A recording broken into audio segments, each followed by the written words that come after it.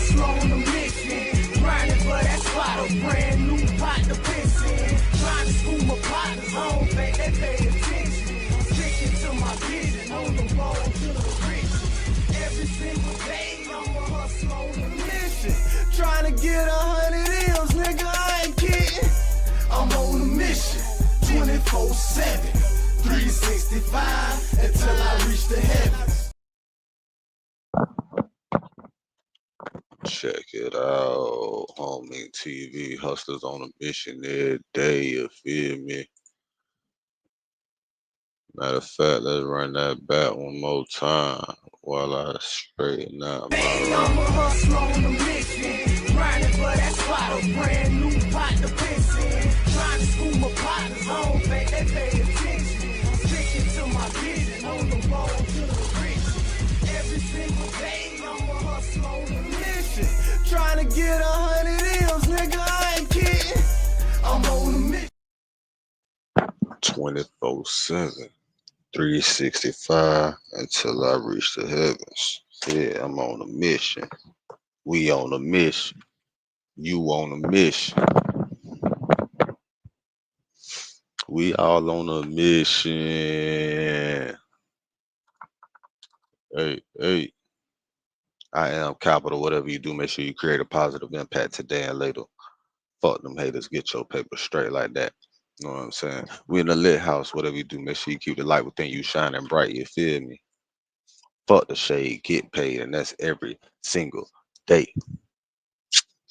Yeah. And welcome to Bet Good Sports. Another real nigga reaction. R&R moment right here. I fucked around and missed the fight last night. I don't know how I did that. But guess what? We finna go over the recap of the highlights right now, right here. Homie TV hustles on the mission every day. You feel me? Let's get just by thinking about it. Shit. Yeah, no, I'm saying.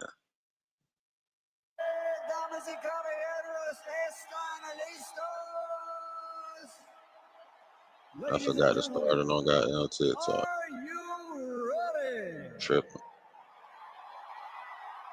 From Allegiant Stadium, Las Vegas, welcome to the Riyadh. Where is my phone? Live on Netflix. Two of the best fighters in the world, pound for pound, are about to face each other in this main event. 12 rounds of boxing for the Ring Magazine and universally recognized, undisputed super middleweight championship of the world. And it's all brought to you by special thanks to the Kingdom of Saudi Arabia and the custodian of the two holy mosques, King Salman bin Abdulaziz Al Saud, His Royal Highness the Crown Prince Mohammed bin Salman, and Chairman of the General Entertainment Authority and Saudi Boxing Federation, Turki Al-Rashid. This event is a presentation of Riyadh. Watch my snoring disappear in one night. My wife couldn't believe it was that easy. I tried these popular snoring solutions so you don't have to. And there's only one that works. Hold on, I'm trying to start my TikTok right. With the General Entertainment Authority, GEA, and it's all live on Netflix. Sanctioned by the Nevada State Athletic Commission, Chairman Dallas Holland, Executive Director Jeff Mullen. The three judges assigned to ringside: Tim Cheatham, Max DeLuca, Steve Weisfeld, and your referee in charge of the action at the bell, World Championship veteran referee Thomas Taylor. And now, ladies and gentlemen, come on, man, what the fuck going on? Are in place and they are ready. The fighters are in the ring and they are ready. So for the sold-out, standing room only crowd here at Allegiant Stadium, and for the millions watching around the world, from Las Vegas, Nevada, USA, ladies and gentlemen, let's get ready to rumble!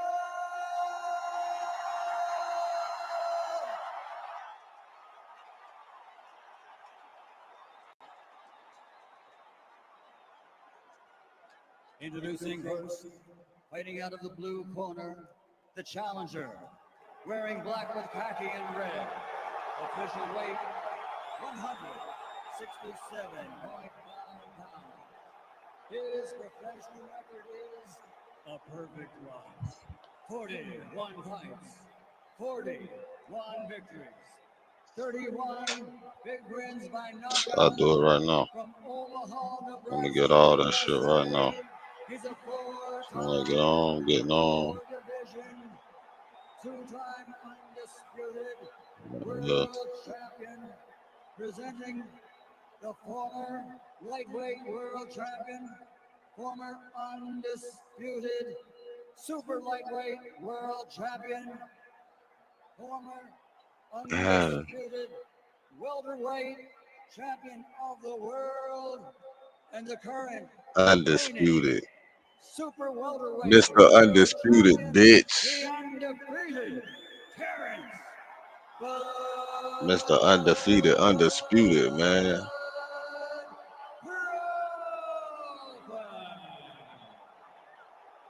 Y'all niggas get it right, man. Mr. Undisputed, undefeated, around this bitch. Y'all get it. Y'all motherfuckers get it right, man. Mr. Undisputed. Officially weighing in at 167.5 pounds. In 67 professional fights, he has 63 victories, including 39 wins by knockout. Only 2 defeats with 2 draws. He's the 4-time 4-division world champion, the former super welterweight world champion, former middleweight world champion, former light heavyweight world champion, and the reigning, defending, Ring Magazine undisputed super middleweight champion of the world. Damas y caballeros de Guadalajara, Sinaloa, México, Saúl Canelo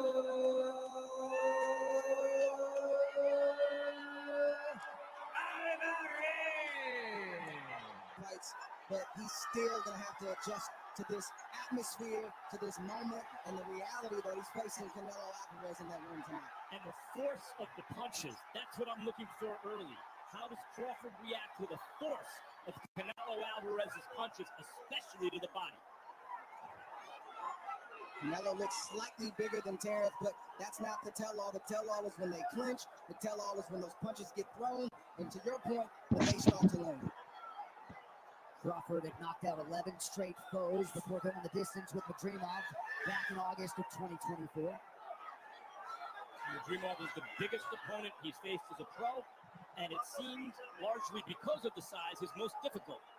And that was 2 divisions south of here.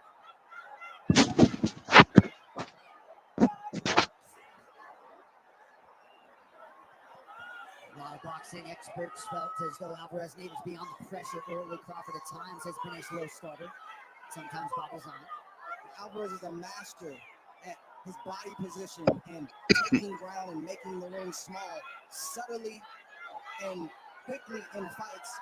In that first round, you see him doing that right here. He's just slowly taking ground, and he's forcing Crawford to give that round. That can unnerve an opponent over time. That can drain an opponent. I want to see how Crawford answers that tonight. As is often the case on this level, you're dealing with 2 of the highest boxing IQs in the game, very fast processors, and they are studying each other right now. Big right hand from Canelo blocks. Body shot got through for Alvarez. 2 good shots for Alvarez. First 2 real punches of the fight. That over for me, that right hand. Been blocked. By the way, the 2 first clean punches of the fight for Crawford. Crawford shake. By the way, That over for me, that right hand. Been blocked. by the way, the 2 first clean punches of the fight for Crawford. Crawford shakes off that right hand off one of Alvarez and now changes his level. Under a minute to go here, round 1.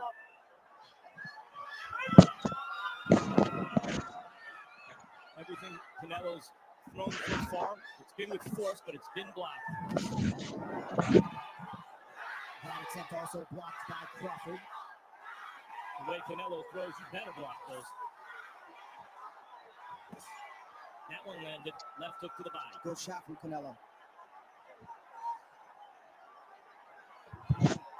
Crawford can't give up too many of those. That's where you find out, is Crawford big enough? Can he take those kind of shots? Overtime. Overtime.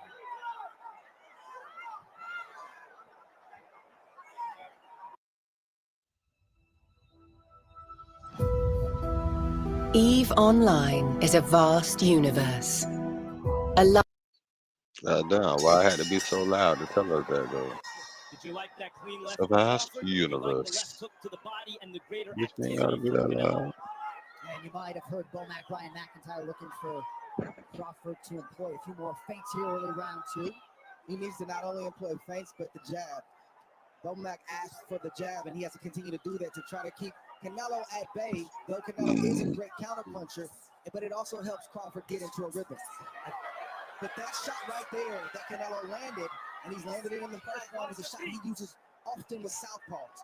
He doesn't throw the punch where they necessarily are, but where he thinks they're going to be. It may not look hard, but it's a hard shot, and Crawford has to find a way to Okay. avoid any of that. And Crawford has Canelo trying to land him in. Canelo's face this round, but I think more importantly, he has to make Canelo believe that he's fighting a real super middleweight, that he's fighting another guy his size. Nice slip there by Crawford getting off the center line. Shit, they look the same size to me. Canelo is not a jabber. It's not something he does very often. His gift is pressuring with feet and cutting off the ring, like we talked about in the first round, and making that ring seem a lot smaller than it actually is. And you see him doing this right here. Partial land to the body by Alvarez. Only 2 minutes here, round 2. Crawford not only has to jab, good exchange from both guys. Looked like Crawford touched Alvarez on the way in. But he also Okay, has to fake, okay, and he has to look like he's okay. gonna do something even when he's not. Boy, boxing. It keeps the harder puncher at balance, keeps him thinking, and allows Crawford to land shots that may not be knockout shots, but shots that get respect and build points. Crawford's doing some Okay, good work. okay. They sizing But each now other the up question again. is, if That and boy when Crawford Canelo keep lands hitting him with the cleanly jab. upstairs, what happens? 'Cause that has not happened yet. Matter of fact, let's And he do is this. a big, strong super So they middleweight. don't twirl me too much down. It's a lot That was a different good hit. tonight than he did yesterday at the They weight. hitting about it. There was no rehydration clause, by the way. Canelo can weigh whatever he wants tonight. After making weight yesterday morning. And Crawford seemed none too concerned.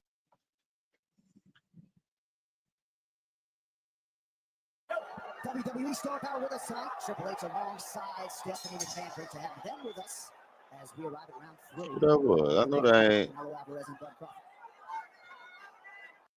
At round 5, Triple H alongside Stephanie McMahon. Great to have them with us. They are still together. That's what's up, man. The mega fight. Canelo That Alvarez. shit been about 20 years. That's what's up, The fight is man. still early. Crawford has had inactivity Triple over H the and last 2 or 3 Stephanie years. still We at saw it. that How against many Canelo. kids they got? They And should the have, they captivity kids should be or the grown by lust have now. not shown. It looks like Crawford is fresh, and I know that was provided still him his aggressive, at bitch. least at his age. He'll be 38 right after Well, this. He this doesn't look like a young wrestling fight. fighter so far. Yeah, much was made of that angle. Also the angle that Alvarez had fought 520 rounds as a pro at 245 for Crawford. But you do notice, yes, he looks so much smaller than Canelo, really. At least the effect hasn't shown up in the ring. But you do notice, Crawford is doing the better boxing so far. Not by a lot, but by some. But the effect, the punches' effect on Canelo is not like the punches' effect on lighter weight fighters through 2.5 rounds. And in these moments right here, these last 30, 40 seconds, even though Crawford's landing some shots, Canelo's trying to send a message to Crawford with the punches he's throwing and the pressure he's applying. So far, Crawford hasn't gotten the memo. You might have seen Skipper Kelt's unofficial scorecard gave Crawford rounds 1 and 2. I can see it. I thought the first could have gone either way. I can see giving the second to Crawford. Good body shot right there from Canelo. A signature lead left hook to the body. Yeah, that's a good sign for Canelo Alvarez. Skipper Kelt, talk to us. Right now, Crawford's just doing a better job of managing the distance of the fight. He's where he wants to be right now. Good point. Crawford got that right hand in the way of that body shot from Alvarez. Both guys landing below 20% here early on.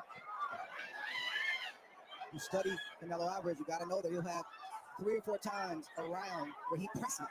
You can sense it, you can see it in his body language, but then he needs to rest. So Crawford is trying to press and stand his ground more, but Canelo wants to rest, which is what you see right now. Which breaks Canelo's forward momentum. Can't get a head of steam going. And that's the most responsible time to build up points if you're Crawford, is when Canelo wants to rest. Good response by Crawford after Alvarez touched the body. Yeah, we know that Crawford is the sharper boxer. What we haven't seen yet is what happens if and when Canelo lands something hard upstairs.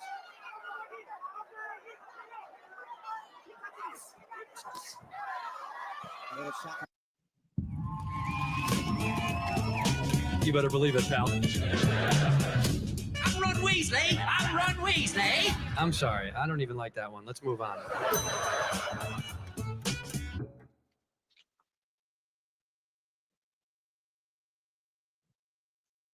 Century's rolling out a new feature that lets you take your application logs and do some shit that you don't give a fuck.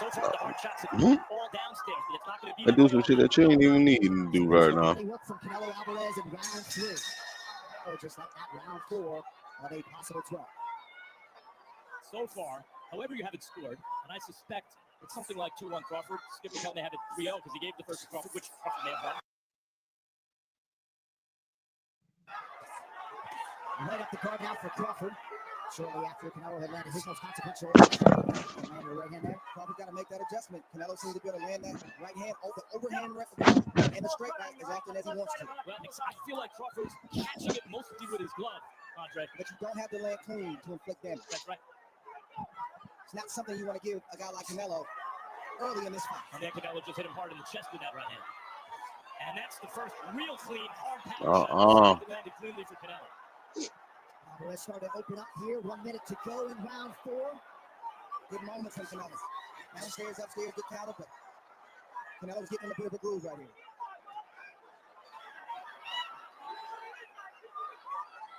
When Canelo got his dander up, he started becoming more effective as an aggressive fighter. Can Crawford convince him not to be so aggressive with some counter shots?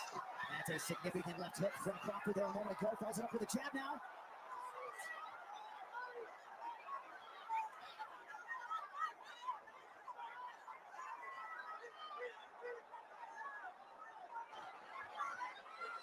Side-to-side movement from Crawford, nothing fancy. Fundamental boxing just to keep Canelo Alvarez just off balance. Just enough. Alvarez commits to the right hand and lands. More effective as an aggressive fighter. Can Crawford convince him not to be so aggressive with some counter shots? When Canelo got his dander up, he started becoming more effective as an aggressive fighter. Can Crawford convince him not to be so aggressive with some counter shots? That's a significant left hook from Crawford there a moment ago. Follows it up with a jab now.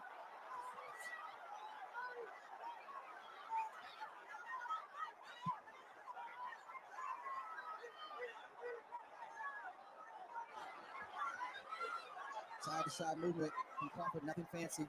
Fundamental boxing just to keep Canelo Alvarez just off balance. Just enough. Alvarez commits to the right hand and lands.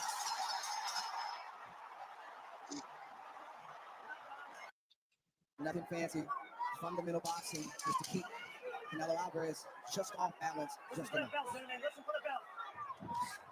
Alvarez commits to the right hand and lands.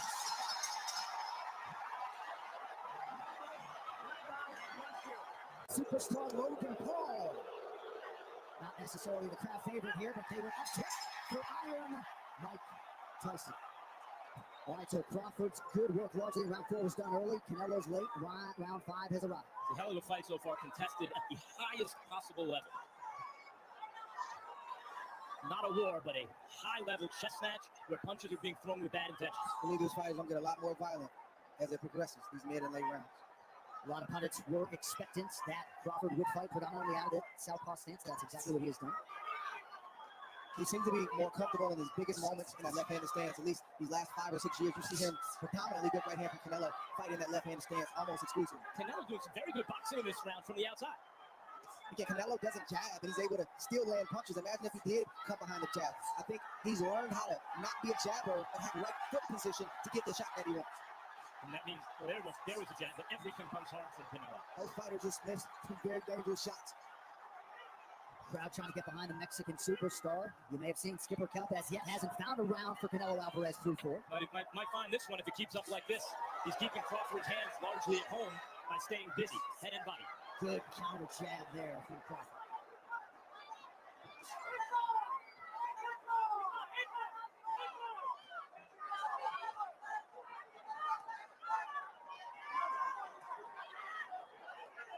Well, here looks like the break that you talked about, Andre, where Canelo's trying to rest. This seems like Crawford's opportunity to steal some of the momentum in this but I think Crawford believes that Canelo's baiting him, so he doesn't want to take that chance. Round 5, historically, for whatever it's worth, has not been kind to Canelo Alvarez. Under a minute to go here in the 5th. It's been a pretty good round 5 tonight. Tonight it has been. Oh, beautiful body shot by Alvarez.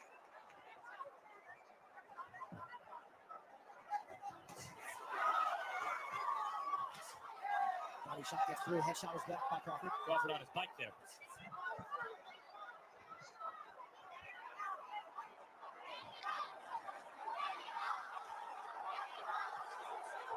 Alvarez stalking. He mad.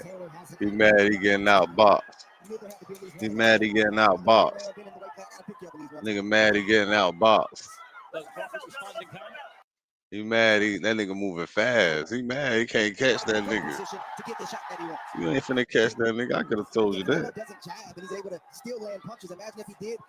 Hands can't kick, can't hit what the eyes can't see. Look like a butterfly stinging like a bee. Both fighters just missed that a lot more violent as it progresses, these mid and late rounds. A lot of pundits were expectant that Crawford would fight predominantly out of it. Need to get my line. He seems to be more comfortable in his biggest moments in that left-handed stance. At least these last 5 or 6 years, you see him predominantly to be more.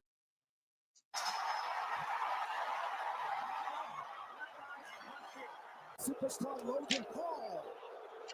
Not necessarily the crowd favorite here, but they were up for Iron Mike Tyson. Get forklift certified with liftoff certification.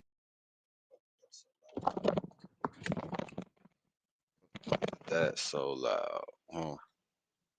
Why in the fuck? All right, so Crawford's good work largely in round 4 was done early. Canelo's late. Round 5 has arrived. It's a hell of a fight so far, contested at the highest possible level.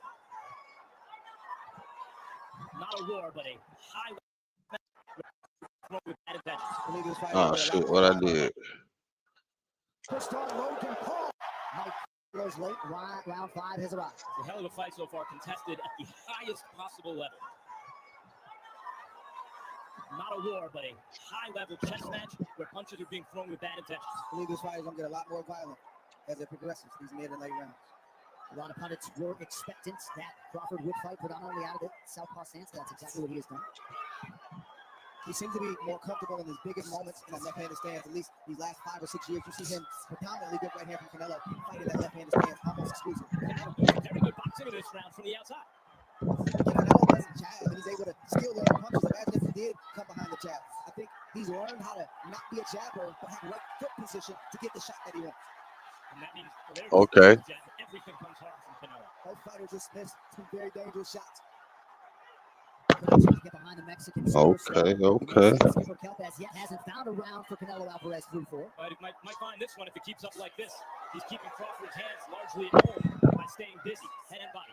Good counter jab there from Crawford.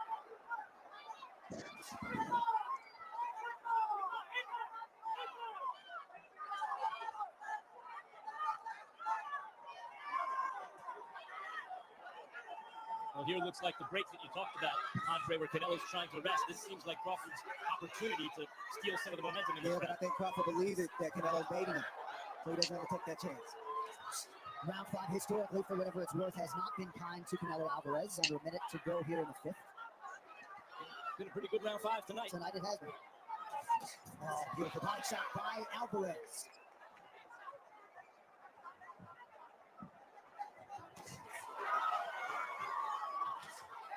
Body shot gets through, head shot was blocked by Crawford. Crawford on his bike there.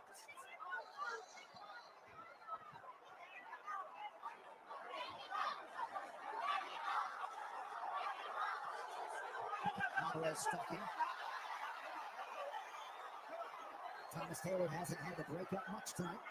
You knew there had to be at least one of those. Yep. If I'm the bigger man being in the weight class, I gotta pick you up at least one time. Does Crawford respond in kind? We have got to the point where literally any.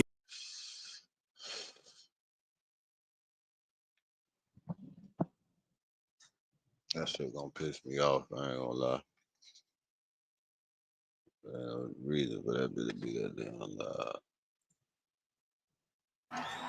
Something changed in that 5th round. It went from a fight, however he scored the first 4 exactly, it went from a fight where basically Crawford was outboxing to Canelo to a fight in the 5th round where basically Canelo was overwhelming Crawford's defense with.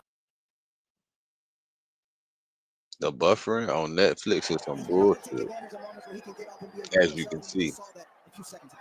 Slick uppercut a moment ago by Crawford and some appreciable swelling around the right eye of Alvarez. Best punch of the fight so far, I think, was the left hand from Crawford that caught Alvarez coming in and kind of doubled the impact. And you can see the redness around Canelo's right eye. Crawford starting to show up a little bit, cracking that wry smile. Even that left hook that Terence Crawford just caught a few seconds ago. That shot has a lot of power on it, and it oftentimes spooks and scares opponents of Canelo, which makes them keep their hands at home and not throw punches. It's not the case with Terence Crawford tonight. Crawford has not really gone to the body in this fight. Look, he on his ass too. He talking shit. He know he feel it. You know that fuck nigga ain't fucking with him. It's all right. You get lean back. Pick stop. You get lean back. Opening it up. Just keep him up. We're good. Go. What are you talking about? Crawford looks to be a lot more comfortable, Max, to your point in this round than he did in the 5th. He made a statement to start this round because he knew he had to break Canelo's forward momentum. He also knows that he's up in this round right now, so he's not taking any unnecessary risk. The burden and the onus is on Canelo to try to close this round out. He just outboxing him for real right now. He ain't. You can tell his game plan. His game plan coming in to outbox him. Like, man, I'm just coming in and I'm gonna win by outboxing his ass. I ain't even gonna try to knock him out. Cause you know that bitch could take a punch. Everybody know Canelo could take a motherfucking punch, but And Crawford right now is highlighting that he in fact was outboxing Canelo early, and it has started to add up. that's all he doing. Sticking and moving. Fundamentals. My boy sticking with the fundamentals. My boy is sticking with the fundamentals. At least that big, if not more, for Crawford in this. Wanted to for the remainder of the round. It wasn't a jab exactly, but it was a similar kind of punch that caught Errol Spence coming in and floored him. Canelo's a much bigger, stronger, and better fighter than Errol Spence. Timing, though, was perfect on that left hand from Bud Crawford, and here we are, round 7. Canelo's landed early in this round. That's the 3rd shot that Canelo's landed. You see Crawford testing the waters, trying to go a little bit deeper. Can I stand here? Can I exchange? He's not backing up from Canelo's power. Good uppercut by Crawford. Alvarez had a range on the return. This is a significant statement Crawford is making if it continues this way. That boy read and he telegraphing everything that boy throwing. He can telegraph everything he throwing because Canelo throwing from the shoulders. And again, that responsible defense of Crawford on display under 2. Canelo ain't gonna hit him throwing from the shoulders. He gotta come straight at him. The whole night. How long do I stay in these quarters? How much can I exchange with Canelo? When do I box and when do I fight and get my respect? As the great James Coney used to say, you need to bring ass to get ass. And Terence Crawford is bringing ass tonight. Skipper Kelp, what are you saying? And that's what Terence was counting on, his conditioning. Terence Crawford was definitely counting on his conditioning. That bitch stupid. What the fuck the computer doing?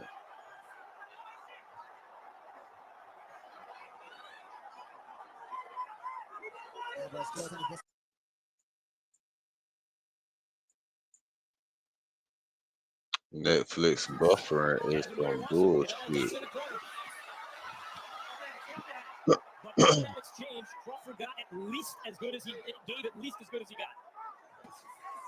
Nice shot to the body by Alvarez. You know Crawford's feeling good because he's staying there longer. He's not allowing Canelo, but when Canelo punches, if he lands or if he blocks it, you see Crawford coming right back.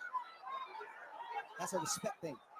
neither man has really hurt the other man yet. They felt each other, but I haven't seen either guy hurt yet. The question over the back half of this fight is that going to happen for either guy? And not just that, but we have to watch the conditioning of both guys. Oh, and that can lead to sometimes those same shots hurting you in the back. Listen for that bell, Dominic. Listen for the bell. Crawford working off that jab late in round 7. Disputed Super Middleweight Championship. Crawford and Canelo. Skipper Kelp has Crawford up 6 rounds to 1. What you see with both of these fighters is one fighter is bigger, not by much, but he's bigger, and he's stronger, but not in a way where he can do whatever he wants to do with Terence Crawford. And the resilience. A way where he can do whatever he wants to do with Terence Crawford. And That boy going in. That boy gave that Bruce Lee punches. Because Canelo has nailed him, and Canelo is a puncher. But when you blow yourself down, the punch resistance is effective. Thus far, Crawford has taken the big shots from Canelo, the single shots, and even the 2-piece that he got hit with very, very well. And that's the thing, at this level, and everyone's going to get hit. Yeah. Can you hit him 2 and 3 times? And Crawford's been the one to do that so far.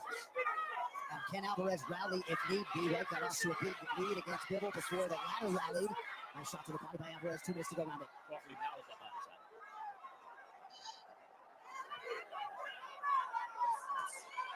Quick hands from Bob Crawford, changing levels there. Alvarez with effect to the body.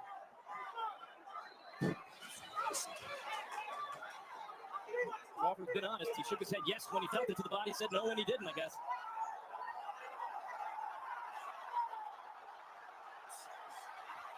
Alvarez trying to get some going again. Good defensive responsibility from Crawford. Alvarez has done some good work in this round. Alvarez just a tremendous ambassador for the sport. He has done so much for his fellow fighters, past and present. He is affable and just landed a pretty significant right hand there. Under a minute to go, round 8. These are dangerous punches for He's Crawford. trying to shoot off the road. That boy dangerous if he's shooting off the road. Knockout shots. No, I go stop, no punch. Straight back. Go. So Crawford trying to protect himself. He didn't quite lift Canelo up, but he got him off one leg. He wants to let Canelo know that I'm here too. But to your point, Matt, Crawford has to stay focused because no matter how easy it may feel in spot, you have to know that Canelo is still pressing forward and he will always be dangerous as long as this fight is going on. Ryan Garcia, who's trained with Canelo, told me that Canelo throws everything hard to sell his feints. Because everything's coming hard, you can't get wrong, so you must respect his feints. 8 rounds down. Yeah, that's interesting. Andre Canelo Alvarez looking for 8 rounds down. Crawford not having it. Here we go, round 9. Oh, and that's a good early land by Crawford. I think it's more than no nonsense. As Teddy See how that boy came out? Strong. Here we go, round 9. Oh, and that's a good early land by Crawford. I think it's more than. But he only had, that nigga missed. The way he missed and left himself open, he had to. Look. Not having it. Here we go, round 9. Slip that bump. Good early land by Crawford. I think it's more than no nonsense. Canelo going for the knockout. But look, Crawford ain't going for that, man. You see that stance, boy? That boy studied Bruce Lee and a whole bunch of other shit, man. Look at that shit, you can tell. That ain't just boxing training, that's martial art training. What happened? Yeah, but that boy, yeah. Hell yeah, he headbutted that boy. He came in with his head.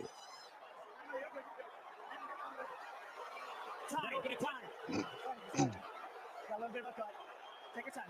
Let me know when you're ready. Come on, overcut Crawford. Right eye looks like a small cut. From me, right? Hey.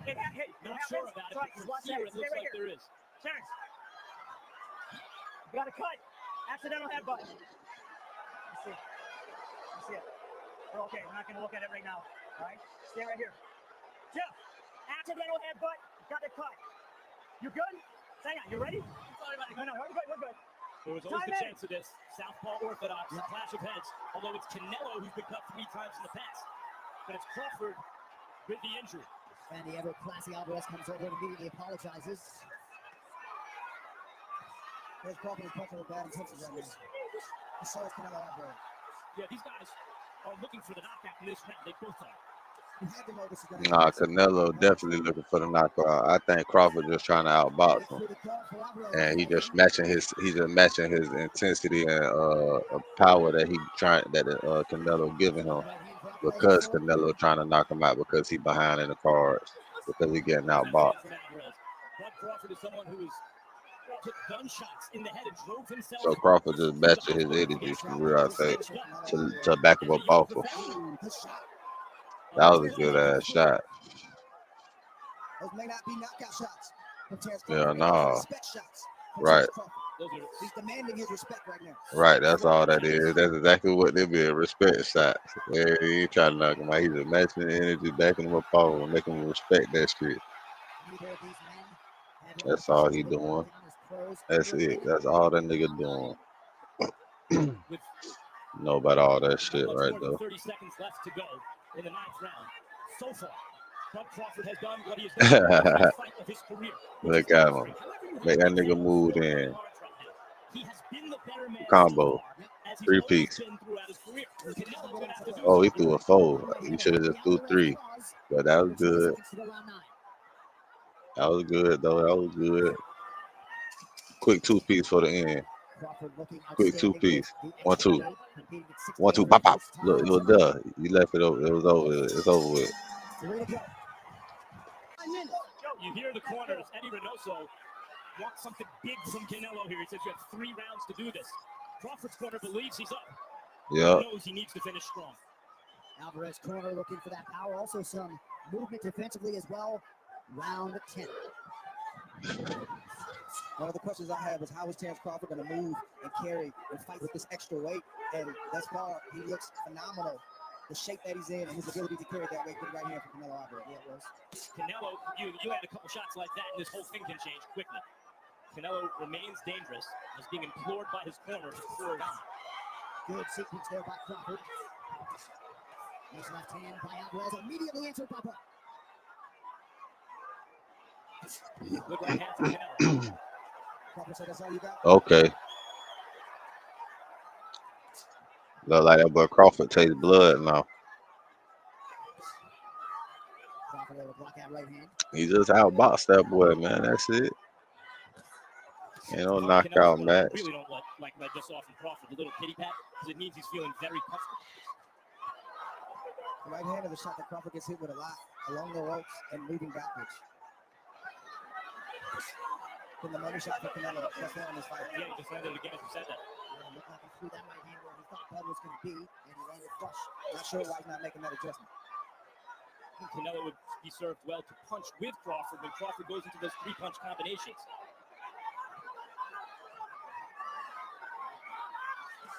Good body shot. Single shot. I'd like to see Canelo throw multiple body shots. Single shot from Crawford. I don't know if Canelo just doesn't want to open up that much, or if he doesn't feel comfortable in that space throwing both hands, because he'll have Crawford choke and he'll just throw one body shot. A round like this is where Crawford can make a statement. Last 35 seconds. Okay. Some good work. Can Crawford can make choke and he'll just throw one body shot. A round like this is where Crawford can make a statement. Last 35 seconds or so, Canelo's done some good work. Can Crawford take the play away from him? Or can Canelo emphasize an effective round so far? And there's Crawford taking that play away. You know he looking for that love, man. Crawford know Canelo looking for that love. Did that exchange when Crawford around? That's a great question. All right, guys, listen for the bell.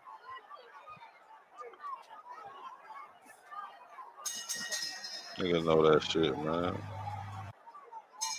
This venue proving great for boxing. Last round. Body shot by Alvarez to begin round 11. Oh, good uppercut on the inside from Crawford. Both of these guys have that thing that great champions have, where when one tries to take the play away from the other, there's an immediate response. You can't teach it, you can't coach it, you can't train it. You either have it or you don't. So far throughout the fight, Skipper Catch reflects what we've been seeing. It's not that Canelo hasn't responded, it's that Crawford's responses have been a little better. Skipper Cap, go ahead. I just think that Crawford is answering the bell whenever Canelo does something. Oh, nice uppercut. Now toe-to-toe action. This is what I'm talking about. Yeah, you felt that. You felt that body blow. Ooh. That's the negotiation that he has to continue to make with himself. He won that negotiation right there. Can't get too comfortable, though. You can see he's feeling very comfortable on offense, and Canelo is still throwing bombs. I don't think at this point believes Canelo can hurt him. I believe that to be true. Time will tell. That looks to look like it hurt. But this is Canelo's best moment of the fight. Can he follow up? Got a lot of round left. Minute 30 seconds in this 11th round. Pinpoint jab from Crawford a moment ago. Right hand from Alvarez gets through. Yeah. Left hook from Crawford gets through as well. It's true, but Crawford may be getting a little too That boy going to work. It's over with. I can see why he's the undisputed. Now what outbox them boys, man. Them niggas can't fuck with him, man. It ain't nobody gonna be able to fuck with that boy. His IQ, his conditioning. You know what I'm saying? His connection percentage. I don't even think Javante wanna fuck with that boy. For the greatest chin in the history of boxing. He's taking some big shots tonight.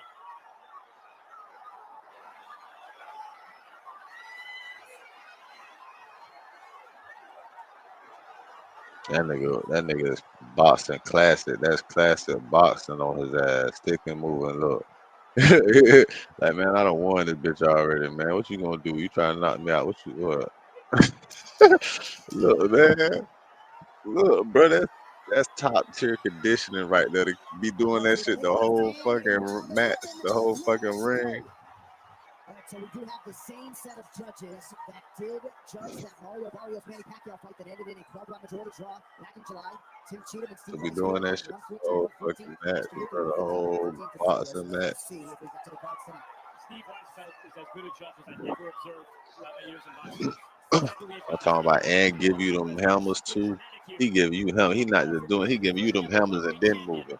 Look, you gotta go for it. You gotta reach for that shit if you trying to goddamn knock him out. And that's what he wants you to do, so you can reach wrong and he can fucking drop your ass. You have to feel that it's discouraging for Canelo. That's all he doing. That's a great boxer. The undisputed. Hey, man. Floyd definitely don't want to see that boy. That's why he's trying to box Mike Tyson. That's that one right there. That's that one that would have dropped his ass if he ain't motherfucking telegraphed it. That one would have got his ass. Do you think Crawford gets greedy here, Trey? And would that be a mistake? I don't know if it's greedy. I think he's earned the right based on setting the table the way that he has to eat right now. It's the 12th round. He doesn't know how this fight is being scored. He's not a civilian. He's a prize fighter, and this is what prize fighters do. Billy Conn, in 1941, had Joe Louis beat for the heavyweight title. Went for a knockout in the 13th round. He was counted out himself with 1 second to go. You trying to put that shit on him, man. That shit, man, that boy ain't going out like that. That's Terence Crawford. 1 minute to go. That is Terence Crawford. That boy got a real nigga name. First and last name. And look at him, bro. He ain't no motherfucker. That's a ugly nigga out there. He beating what? That nigga been beating the brakes off niggas. Niggas, the undisputed everything champion, bitch, except heavyweight. The undisputed everything champion. Now he felt like if he could get this fight, he could produce a performance that would earn the respect. Down the stretch we come. I don't know how I missed it, but I fucked around, fell asleep last night. Go all in. After 12 rounds of boxing, we go to the scorecards. Steve Weisfeld scores at 116 to 112. Max Know who won that and bitch. Tim Cheatham both have it. 115. You know who won that motherfucker, man. Mr. Undisputed. Code site smarter with fewer plugins and more control. Mr. Undisputed won that bit. Is it even a question? Ain't have to be no knockout. That boy won that bit.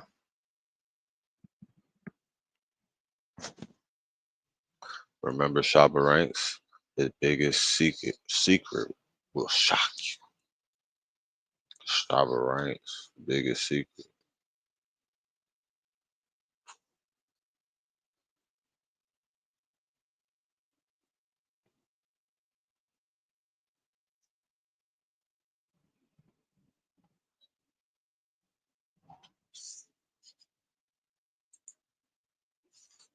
But we don't got nothing.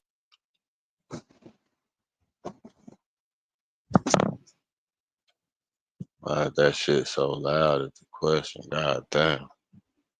For attention. He did that for attention, did you not? Huh? But we don't got nothing. Like I wear my sister clothes to school. My sister then I gotta drop out of school just so I can wear her clothes. You lying. You ain't do that. This nigga put the dress on for attention. He did that for attention, did you not? Huh? You did that for attention, did you? Hell no. I bought these Mason Margiela more. They my match.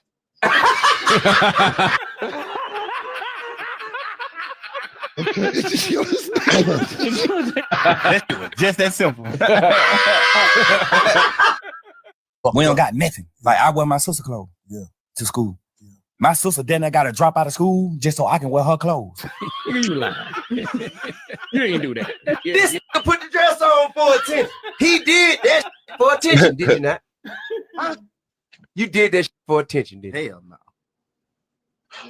I bought these Mason Margiela more. They my match.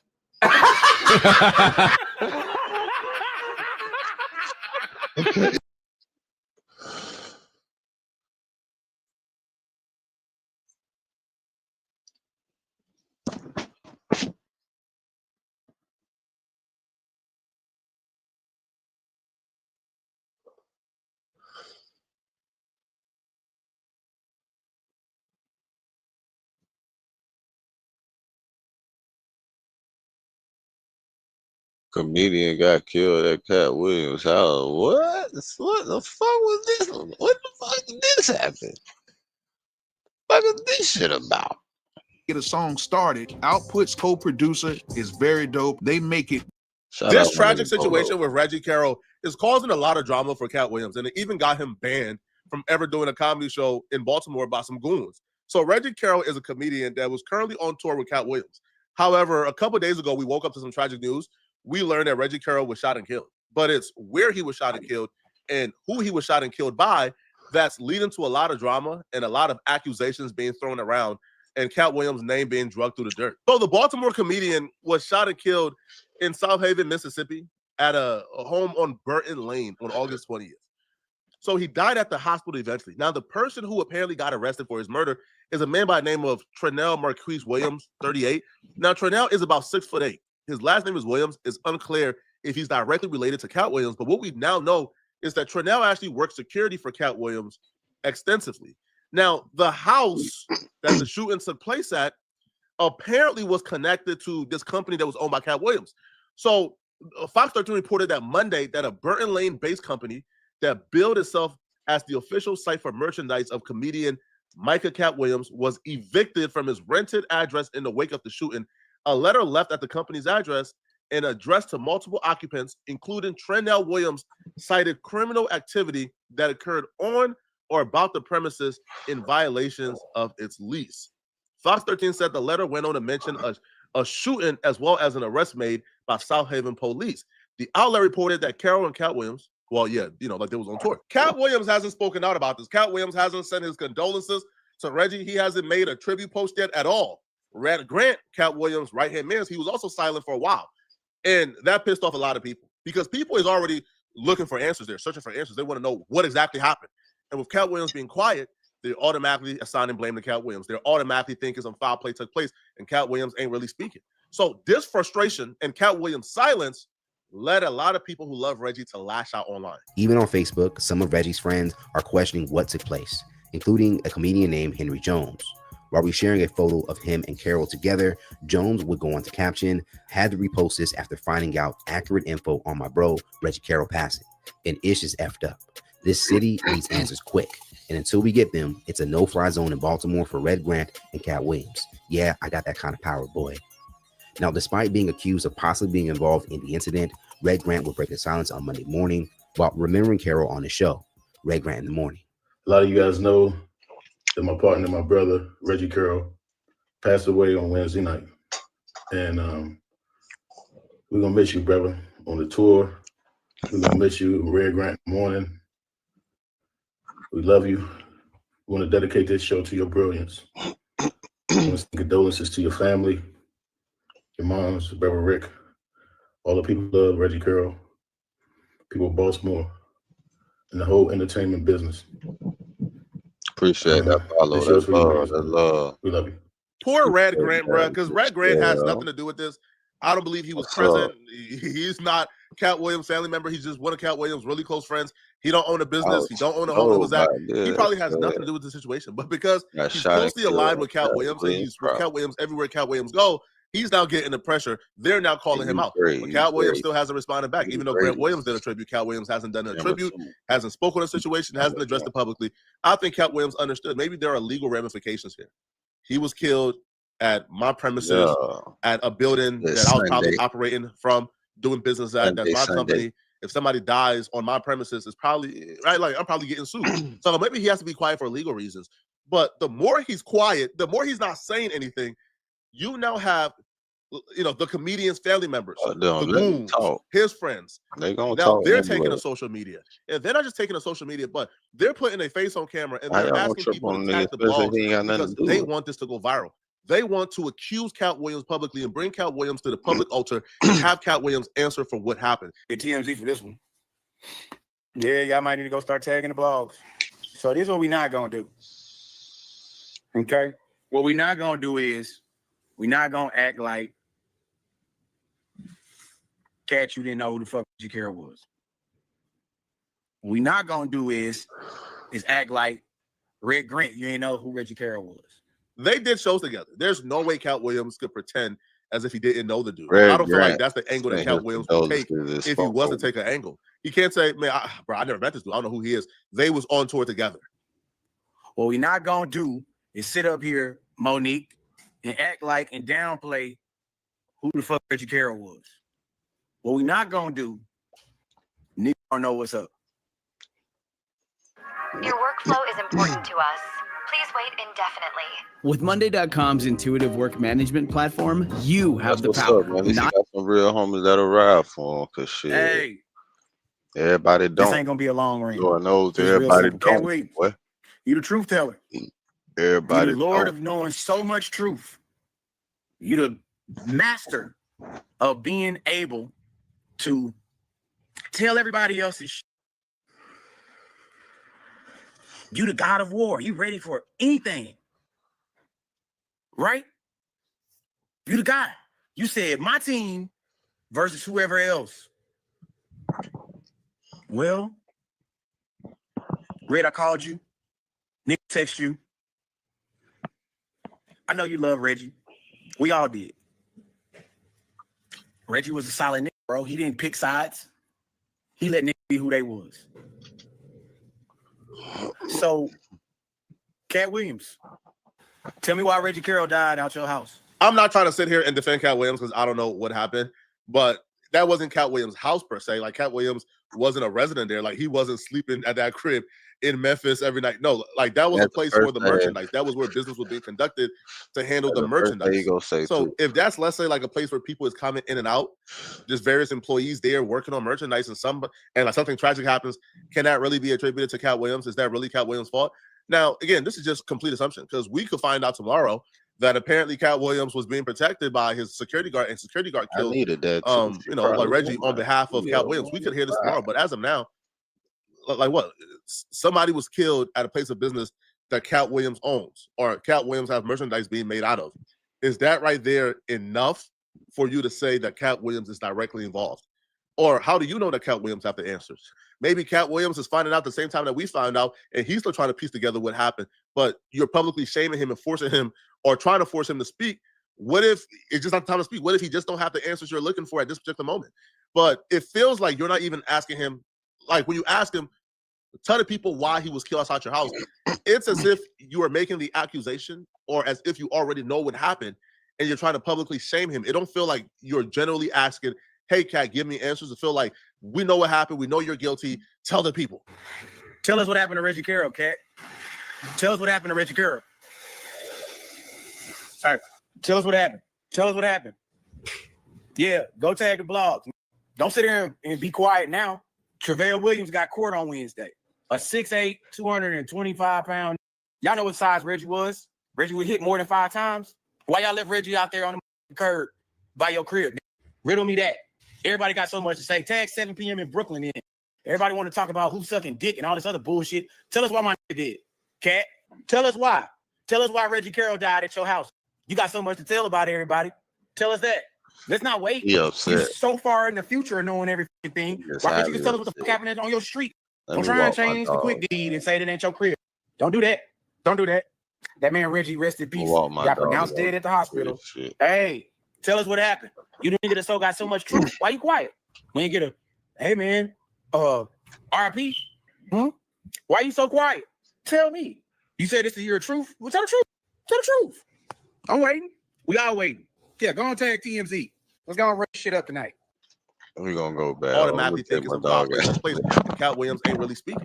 So this frustration and Cat Williams' silence led a lot of people who love Reggie to lash out online. Even on Facebook, some of Reggie's friends are questioning what took place, including a comedian named Henry Jones.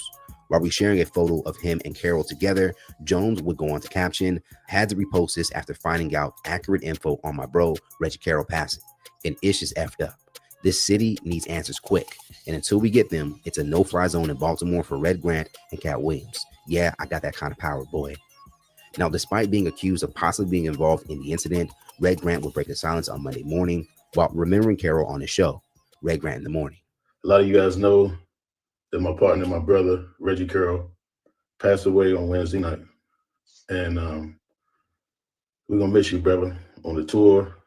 We're going to miss you, Red Grant in the Morning. Are you looking for a way to generate an income from the comfort of your own home?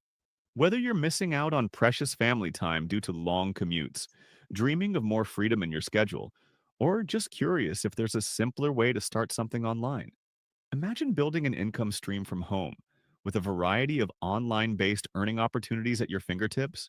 We unlock the doors to endless possibilities with home-based online opportunities to help get you started much faster. If you're ready to explore what's possible, click to learn more and get started today.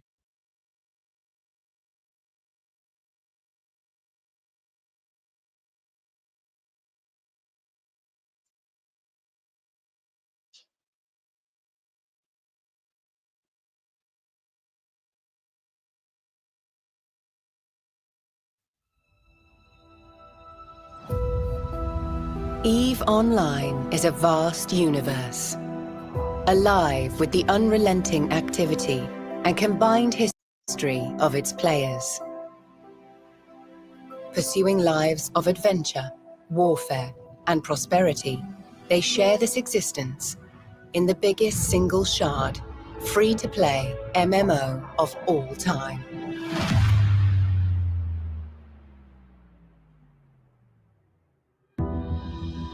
Set 21,000 years in the future, EVE takes place in a distant cluster of over 7,000 star systems known as New Eden. It is a rich and diverse universe featuring densely populated havens of relative safety, governed by 4 great empires.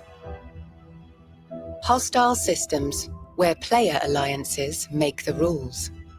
Even regions of anomalous and unexplored space that hold their own secrets.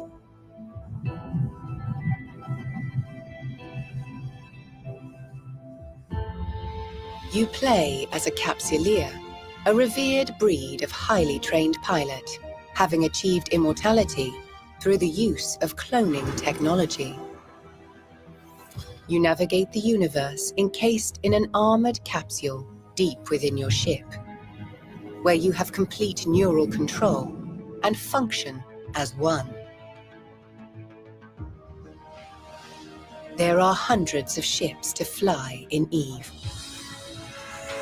Everything from small, nimble craft and versatile mid-range vessels to formidable warships and colossal freighters. Each has advantages and suited roles, but all are completely customizable as you decide how to equip and arm them.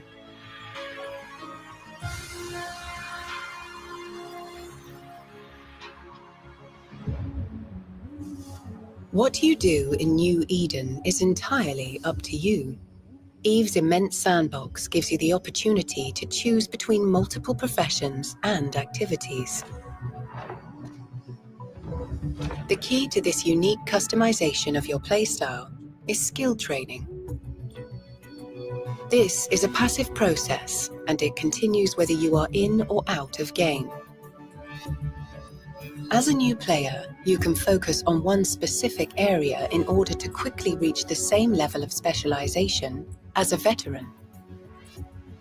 So be adventurous and explore new avenues of development for your character, as you can always change role and reinvent yourself if desired.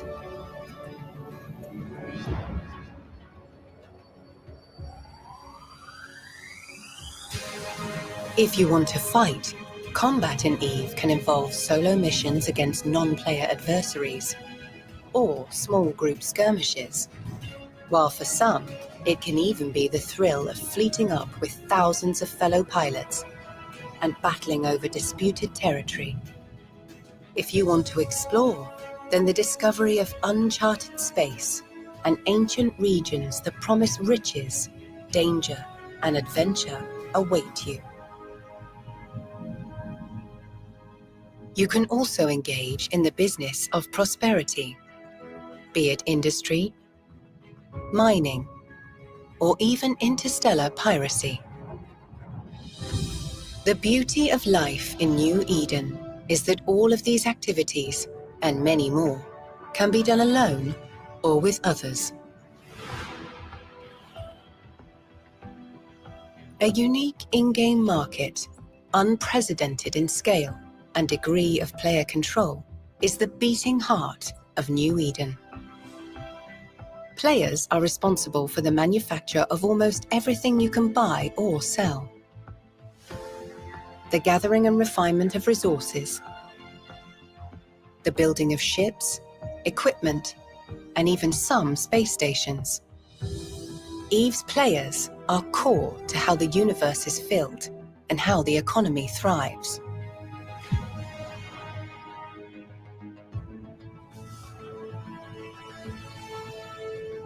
Players in EVE can band together to form corporations where they can enrich their experience, learn new elements of gameplay, and share their wealth and goals.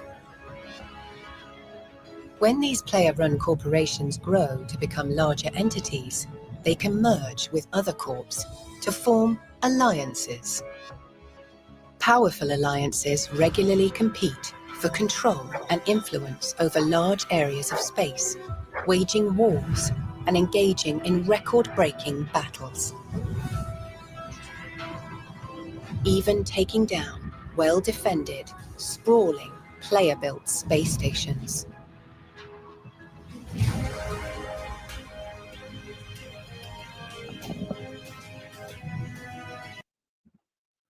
We love you. I want to dedicate this show to your brilliance. I want to send condolences to your family, your moms, Brother Rick, all the people love Reggie Curl, people of Baltimore, and the whole entertainment business. This show's for your brilliance, brother. We love you. Poor Red Grant, bro, because Red Grant has nothing to do with this. I don't believe he was present. He's not Cat Williams' family member. He's just one of Cat Williams' really close friends. He don't own a business. He don't own a home. It was that he probably has nothing to do with the situation. But because he's closely aligned with Cat Williams and he's with Cat Williams everywhere Cat Williams go, he's now getting the pressure. They're now calling him out. But Cat Williams still hasn't responded back. Even though Grant Williams did a tribute, Cat Williams hasn't done a tribute, hasn't spoken on the situation, hasn't addressed it publicly. I think Cat Williams understood. Maybe there are legal ramifications here. He was killed at my premises, at a building that I was probably operating from, doing business at. That's my company. If somebody dies on my premises, it's probably, right? Like, I'm probably getting sued. So maybe he has to be quiet for legal reasons. But the more he's quiet, the more he's not saying anything, you now have the comedian's family members, the goons, his friends. Now they're taking to social media. And they're not just taking to social media, but they're putting a face on camera and they're asking people to tag the blogs because they want this to go viral. They want to accuse Cat Williams publicly and bring Cat Williams to the public altar and have Cat Williams answer for what happened. Get TMZ for this one. Yeah, y'all might need to go start tagging the blogs. So this is what we're not going to do. Okay? What we're not going to do is we're not going to act like Cat, you didn't know who the fuck Reggie Carroll was. What we're not going to do is act like Red Grant, you ain't know who Reggie Carroll was. They did shows together. There's no way Cat Williams could pretend as if he didn't know the dude. And I don't feel like that's the angle that Cat Williams would take if he was to take an angle. He can't say, man, I never met this dude. I don't know who he is. They was on tour together. What we're not going to do is sit up here, Monique, and act like and downplay who the fuck Reggie Carroll was. What we're not going to do, niggas don't know what's up. Hey, this ain't going to be a long rant. This real simple. Cat Williams, you the truth teller. You the Lord of knowing so much truth.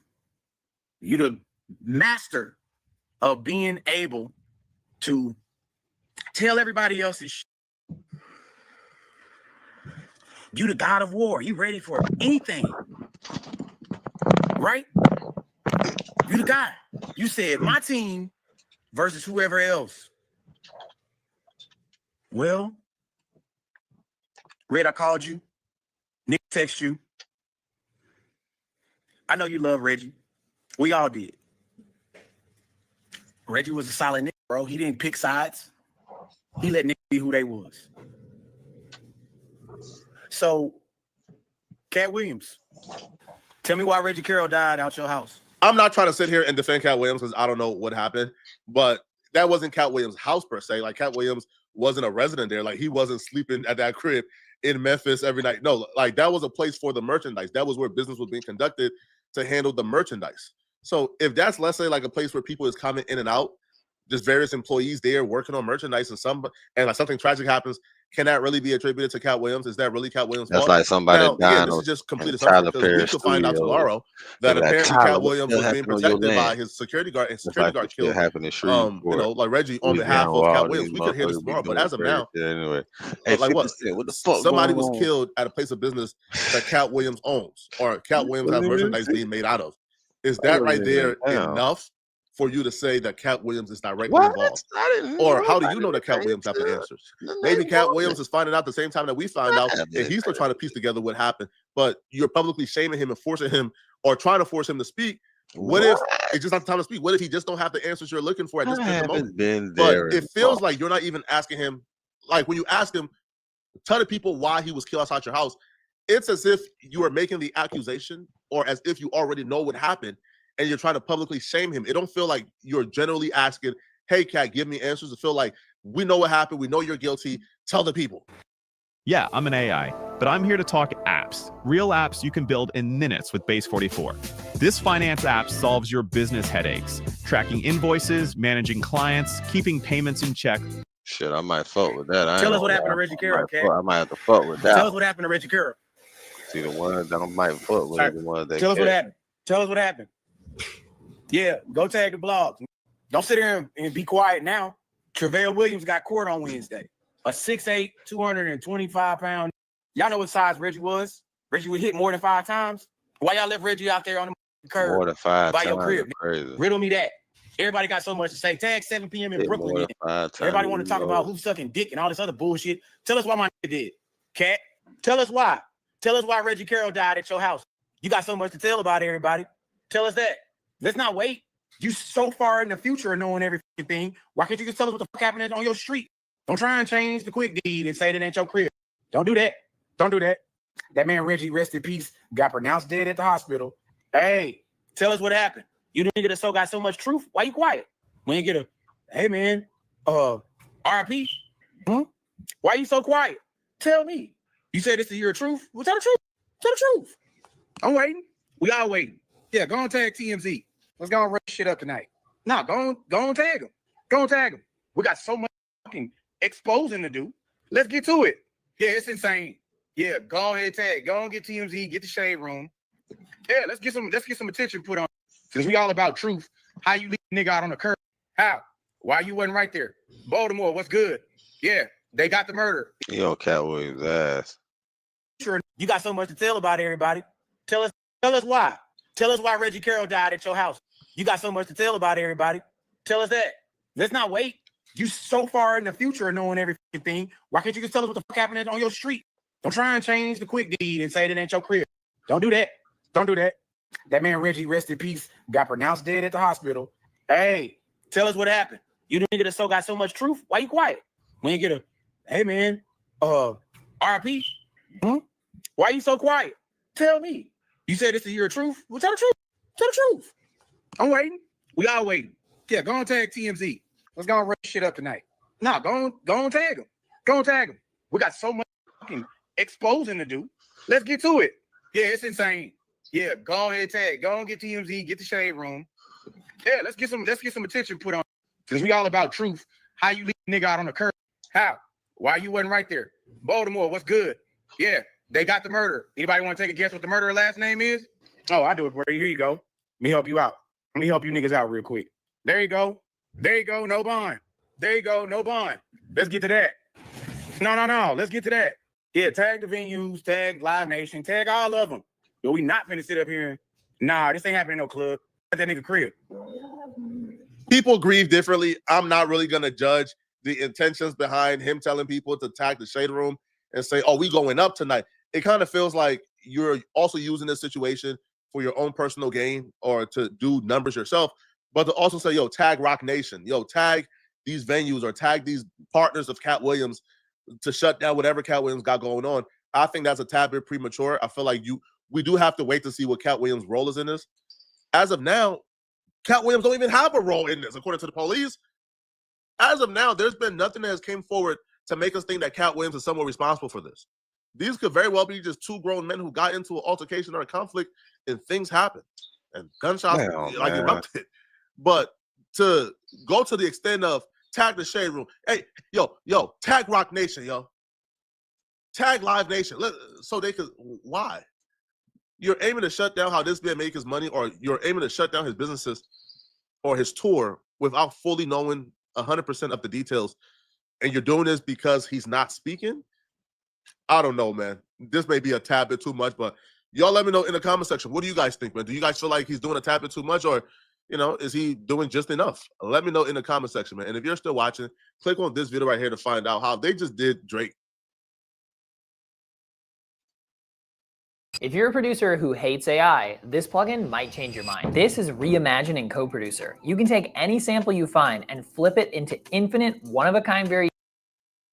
Drake has had a very tough week. Bro been ducking and dodging allegations and backlash all week. And it kind of feels like with every announcement or move he makes this week, it comes with more backlash.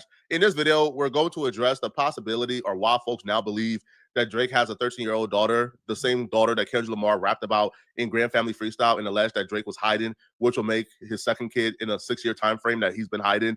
We're going to address exactly how true those rumors are. We're also going to address this Drake and Bobby Altoff situation, why people are apparently very upset that Drake is doing yet another interview with Bobby Altoff. And we're also going to address this newfound beef. Well, it's a decade-old beef, but Drake has brought that beef back to the forefront of relevant media by dissing hip-hop journalist Rob Markman. A video that was uploaded by this courtroom sketch artist back in March resurfaced this week. And in that video, he's actually talking about how he just seen Drake in family court and that he's making a video upset about not being allowed to stay in family court because Drake was there. And apparently that's a violation of his rights because the courtrooms are supposed to be open. Drake walks by. Hello, everybody. I'm at court today, March 27th, 2025. Drake, famous singer, is in family court today with his ex-wife, I guess. Don't really know her name. In courtroom 103, family court. They banned the public from the courtroom. No public can watch this. Divorce? I guess. I'm not sure because I'm not allowed in the courtroom. This is not a good day. And I believe it's unconstitutional to not allow the public in the courtroom just because they're famous. Got something to do with oh, this. hello. Oh my God, great. How are you? That's hilarious. That's what the case He was just about. walked by. And because it's the internet, people don't need much to believe rumors about you. So this courtroom sketch artist and his video that resurfaced now have people on Twitter claiming that this was a slow rollout for Drake's 11-year-old daughter or 13-year-old daughter at this point being revealed to the public. Another user went ahead and says, God is Ah, meet the Grams, referencing the Kendrick Lamar diss track where he alleged that Drake has a secret daughter. Another user also says, so Drake was in family court March 27th and 31st, and the judge made it a closed court hearing for no apparent reason. We're thinking that he probably does have a daughter, right? The internet is undefeated, to be honest, when it comes to narratives. If Drake was indeed in family court because a woman was accusing him of having her baby, that wouldn't be something that's definitive proof that Drake has a daughter that he's hiding. Because a lot of powerful and famous men get called to court all the time or to give their DNA because they're being accused of being a father of a woman they probably never met before. But in this situation, that was not the case. Drake has a baby mother. And apparently, that was the baby mother that Drake was in family court with. The courtroom sketch artist responded to a few people on Twitter who actually sent him pictures of Drake's baby mother, and he confirmed this was the woman. This was her. I remember this was the woman. So it doesn't look like Drake has a secret kid as of yet. We don't have any proof of it. And it looks like this is just something that was routine. Probably, I don't know, a child support uppitch, or maybe Drake wants to take the kid out the country. You need family court to kind of prove that, I believe. I'm not sure how Toronto works. But as of now, it looks like Drake has beat he's hiding another kid allegation. Let's move on to this Drake and Rob Markman beef. So Drake responded back, or he wrote in the comment section on his Instagram post that reposted an old interview of Rob Markman and Tory Lanez. And Drake sent some shots towards Rob Markman's way, and he actually responded back in that same comment section as well. Tory Lanez asked Rob Markman to finish the lyric to a song. He couldn't do it. So Drake commented, of course this goof Markman couldn't finish the bar. Free Tory. Rob Markman responded back at Champagne Poppy, but if I start calling you names, you're gonna sue. Laughing emoji. Here's the truth about this. Even if Drake feels deep down inside he's 100% justified and that Rob Markman has said some things about him that crosses the line, Drake still looks goofy and he still looks crazy responding back or even engaging in a beef with somebody like Rob Markman. Kendrick Lamar ain't responding back to me or academics or Joe Budden. Kendrick ain't in no comment section respond. You know why? Kendrick Lamar holds himself to a certain esteem. He's not coming down, down in the mud to mud wrestle with media personalities. But Drake, this is one of your flaws, bro. You are too accessible. People no longer respect you or treat you how they are supposed to treat you or revere you because you're too accessible. You should not be engaged in no Twitter or Instagram beef with Rob Markman. You are Drake. You are this is not the level you're supposed to subject yourself to, bro. No. It's just not. Now, you should be that being said, though, I think Drake doing this is goofy. But I also don't like the narrative that Drake, how could you go at Rob Markman? He's like Geneva, bro. Like, he's the last hip hop journalist left. Nah, bro. Drake, he don't bother nobody, bro. Cut it out, bro. Rob Markman has controversial opinions on everybody, bro. Rob Markman is just like the rest of us, man. He's on his YouTube channel giving it up, right? And he's not beyond reproach. If somebody has a problem with him, they can express it. This narrative that, he's some type of, I don't know, bro, like pure sheep who don't bother nobody, don't say nothing about nobody, cut it out, bro. Rob Markman has provoked situations, have antagonized people, have said things about people that is unfavorable. And when you give yourself up like that, or when you are somebody who's saying, I'm going to have opinions in media, you open yourself up to criticism and woe. You open yourself up for people not to like you. And I don't feel like Rob Markman should be the only one in media to where he's beyond reproach. That's crazy. Now, Rob Markman will respond back to Drake in a YouTube video. And during this video, he would pretty much break down the history of when him and Drake started beefing or why Drake don't like him. And then he would also get into his coverage of the battle and whether or not he believed he was fair or partial when it came to covering this Drake versus Kendrick. Because it says this channel is about music or music adjacent stories. Most of the times I try to stay away from anything that isn't that. Maybe you'll find a few examples here or there, but for the most part, I stay away. And that's a choice. Again, if this was about getting views, if this was about clout or going viral, it's a ton of things I can talk about that I purposely stay away from as it relates to Drake. I never did a video about his abs. Most people are too lazy to do this, but it saves homeowners a fortune. I worked in construction for 20 years now, and it shocks me how many people. When that story kind of went viral, it had nothing to do with music. I didn't care.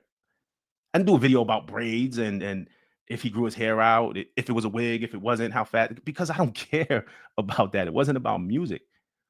I didn't do this, whatever was popping off this weekend, the past couple of days about the family court thing that came out, even though you can maybe connect that to a Kendrick lyric. I truly don't know. I have enough facts to even speculate. And that's someone's family, so I didn't cover that.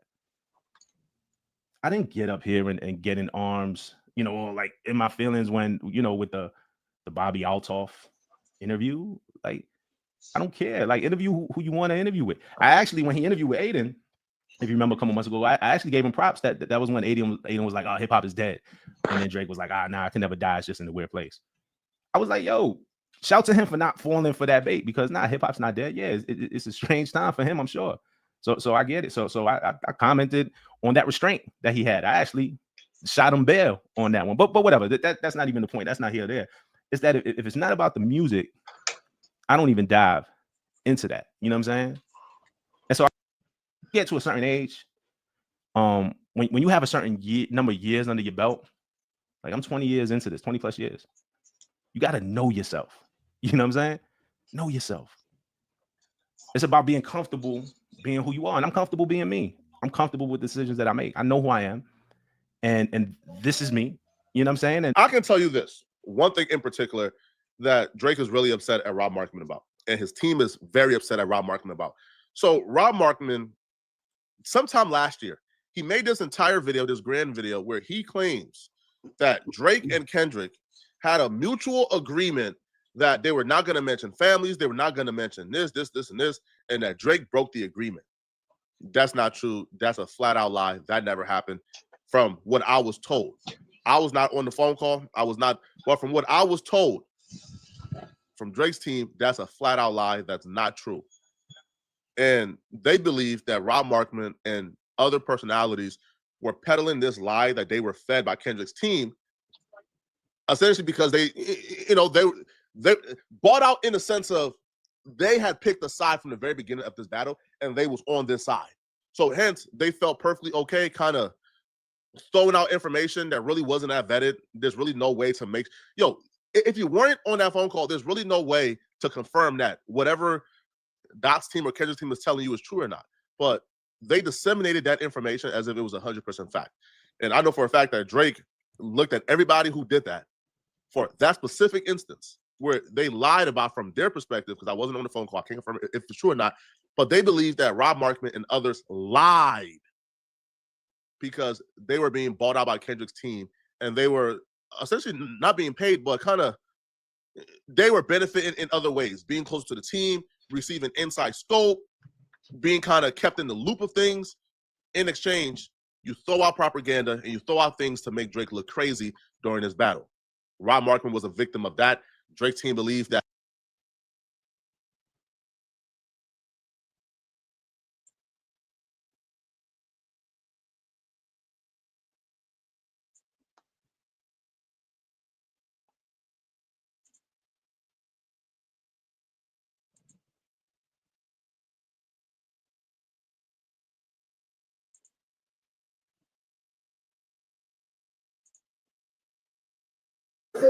On the other side as we roll onward from Vegas.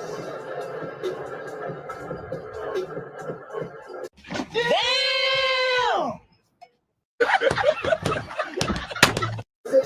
On the other side.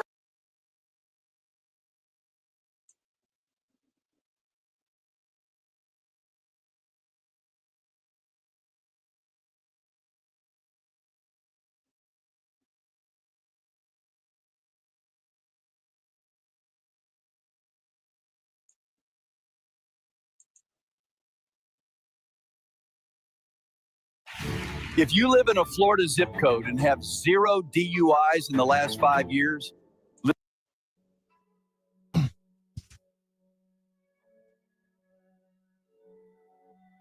two.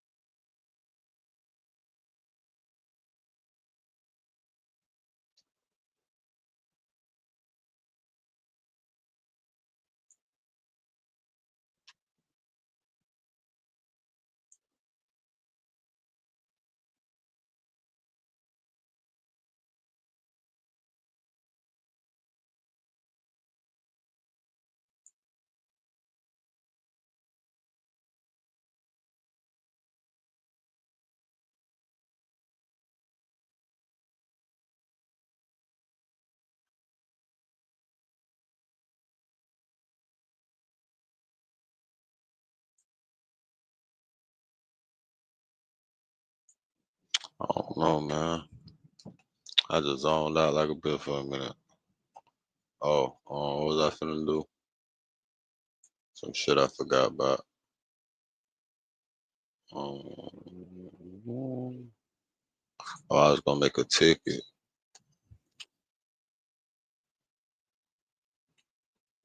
Fuck them games.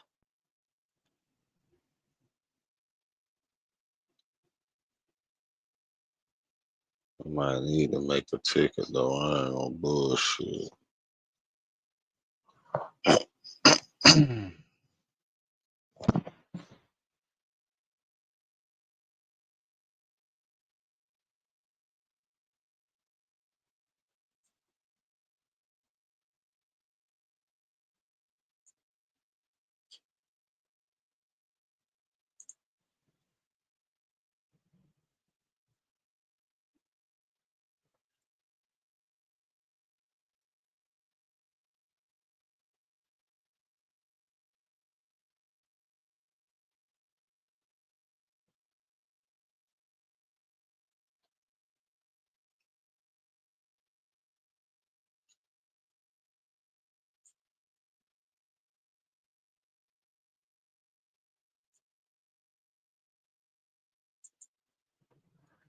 I came across this information. I was going to try to put it into a video, but I wanted to get it out in real time as fast as possible because the more information we have out there, the faster we can solve what actually happened to Charlie Kirk. How was this planned out? Who is actually behind it? So I came across this on InfoWars with Alex Jones. We're going to listen to it, and then I'm going to take you through. People are posting more information that they're finding about what's happening behind the scenes. And this is actually shocking to know that a book was published about his shooting the day before he died. And then also the LA Times and the New York Times reporting that he was shot September 9th, the day before he was shot. None of this makes any sense. Let me take you through it real quick. Now, Brock confirmed this. I went and looked it up and confirmed it. I saw this last night. Jellyfish Lighting is an all-in-one permanent exterior lighting system. Through an app on your phone, you are able to decorate for all holidays like Christmas, Halloween, Easter. And I wanted to wait and check. And a whole bunch of corporate publications, a full day before Charlie was shot, put out articles saying Charlie Kirk was shot and killed, but just the headline. And the people there were chanting, and we have the audio, you hear the crowd, the noise, there's all the witnesses that were saying, it's kind of like, it's like the crazy man that stabbed the Ukrainian girl in the throat. You got to listen real carefully, but he says twice, I got that white girl, but he's in a train, so you have to really listen carefully. You can hear it in there. I don't know if it'll translate over AM radio out there, probably will on FM, but it's all over actually. You want to see it. And the cheering, yeah, once it happens, yeah, they're looking, yeah, yeah, yeah. And so I've got all the postings in the town by leftists and trans people that, hey, he's getting liquidated tomorrow. He's getting dissolved tomorrow. Something big's going to happen. He's going to go bye-bye. And then there's this, and I'll play that to show you this stuff in a moment, but look at this. Let's put this on screen from Amazon. Put the full screen up, please. The shooting of Charlie Kirk. Yeah, blow that up. Why does Amazon have the shooting of Charlie Kirk by Anastasia J. Casey posted one day before he was murdered? And then they updated it, and it's on the Internet Archive. That's been checked. It happened a day, September 9th. So it was already out there, and then they updated it today. Publication date, September 9th. The FBI needs to be knocking down some doors over there. Those who are seeing this all about Charlie Kirk, first of all, I am devastated. I am stressed. I hope he's okay. I was just Googling this, and something blew my mind. This just happened, September 10th. If you look on Google right now, 19 hours ago, posted by New York Times and Los Angeles Times, 19 hours ago, saying Charlie Kirk was shot. 19 hours ago would have been September 9th. Today's the 10th. This doesn't make sense. 19 hours ago. 19 hours ago. Today is the 10th. This doesn't make sense. How could the New York Times and Los Angeles Times report 19 hours ago that he had been shot when this just happened September 10th? That's a good question, lady. That's a phenomenal question. I'm going to try to skip past the little intro music. Okay, here we go. Let's get to the... But is this crazy, guys? That's a phenomenal question. This is crazy. So Amazon, this book was published by this person the day before he died, and then the New York Times and LA Times, I want to make this clear, published. This has been fact checked. People have been crawling all through the internet, the metadata, all of it. They published that he was shot the day before. The day, but before he was shot, this book was published, and we have two major publication outlets reporting that he was shot. How is that possible? How is that possible? Then you see people that were cheering in the crowd, people saying that something big was going to happen. It was going to be the end of Charlie Kirk tomorrow. And this was still just a lone gunman, guys. This was just some crazy person. Sure. A crazy person was able to make that shot, and all of this happened. Let's continue. So do you know how many transgender Americans have been mass shooters over the last 10 years? Too many.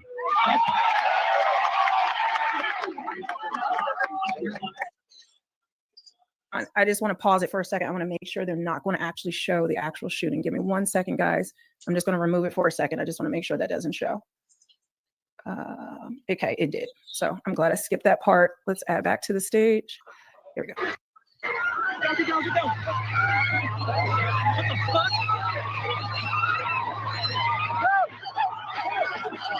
Steven Crowder, overnight, he published it about 7 a.m. this morning on X,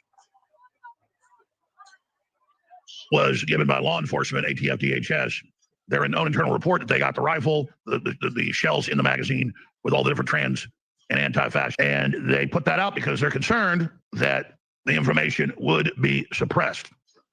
Just like they released the information within hours, within 15 minutes of them being there, to Kyle Seraphin, FBI whistleblower. They told him because we're concerned they're going to cover this up 100%. This is a shooter, and it was.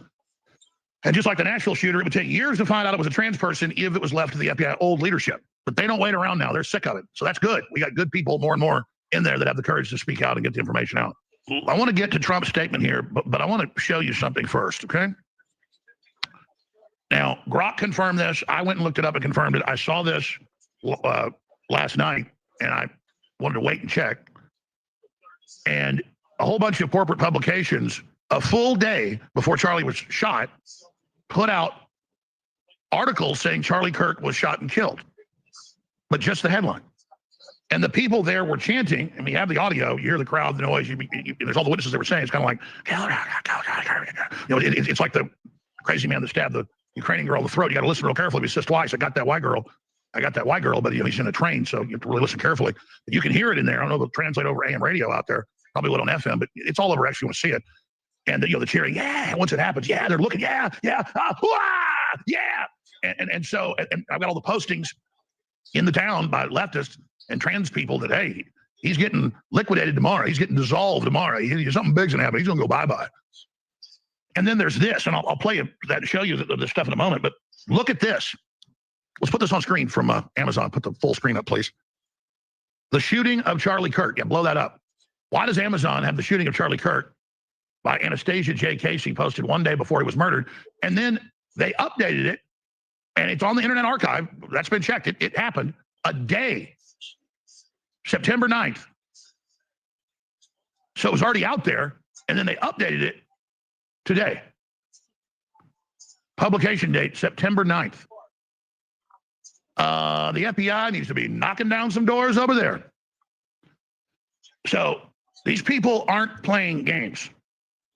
And it was a big meme out there and we're going to kill Charlie Kirk. Now, guys, put that hashtag up that Rob told me about. Monday.com's AI blocks are a That's total crazy. game Yeah, changer. me, my this shit. You know that llamas are biologically incapable. There is a hashtag we'll show you in a moment. We'll just show the feed of it on X and elsewhere. Rip Bozo. And there's a lot of people countering it now with praise, but it's other people celebrating it. We're partying it. It's a great thing. Light up them cigars. Rest in piss. You won't be missed. All right, y'all, quick pause, because if you're watching this, you're exactly the kind of person who's going to love what I've got in my store. We're talking taste like liberal tears mugs, we the people tees, sexy and conservative shirts, even a Trump final boss drop. It's bold, comment. So, yeah, just keep showing it. I mean, these are sick people. We'll show a compilation of them celebrating in a moment. But do you understand? Now let's show this video. Here it is, the shooting of Charlie Kirk, a comprehensive account of the Utah Valley University attack and aftermath, and America's response. These people have a time machine? September 9th, the Utah killing, and they're all there. He's dead. Something big tomorrow. No police on the roof. What the hell is this? Now, it gets worse. Key West just asked, why does Amazon have the shooting of Charlie Kirk by Anastasia Casey posted one day before he was murdered? Now, this lady noticed, and people ask me, so I'm responding to them. Alex Jones, something for you to check out. Given this is right up your alley and you have the resources to do so. Wall Street Apes posted this a little while ago. They're credible folks. We checked it, though. It's true. The New York Times and LA Times had articles published about Charlie Kirk being shot before he was.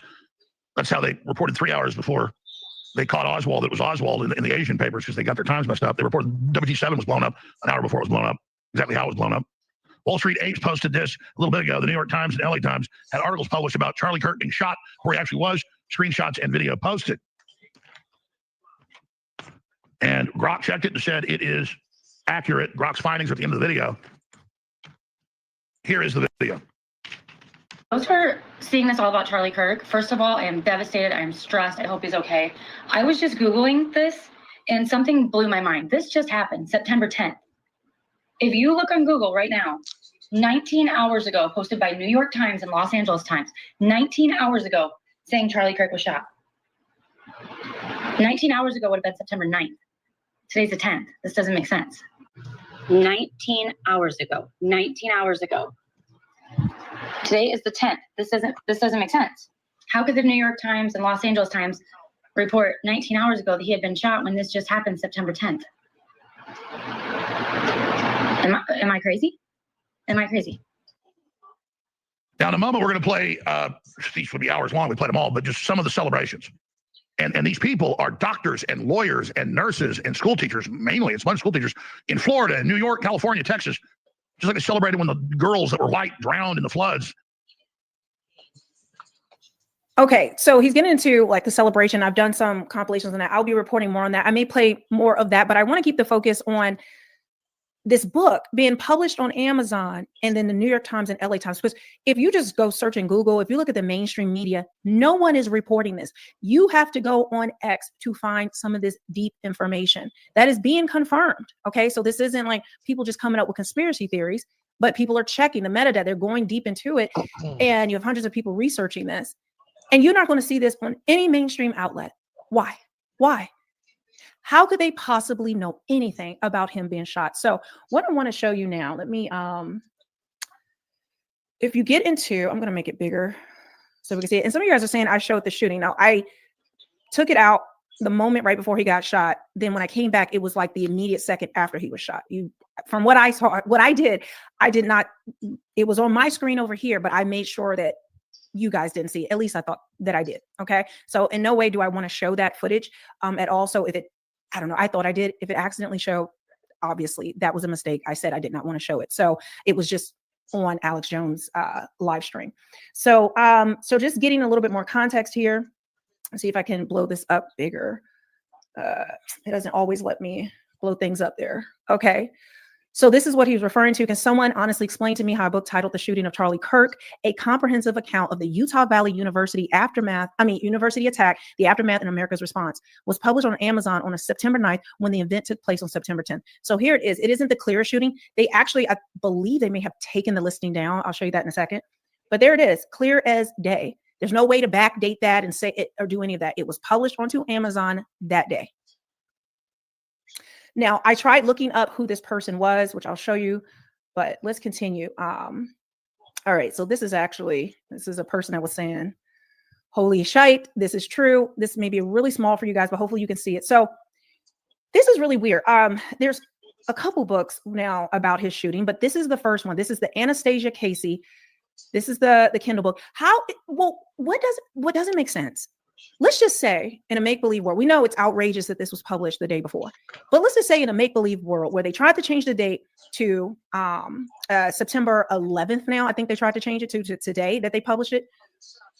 But how would you have enough information to write a whole book even the day he died? Like how? How would that be possible? No, I ain't posting no site. How would a person do that? Let alone, of course, the day before, but even the day of makes no sense. Even the day after, it makes no sense to have a whole book ready to go. Yes, it's a ebook or a Kindle book, but still, how would you be able to do that fast? Like the FBI doesn't even know all the details. The news outlets were still reporting the information was coming in, and yours is ready to go and to be packaged and sold. Does that make sense to you? Not to me. I'm sorry. There is no explanation. This makes absolutely no sense. Co-producer is going to give you unique sounds that actually fits your track in seconds. Let me show you. That shit is First, let crazy. it They listen. published a book about that shit the day So another before they person was shot the screenshotting man. it. The person saying, I took this picture personally. And it looks like they took down the links to the actual to it. And people are going into the web archives and looking this up. Hell no. So it's just really crazy. So I'm going to also show you guys this one. So what I did was I just wanted to see who has any information, right? Like, where can I find more information about this? So this was the original post that was about 4 hours ago and then was reported. I'll give you guys another close up because unless you're on X, you're not going to have access to these images. And I'm like in the way right there. You can see it's the same title, but you see September 9th and then September 11th. Pretty crazy, right? All right. Because some people say it's not true. It's a fake, blah, blah, blah. And I'm trying to get to the New York Times. Okay, so this person is saying Amazon requires 72 hours to approve and publish a book.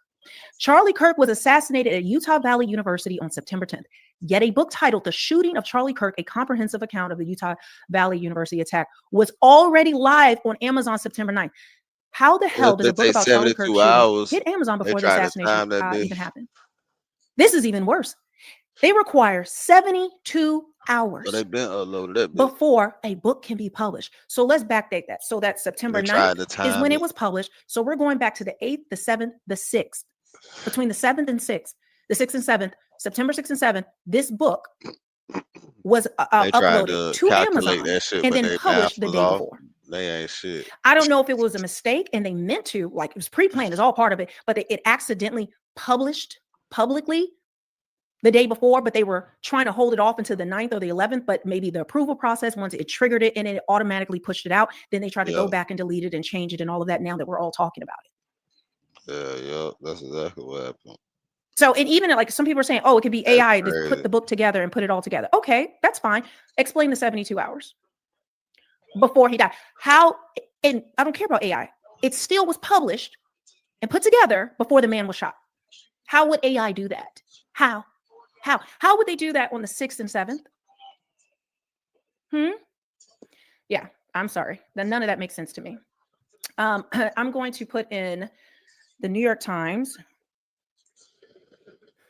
so we can, people are talking about it. Okay, so it's a little bit, it's not the best photo. I'll try to find one better, but here it is. This is so these are screenshots of people that people have taken. I think that woman has and several other people showing that it was 19 hours ago. This was the day before he was shot, that they had published this information, the New York Times and the LA Times. So, yeah, so there's more pictures. Now this one I think is a little bit more clear. Here you go. So they put Charlie Kirk is apparently shot during Utah Valley University event. I am very confused. And I'm just scrolling through to see if I can see anything else about it, because people are just now talking about it. Like I said, this person started talking about it today, about 4 hours ago. So the information is still coming out. All right. So there's a lot of different things going on. Some of this is old. Okay. That is the gun that was used.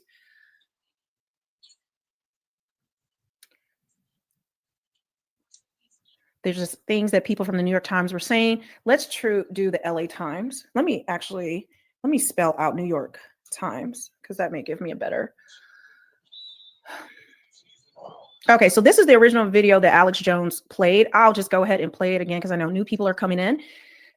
And something that blew my mind. Hold on 1 second. Let me rewind it. I'm gonna make it bigger. And okay, so those who are seeing this all about Charlie Kirk, first of all, I am devastated. I am stressed. I hope he's okay.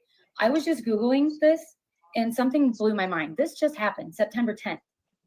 If you look on Google right now, 19 hours ago, posted by New York Times and Los Angeles Times. Yep. That's peculiar.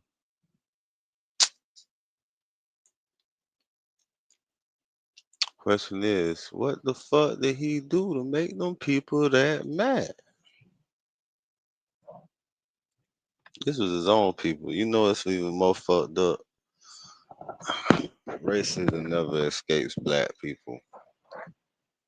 Why is the governor talking about he was hoping it wasn't? It was hoping it was somebody from somewhere else. He was hoping it was a nigga when he said that shit.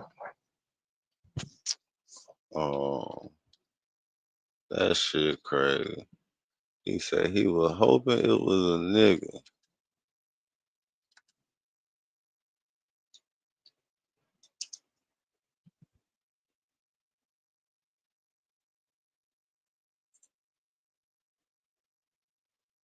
Are you looking for a way to generate an income from the comfort of your own home? I have Whether you're done that missing out on already. precious family time due to long commutes, dreaming of more. I need to do it more though. I definitely need to do it some more. I need to do it some more. Do it some more. Comedian Godfrey impersonates Trump while speaking on the Charlie Kirk incident. I talk about all kinds of stuff. You know what I'm saying? Be sure to like, comment, and I subscribe. talk about everything, but sometimes it's so funny because I've had people like I'll do 45 minutes of straight heat, and then I'll bring up like maybe Trump or somebody, and then people will get up and leave after 50 minutes. I'm damn near finished. They go, I enjoyed the whole show, man, but when you talked about Trump, I had to leave. I go, then why did you come to the comedy club, man? Why would you come to the comedy club and expect me to say what you want me to say? That don't even make sense. That don't even make sense. And making fun of Trump should be done. Trump is a guy that should be made fun of. He says some of the craziest shit. He does some of the craziest shit just on GP. Every politician is made fun of. From the 1800s when they used to draw cartoons of John Quincy Adams and Abraham Lincoln and all the different presidents, comedy was always in politics. Every president has been fucked with. Obama, Clinton, the Bushes, Reagan, Gerald Ford, Jimmy Carter, Spiro, everybody's been made fun of. But for some reason, this crop of Trump supporters are the most sensitive I've ever seen in my life, crying over bullshit, as if Trump ain't funny. There's some, my boy Tehran.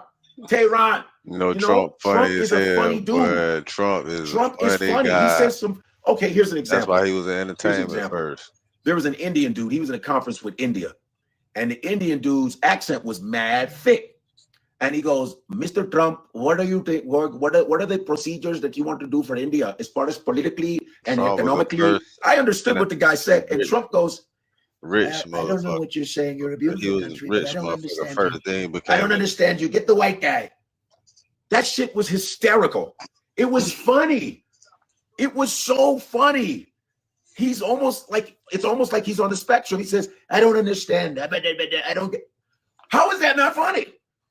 That was hilarious. It was just funny. Just on some, like, I'm not talking about his politics. That was just hilarious. Like, he was like, I don't understand. I don't get. You're beautiful. I love your accent. I love your food.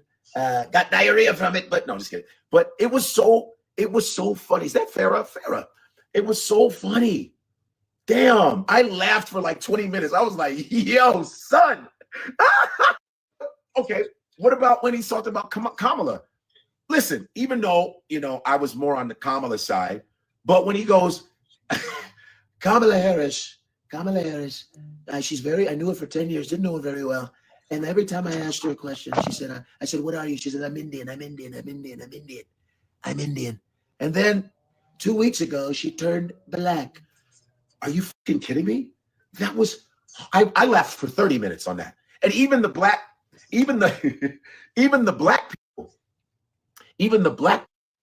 in that audience were laughing like it was a comedy club. Right? And he was at the black journalist conference, remember? And he was like, they were she turned black. She turned into a black. What? That is, you can't make this shit up. That's a natural punchline. Sometimes this world gives you comedy right there. Trump is so funny that sometimes not even SNL can be as funny as him. I'm not even playing. Sometimes when they try to do Trump, the situation, it ain't even that fun. That's how funny Trump is, that they don't even do him that good. He's that funny. Like, he's so off the top that you think it's a skit the way he be talking, right? You think it's a skit. Okay, here's another one. When the Chinese lady asked him during, why do you keep calling the COVID a Chinese flu? Because it's from China. China. How is that? Are you like the millions of Americans who have had their auto insurance rates go way up over the past year? If you give me the next 90 seconds of your time, I'll show you a free way. Not funny. How is that not? And you're funny. Why is this so stupid? How is that not funny, man?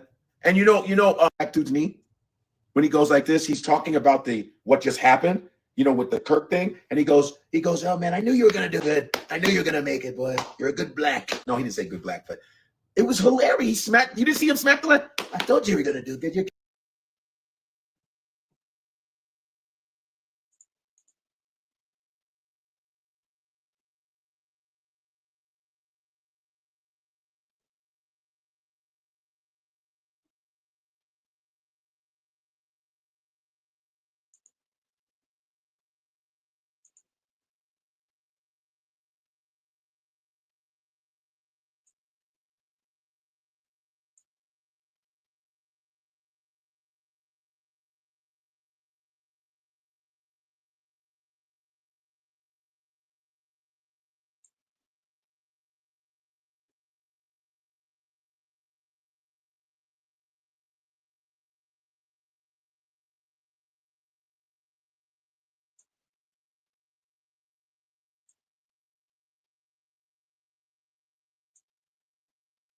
Reporting live from Hypers Club in Atlanta for Comedy Hype News, I'm Danava.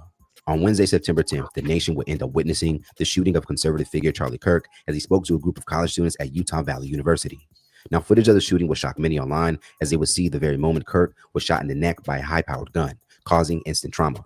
He would be rushed to a nearby SUV and taken to a hospital about 7 minutes away and would later be pronounced dead.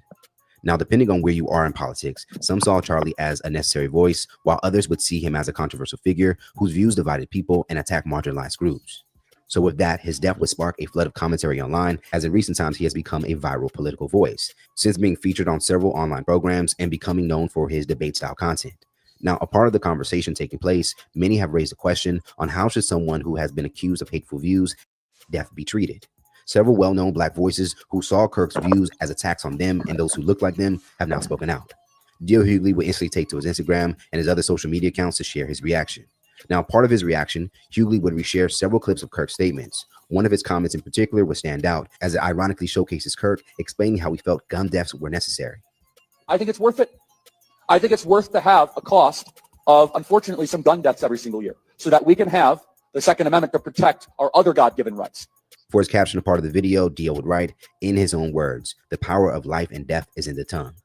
Now, as mentioned, many people are asking how should someone like Kirk's passing be seen, given that he has offended so many with his views. Now, Hughley would later release a video of him calling out those who were supporters of Kirk for now wanting others to show empathy, even though it is something that they haven't practiced themselves. His last words were gang violence. But we know who it was because we know who it wasn't. 3 words let you know they weren't Black. It was Utah and at large.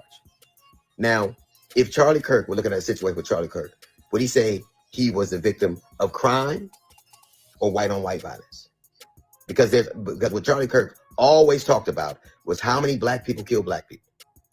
But he never talked about how many white people kill white people. DL would then follow that up with a second video in which he would point out the irony that Kirk was not killed by the Black criminals he would always reference during debates. And back on his Instagram, Hughley would also stand against how President Trump is honoring Kirk with half-raised flags.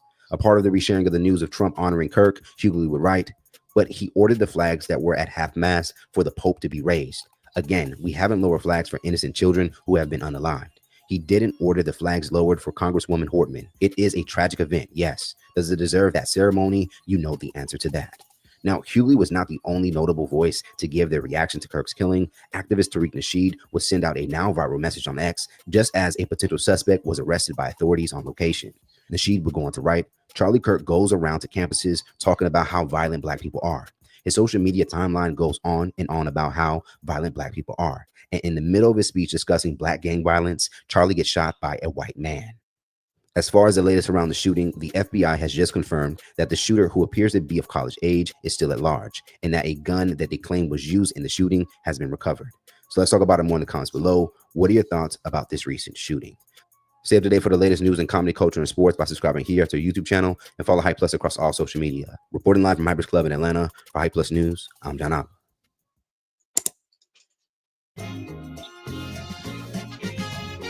The only way natural, delicious watermelons from the harvest could be better is if they came in a bottle. Look at that. Simply say yes to simple. Keep going, keep going, keep going. Keep motherfucking going. You've seen the outrage from the right. And look, again, nobody is saying that, oh my gosh, we're happy that this happened to Charlie Kirk. It should, nobody. I don't believe in political violence. However, the right is saying, well, this is war. And you liberals are killers.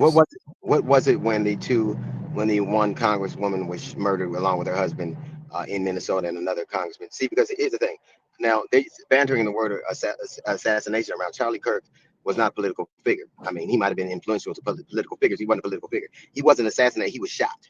He was shot. And that's unfortunate. Unfortunately, that happens to far too many people. But those other two congressmen, they were political figures, and they were shot because of their political beliefs. And it's always like we can only have empathy for people if we relate to them, if we spark to them, if we have a tribal connection to them.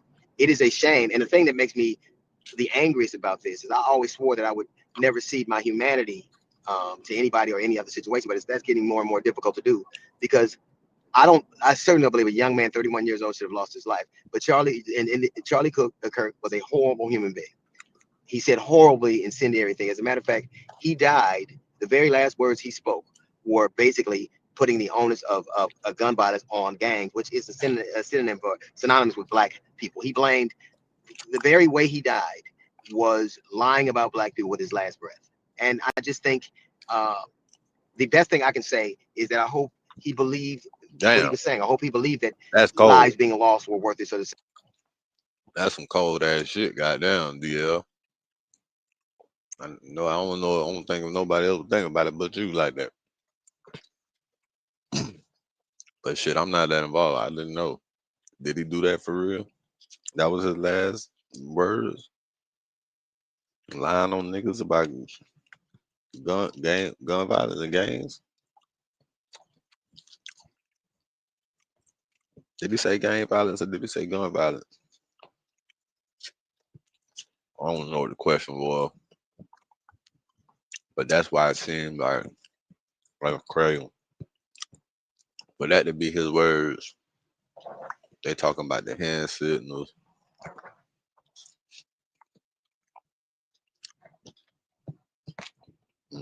That shit is wow. That shit is crazy. Second Amendment make a person feel. I hope he believed that there should be a lack of empathy. He was parsing between sympathy. Sympathy means we have a similarity. Empathy means I have nothing to do with you, but I can still feel your pain as a human being. And I hope he believed all the rhetoric he espoused, because if not, that was certainly an empty, vacant way to live, and certainly a horrible way to die. Speaking of, here is Charlie Kirk on empathy. Instead, it is to say you're actually not in pain. So let's just very short clip. Bill Clinton in the 1990s, it was all about empathy and sympathy. I can't stand the word empathy. Actually, I think empathy is a made-up new age term that does a lot of damage, but it is very effective when it comes to politics. Sympathy, I prefer more than empathy. That's a separate topic for a different time. Here's cut 60. Okay, so you said sympathy and empathy are different. It would be great if one could have both, and that means it sounds to me like he's saying if I can't relate to you in any way, if you're not of my tribe, then I can't understand what it's like for you. Yeah, therefore I have no empathy, no feelings about, no good feelings. Exactly. Like even whenever, this is just my assessment of, when I hear a white guy tell me how much he loves Christ, I wonder who he hates more, because it wasn't a mess of love and togetherness. It was separateness. It's superiority versus inferiority. And it amazes me how when Jesus was sitting with Lazarus, when Lazarus was sleeping, he was sitting with I forgot her name. He was with her, crying with her, even though he knew that he would wake him up 5 minutes from now. Like he knew, but that's empathy. The very tenet, the very core of Christianity is empathy. Loving your neighbor, not yourself, not people in your tribe. And they bastardize almost every aspect of this. They've taken terms and twisted them to mean something that they don't. He was a white nationalist who said horribly incendiary things about virtually everybody. If you didn't have his worldview, if you didn't see the world like he did, you were on the other side of it. I think that you shouldn't die for that. But unfortunately, that has always been the history of this country. So I don't think I don't have a hard time holding these two ideas in my head at one time. I think he was a vile human being, and I think you shouldn't die. But imagine if that was the standard or that was the predicate for killing somebody, I think anybody would be alive. But I think he shouldn't have died for that. But lionizing him, you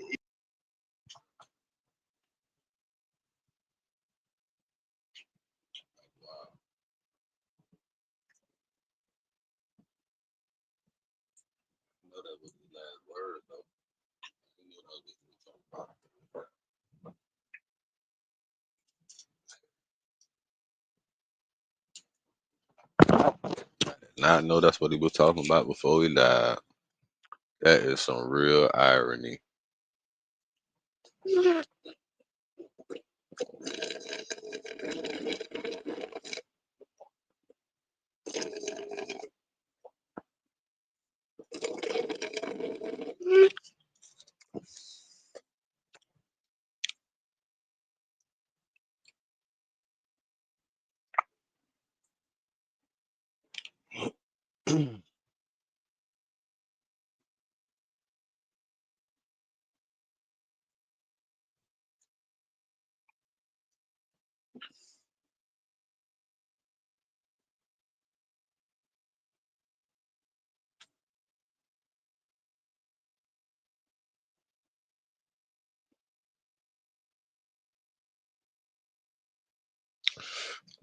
Excuse me. You know that's cap.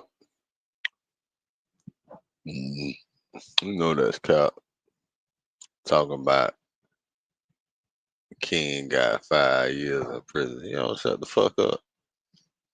T.I. ain't never did more, man. You think goddamn, man, you don't shut the fuck up. I don't shut the fuck up.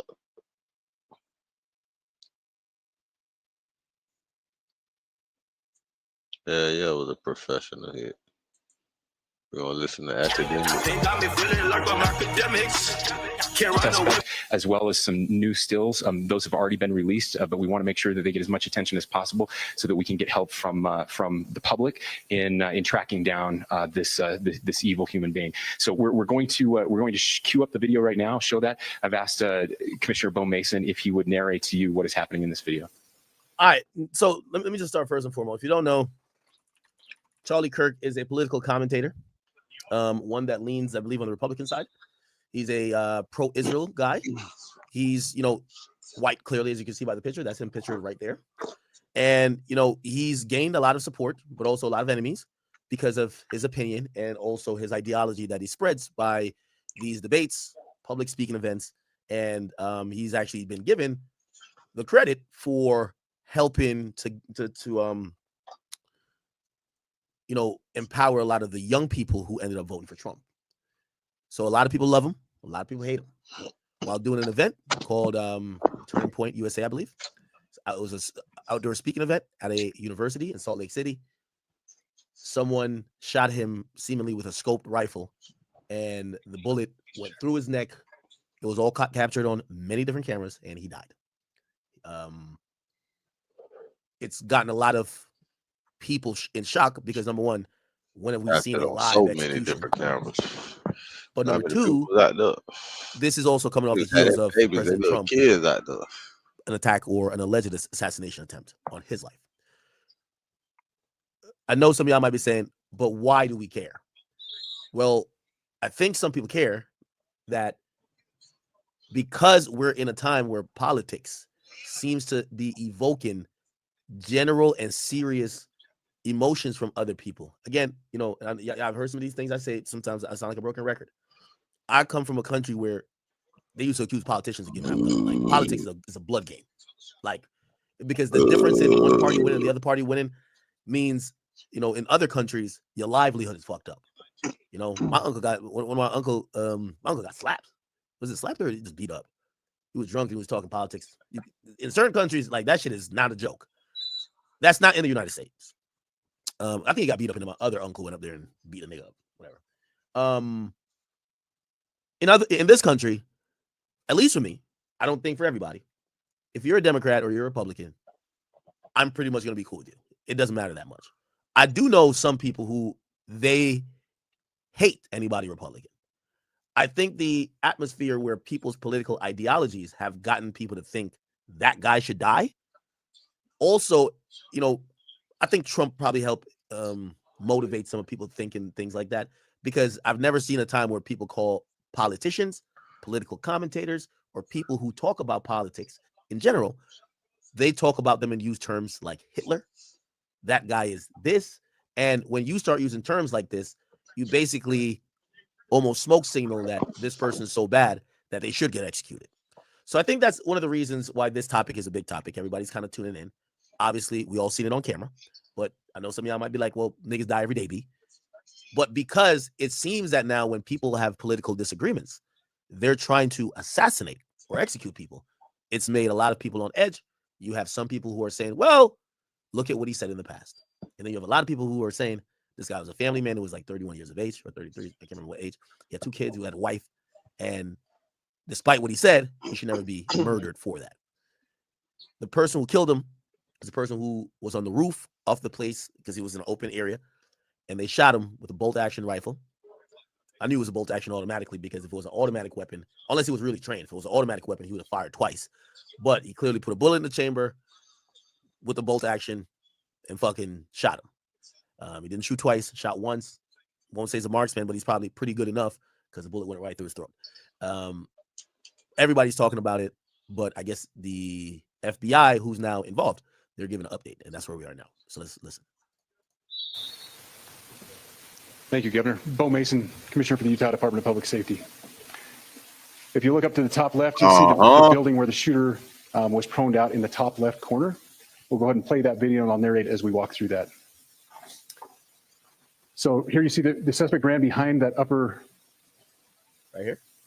building. He's going to come out on the right, moves to this far right corner.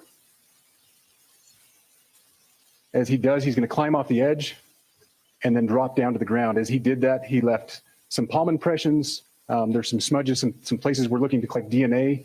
There's a shoe imprint where we believe the suspect is clearly. Wow. I'm scared of heights. That was not jump. But this guy, he was out. Identified as wearing Converse tennis shoes. Again, we'll replay that again so you can get another view of that.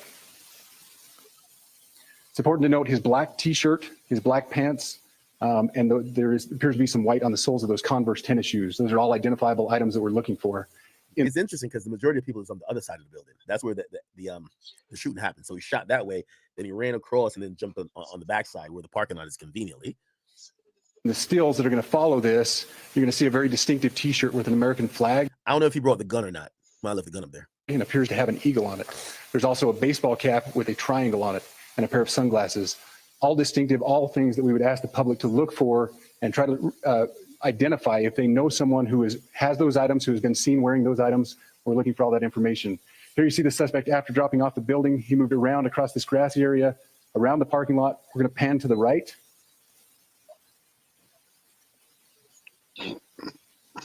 Wow. After he crosses the street, this is where he moves over into the wooded area. This is the video evidence that we utilize to track his movements and to locate that firearm in that wooded area following the discovery of this evidence. Oh, so he did bring the firearm. Good. You want to go to? I don't see the firearm. I mean, it got to be a long rifle, but like, did he throw it off the thing? Did he have it in his hand? Yeah, that somewhere in his clothes. Did he have a backpack with it? How did he get off of the shit with a rifle? You don't see the bag on him? We are going to go to that press conference. We through that. So here you see the suspect ran behind that upper building. He's going to come out on the right, moves to this far right corner. As he does, he's going to climb off the edge and then drop down to the ground. As he did that, he left some palm impressions. There's some smudges, some places we're looking to collect DNA. There's a shoe imprint where we believe the suspect is clearly identified as wearing Converse tennis shoes. Again, we'll replay that again so you can get another view of that. It's important to note his black t-shirt, his black pants, and appears to be some white on the soles of those Converse tennis shoes. Those are all identifiable items that we're looking for. In the stills that are going to follow this, you're going to see a very distinctive t-shirt with an American flag and appears to have an eagle on it. There's also a baseball cap with a triangle on it and a pair of sunglasses. All distinctive, all things that we would ask the public to look for and try to. Somebody test it. How are roofs like this non-secure? It's a college campus. Let me tell you this. If you've ever been to a college, you get to realize you could kind of go about everywhere. You find little tricks or whatever to like even sometimes, you know, we used to do it. My college, we just fucking, especially if you have your card or it's like a building that you're not even supposed to be in because your card don't work for it. You just have somebody just fucking leave something in the door. Like, right. Yeah. So there's mad ways people could access not only a college campus, but definitely access certain areas that maybe they shouldn't be. You know what I'm saying? Now, here's the difference between him and like Trump. Trump's going to have a team that's going to go out a week before when he's going to have public engagements or public speaking, and they're going to scout it out. They're going to look at all. That's what they should do. They have counter surveillance and all that type of stuff. And that happens to Trump. This guy, Charlie Kirk, I see him, but I'm not showing you any gruesome videos. I'm not showing the video of him getting shot. Go find it on your own if you want. I'm not showing the video of his body or really of him being carried to the car to be rushed to the hospital. Out of respect for his family, I won't. And actually, I don't post that stuff anyway. But here's the thing. Eve to me is basically freedom. It's a giant open universe where you can do whatever you want. You can have really relaxed, slow-paced stuff where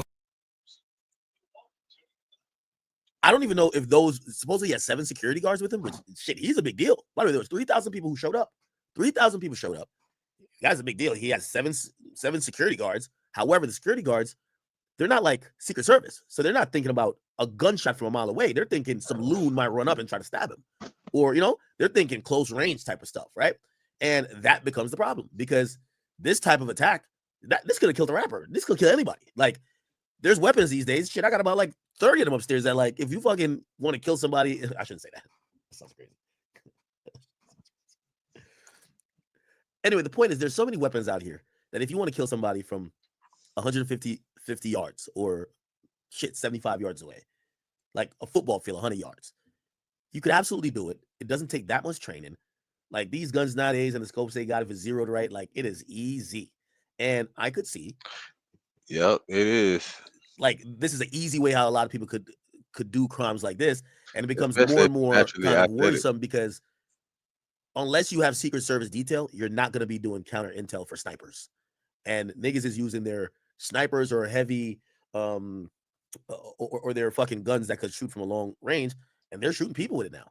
This is like the new form of terrorism. I don't think they'll let these little bum-ass niggas get on the planes no more and take over the planes and fly in the buildings. I think the new form of terrorism is, oh, everybody's watching, all eyes on you. And you know, I've seen a lot of like political pundits, whether it was the was it Cuomo or PBD.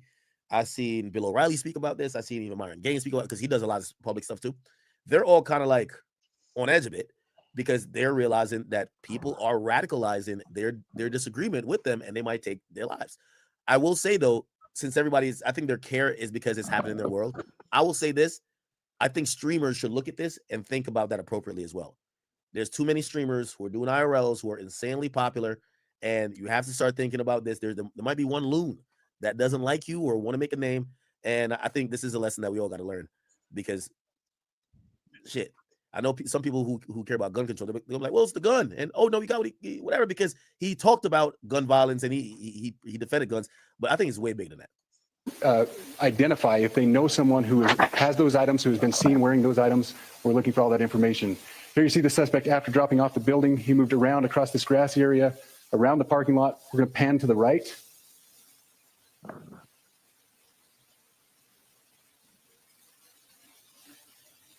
After he crosses the street, this is where he moves over into the wooded area. This is the video evidence that we utilize to track his movements and to locate that firearm in that wooded area following the discovery of this evidence. Good. You want to go to the stills? So here's the still photographs. I mentioned these have been enhanced. So these are slightly different than what we introduced earlier. Please pay close attention to the t-shirt. Like, wow, he looks pretty young. Wow, no facial hair from what I'm seeing. It looks like this is a type of an American flag type of t-shirt, black clothing, has a hat. Maybe he's been there before because, you know, he clearly knows there's a camera, some recording device. He's keeping his head down and away. Huh? Like I said, very distinctive with that American flag and that eagle. The hat with the triangle and the sunglasses. If you'll go to the next picture, please. The backpack as well. All identifying features that we're hoping the public can help us identify and lead us to this suspect. By the way, ironically, because he's on campus, because he's on campus, it makes sense for him to have a backpack. Now, I'm still wondering about the rifle. Is it one of those foldable shits? Like what the fuck? Like a rifle can't fit no back. Where the fuck is the gun? It's in the bag. Respect. Look like this is him walking up the stairs. Down his leg. Up. Next picture. And again, there's a better picture of the hat with that triangle logo, and again the T-shirt, blue jeans, and you get a good look at those Converse tennis shoes as well. We have pushed these out. We'll continue to push these out, and we just ask for the public's cooperation through the public. The tips that have been coming in are what are giving us our next leads and enabling us to continue to further this investigation. We've had great cooperation from the public, and we're continuing to ask for that as we move forward. Thank you, and I'll turn the time back over to Governor Cox. Thank you so much, Commissioner Mason. I want to thank Director Patel and his team. It's great to have them on the ground with us tonight. We've had several briefings, and he's had an opportunity to walk the crime scene. We appreciate our local law enforcement here. Again, we have working hand in hand with the state and with the FBI as we move forward with this investigation. Now, I'll just give you a little warning. We will not be taking any questions at this time. We're giving you the latest information we have, being as transparent with everything that we have. But I do want to share a couple things that I think are important. We cannot do our job without the public's help right now. The public has answered our call for action. So far, we've received more than 7,000 leads and tips. I would just note that the FBI hasn't received this many digital media tips from the public since the Boston Marathon bombing. This case also highlights the dedication of our law enforcement community. We have 20 federal, state. Would you feel less nervous about concealed carry if you had $500,000 or more sitting in a rainy day legal fund? For most gun owners, one call to an attorney after self-defense would wipe out their savings. Sadly, the legal system has become a... Damn. So that Luigi Mangione nigga he was like out the winds for a while. Looked like people didn't give a fuck that much.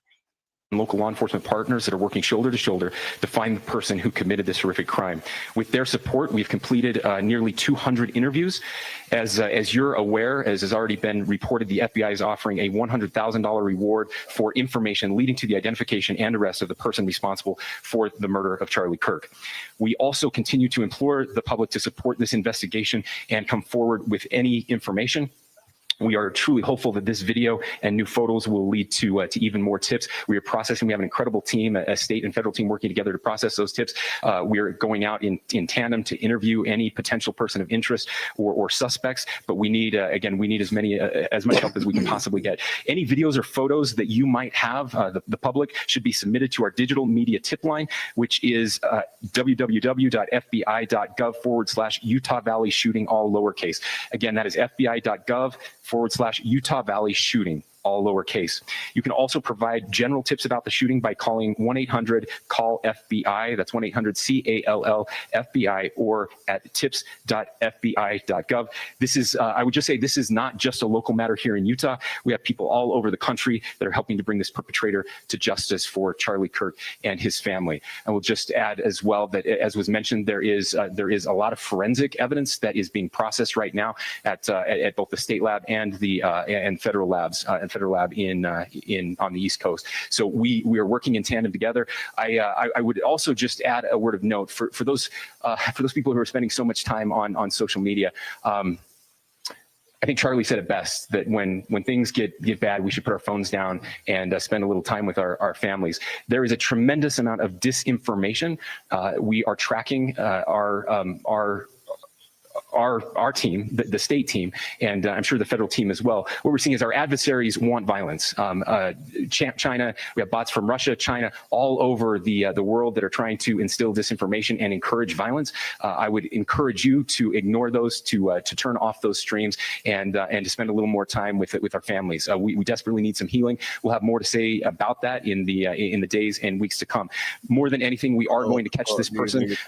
Last thing I will just say is we've been working with our attorneys, getting everything that we need, affidavits ready, so that we can pursue the death penalty in this case, and that will happen here in the state of Utah. Again, to the public, to those who are grieving, thank you for your prayers. I know we are feeling those prayers. I know the Kirk family is feeling those prayers as well. We pray that God will bless our nation at this very dark time. We can start healing by finding this perpetrator and holding him. Yeah, I'm gonna be honest. I don't know if you care to hear my thoughts on this, but yeah, I'm not gonna be in agreement that in the United States somebody should die over their political views. So I thought this was really heinous. And again, just remember, man, I see some people celebrating it. Everybody got guns. So I know y'all are happy. If y'all are celebrating when Charlie Kirk gets clapped, what happened when the nigga you like get clapped? So again, I don't think we should celebrate this violence at all. Like if you didn't agree with him, you didn't like what he said something that offended you. I don't think the way to, react to clearly an act of terror. This is an act of they're trying to terrorize and scare people. Like that's the only reason why it's for. If this person the dude announced that he was going on a college tour or going on a tour to speak. This person had months to plan, knew exactly where it was going to be, did probably surveillance and had some intel on how he could execute this. If this person wanted to just kill him, he could have killed the nigga while he's going to get coffee in the morning when he doesn't have security. I'm pretty sure there's times Charlie Kirk is way more accessible. But this person wanted to kill him in front of 3,000 people when every camera was on and there was a microphone in front of him. Why? Because he's trying to send a message. So that's the thing that when you look at that, I think this is a new form of what terrorism is. They make it so difficult now that niggas can't take over the planes. So how are they going to terrorize people? Well, they used to do bombings. Now I think they're like, you know what? We're going to kill the people that matter because y'all care about certain people more than others. Right? So, I don't really have an opinion about people who feel whatever way about his death. I'm just telling you how I feel. I think it was horrible. And yeah, we can move on from there. Somebody said this was staged, but y'all got to stop with the stage stuff. Y'all got to stop with the stage stuff. Now, the ironic part of him getting right when he picked up the mic, I don't want to describe it too much, but when he picked up the mic, he was talking about, I believe, gang violence or some type of violence or gun violence, or mass shootings or something like that. He got shot right that moment. So I don't even know if the guy was like, the killer was like, oh, okay, you talking about that? Nigga, hold this. But I've seen many of his I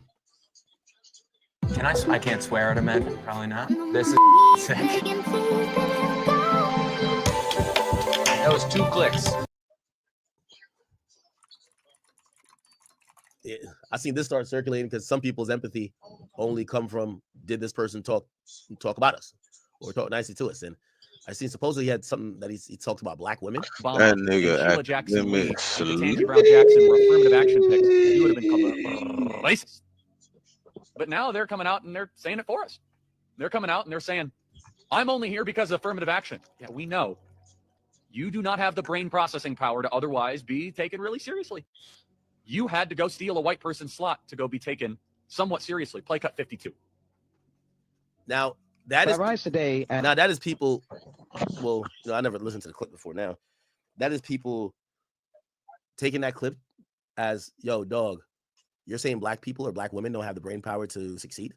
I didn't take it as that. I took it as is he talking about Kamala or he's talking about one particular black person? He was just like, I think they're fucking stupid. But of course, clearly he's a white man, so when it probably has a lot more built in. But as a clear recipient of affirmative action, and particularly in higher education, I may have been admitted on affirmative action, both in terms of being a woman and a woman of color. Oh, you're talking about her? But I can declare is that I did not graduate on affirmative action. This is my personal story. I hear because of action affirmative. She can't even say that. We know. It's very obvious to us that you were not smart enough to be able to get in on your own. I couldn't make it on my own, so I needed to take opportunity. See, this isn't correct. Did he say black women don't have the brain processing power? I don't remember him saying affirmative action, and particularly in higher education. I may have been admitted on affirmative action, both in terms of being a woman and a woman of color. But I can declare that I did not graduate on affirmative action. This is my personal story. Give me 1 second. I hear because of action affirmative. She can't even say that. Michelle Obama or Ketanji Brown Jackson. He sounds like he Of course, we need affirmative action because you have impressed us with your brilliance. Of course. Oh no! Imagine the world without Joy Reid. Imagine the world without Sheila Jackson Lee or Michelle Obama or Ketanji Brown Jackson. They think this is persuasive. They think as they kind of now reveal that I'm only here because of anti-white, anti-Asian forced discrimination policies. That turned me into a bitter, resentful activist. Because we know. All right. Give me 1 second. We're going to go to that press conference we've been awaiting. FBI. The FBI has just released. Right, give me 1 second. I got to take this. All right. My man Jesse. This photo of a person of interest in connection with the horrific killing of Charlie Kirk from yesterday. And this comes as they provided new updates and evidence today as they race to find this assassin. The conservative influencer was in the middle of debating a member of the public during an outdoor event at Utah Valley University when a single bullet ripped through his neck. Chaos, confusion, a shot that has been heard around the world. We are going to break down what we just heard with former FBI and CIA agent Tracy Walder. Welcome to Sidebar, presented by Law and Crime. I'm Jesse Weber. Charlie Kirk, the co-founder of Turning Point USA, a stalwart friend to some of the most well-positioned people in our government, and yes, a controversial online presence with millions of followers, is dead at the age of 31. This is a dark day for our country. I talked about this on social media yesterday. I'm going to say it again. We cover some of the worst evils in this country almost daily. And I was still sickened and shocked and disgusted by what I saw yesterday. And I just tell everybody out there, please think about and pray for Charlie Kirk's family and friends, because they are now left with the new reality of pain and loss and confusion that victims' family members deal with every day in this country. This married father of two, he is credited with rallying young Republican voters during the 2024 presidential election. He had this famous debate-style events at colleges around the country, drawing praise from some, criticism from others, and this was his final one. It was during one of those college events on Wednesday that Kirk was shot and killed. And again, we are about to get into what the FBI just said. But it appears, based on their comments, that this may be a lone gunman who was atop a roof near the heart of Utah Valley University's campus in Orem. And we are learning, again, new details about that shooter right now from public safety officials and the FBI. We are going to show you the brand new press footage, and I'm going to be bringing on former FBI and CIA agent Tracy Walder to break down what these new developments mean, the potential evidence, how they're going to analyze it. Are we closer to actually catching the suspected shooter? We'll talk about it. But here's what we know. You had event goers who were lined up in an outdoor area to ask this conservative activist questions about things like gun violence and gender identity. And Kirk has this often, these answers that are booming over a microphone at the Quad. There's a lot of political excitement there. But again, controversial figure. And the New York Times reports that 3,000 people had turned out to see Kirk speak as he started another round of college tours. This one was called the American Comeback.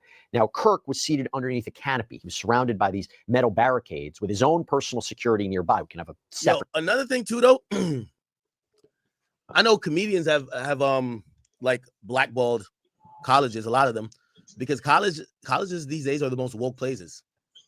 I want to say this: there's a lot of and I'm praying for my man Myron, because he does this too. This whole thing of y'all niggas with extreme opinions showing up to college campuses, talking about come debate with me and prove me wrong. It's clear some of these niggas don't want to debate with you. They want you dead. So I do want to implore a lot of these people. You can have whatever opinion you have. You could have whatever ideology, but showing up to places that are usually not the most friendly with the opinions you may have. Most colleges are on some extra woke shit. If you're the conservative or the guy who's spouting some extreme shit, maybe not go to where to the most intolerable places of that is. Again, not blaming it on him, but I do want to, I'm noticing a trend. I like these outdoor events. I watch them. They're highly entertaining. However, y'all are also going in the lion's den. Y'all are going to the places where people vehemently disagree with you a lot of times. And, you're hoping that you, at worst, it's just a bunch of loonies that just get shooed off. But clearly, as you could tell, not this time. Conversation, and maybe we will, about potentially the lack of security. But as seen in videos that were posted to social media, a member of the public standing just a few feet away was questioning Kirk about recent gun violence in America. So, do you know how many transgender Americans have been mass shooters over the last 10 years? Whoa. He gets shot right this moment. They better not show that. Oh, okay. No, that's before he got shot. That's before he got shot. My bad. So he did answer the question. Yeah. So he answered the question, then he got shot. How did that happen? Oh.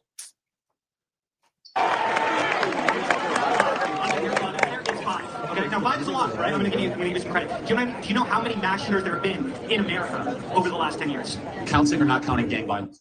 Okay, right here's where he got shot. Counting or not counting, that's crazy. And at that moment, there was the sound of a single gunshot, and Charlie Kirk fell. If you've seen the videos online, they are awful. We have seen this video. It was taken by people in the crowd. It shows the moment that a bullet literally tore through Kirk's neck, sending him sprawling to the ground. Everybody It is better horrific. He run. was carried to a nearby vehicle. He was rushed to the hospital. It was only a few Everybody miles better away, run. but he was pronounced dead. And Utah officials would later say that they believe that this was a targeted attack, one bullet, one victim. Now, people at the event, they scattered in all directions. They were screaming. They were falling over one another. They were trying to figure out where the shots were coming from and if more bullets would be fired. The shooter was reportedly on the roof of a nearby campus building, the Losi Center. It's about 150 to 200 yards away from the gathering on the quad. And an unverified video that was posted to social media, it appears to show a person laying down on top of the building. Now, law enforcement has not confirmed this video, nor have they said this figure on the roof is the shooter. But let's talk about what they did say, okay? This is new. So Utah's Commissioner of Public Safety and the FBI special agent in charge of the investigation provided brand new updates Thursday morning about the gunman. And that is what we want to talk about right now. So what have they learned about him so far? How was he able to get away? Take a look. Through all that work last night, we were able to make a few breakthroughs. We were able to That boy moving fast. Starting at 11:52 a.m. Y'all was worried about somebody in the crowd. Shortly away from campus, we have tracked his movements onto the campus, through the stairwells, up to the roof, across the roof to a shooting location.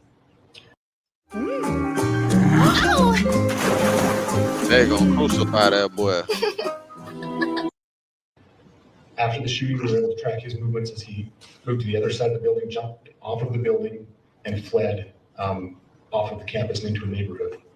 Our investigators worked through those neighborhoods, contacting anybody they can with doorbell cameras, witnesses, and have thoroughly worked through those communities, trying to identify any leads. We do have good video footage of this individual. We are not going to release that at this time. We are working through some technologies and some ways to identify this individual. If we are unsuccessful, we will reach out to you as the media and we will push that publicly to help us identify them. But we're confident in our abilities right now, and we would like to move forward in a manner that keeps everyone safe and moves this process appropriately. And the FBI also revealed they found the suspected murder weapon. This morning, I can tell you that we have recovered what we believe is the weapon that was used in yesterday's shooting. It is a high-powered bolt-action rifle. That rifle was recovered in a wooded area where the shooter had fled. So the FBI laboratory will be analyzing this weapon. Investigators have also collected footwear impression, a palm print, and forearm imprints for analysis. Now, I understand there are a lot of questions about motive. I assure you that all leads, tips are being fully investigated. As of this morning, we have received more than 130 tips. We thank the community for that. The FBI has brought every resource to bear, and we will continue to do so throughout the course of this investigation. Also, this is just coming out from the Wall Street Journal. They're reporting that the ammunition that was used by Charlie Kirk's killer, it may have been engraved with transgender and anti-fascist ideology. If that is true, that makes a potential motivation for this killing a lot more clear, but we will see. We'll get more updates on that. Now, while officials aren't releasing very many details about the shooter's identity, they implied that he was able to blend in with a crowd on a college campus. So what I'll release about the suspect is the suspect blended in well with a college institution. We're not releasing many details right now, and we will soon, but right now we're not. But that individual appears to be of college age. We are confident in our abilities to track that individual. If we're unsuccessful in identifying them immediately. Very, very interesting. And the Public Safety Commissioner also pointed out the importance of today's date, right, for American history, September 11th, and how law enforcement is once again coming together with one goal. Historically, on 9/11, law enforcement has come together as a group to recognize and honor those that sacrificed to preserve the ideals of this country, the freedoms of this country. And instead, we find ourselves today hunting a murderer who chose to violate our rights, the rights of an individual within this country. Now, again, I'm going to bring on Tracy. We're going to talk about what all this means. But for truth and freedom, and there's Big Trump USA's headquarters out in Arizona. President Donald Trump, who was one of the first people to confirm that Kirk had indeed died, spoke from the Oval Office Wednesday night. Charlie was a patriot who devoted his life to the cause of open debate and the country that he loved so much, the United States of America. He fought for liberty, democracy, justice, and the American people. He's a martyr for truth and freedom, and there's never been anyone who was so respected by youth. This is a dark moment for America. Charlie Kirk traveled the nation, joyfully engaging with everyone interested in good faith debate. his mission was to bring young people into the political process, which he did better than anybody ever, to share his love of country and to spread the simple words of common sense. On campuses nationwide, he championed his ideas with courage, logic, humor, and grace. It's a long past time for all Americans and the media to confront the fact that violence and murder are the tragic consequence of demonizing those with whom you disagree day after day, year after year, in the most hateful and despicable way possible. My administration will find each and every one. I know some of y'all like want me to, say, let me tell you this, man. Like, at the end of the day, nigga, it's allergies got my eyes. I'm rubbing my eyes because of that. Fuck. Why do I have allergies? Was I playing with the dog? I think maybe it was me building today. I don't know. Every time I build, anyway, what? Who the fuck is this? Give me a second. Oh, yeah, yo, chat. Let me tell you this, man. When it comes to hip hop, I don't think nobody gets more death threats than me, and this is why I could empathize and also see what it is. It's like there's chat. I know y'all might be watching me and y'all love me, bro. There's niggas. I promise you, I get no less than 100 death threats every day. I swear. Bro, when any rapper dies, there's 2,000 comments. Man, I just wish it was Ack. I'm telling you. So I understand when people hate you that bad, they want you to die. I understand it. I don't know this nigga, this Charlie Kirk nigga. He probably is a decent people to some people. Some people dislike him. For what? So my stance on it is going to be, I'm not going to sit here and celebrate. You got to remember, if 1 million people love you, 100,000 gonna hate you. At least 10%. If you got 1 million people to love you, it's at least 100,000 that hate your ass. Just because of how so many people love you. Niggas be forgetting that shit. Niggas, it ain't even that niggas that be forgetting it. Niggas never knew it. If you never had love, then you start getting love and shit. You'll never know, boy. Boosie tell you though. Keep it all safety. That's an old Boosie song. If 1 million people love me, 100,000 gotta hate me. Gotta keep it off This safety. guy dying unless he did something to somebody. Because if I was that person to do that, I'd be the person to celebrate everybody dying. You know what I mean? So pray for him and his family. But for some people who wonder, like, yo, all right, are you like, do you believe, does this mean you believe everything he said? I ain't gonna lie to you, I just started watching him today. He must have hit a nerve. And I ain't gonna lie, I'm mad. I started watching the nigga today. I was building my shit. We never knew about this. I want to hear what he been saying. We never knew about. He was never on any of our radar. Either offensive. This nigga was never on any of our radar because that's not our lane. We don't listen to this bullshit that he was talking about. You feel me? We don't even believe that. We know he was a young motherfucker, had his own beliefs. He was raised however he was raised. That's him. Whoop-dee-doo. Whoop-dee-doo. You're saying some stuff that triggered them. And also, I'm wondering, damn, 3,000 people loved him enough to come out to his not concert, but his talk. It's clearly one nigga. 3,000 people. 3,000 people Let love me hear you, what the right? shit he was talking about. 3,000 people love you. What I said? 10%. You can count on 10% hate your ass. So 3,000 people is out there for you. You feel like you had 3,000 people that loves you out there. 3,000. You got at least 300 motherfuckers out there. 300. At least 300. You know what I'm saying? Motherfuckers out there probably hate your ass. I listened to about like half an hour. Seems like a logical guy. You know what I mean? He's a good debater. He's a good debater. Actually, I've listened to him before. Didn't he debate with Destiny? Charlie Kirk. He did debate with Destiny, right?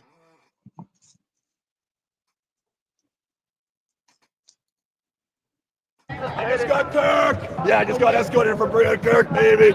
We're in Tampa, Florida for Turning Point USA's annual Student Action Yeah, it Summit. would be Tampa. CPUSA is a voter-driving He would juggernaut for pull the up some Republican Tampa Party, shit. led by 31-year-old Charlie Kirk. They're When happy. I'm That's why looking you know at they it, he haven't been on would pull social up some media. Tampa. But this year's event will be menaced by something called the Un-F America Tour, started by a group of progressive influencers and organizers, including the massively popular streamer Destiny. This is the all roads lead to Rome thing, right? So he can do the exact same behavior he said to fight and couldn't get away with doing it. They want to bring progressive debate to Kirk's doorstep.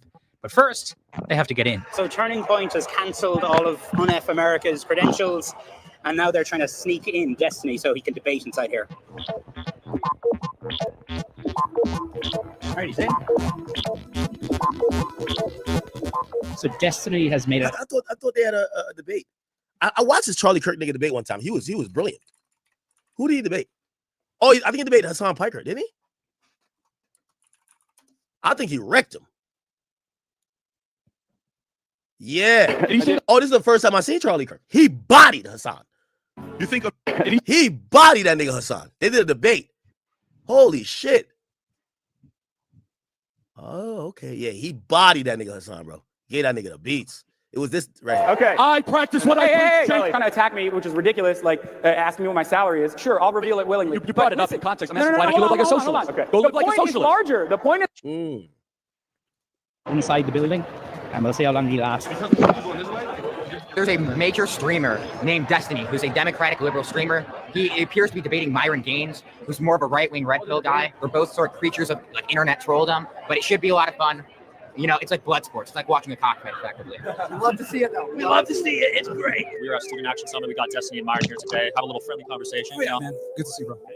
Young people may be tuning out the news, but this new form of live, provocative political debate is blowing up online. Its cultural significance is something well known to Kirk because he's part of it.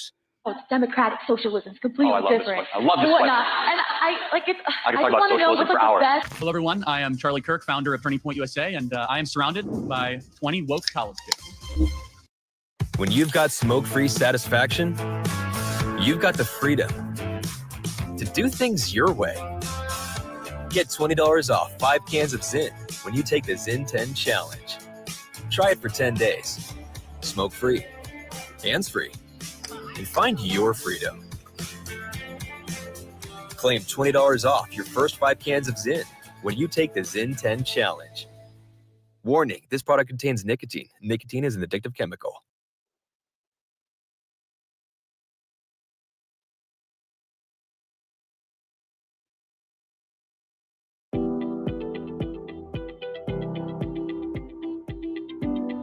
South Florida Academy of AC teaches complete installation, complete maintenance, and complete repair of residential and light commercial AC systems.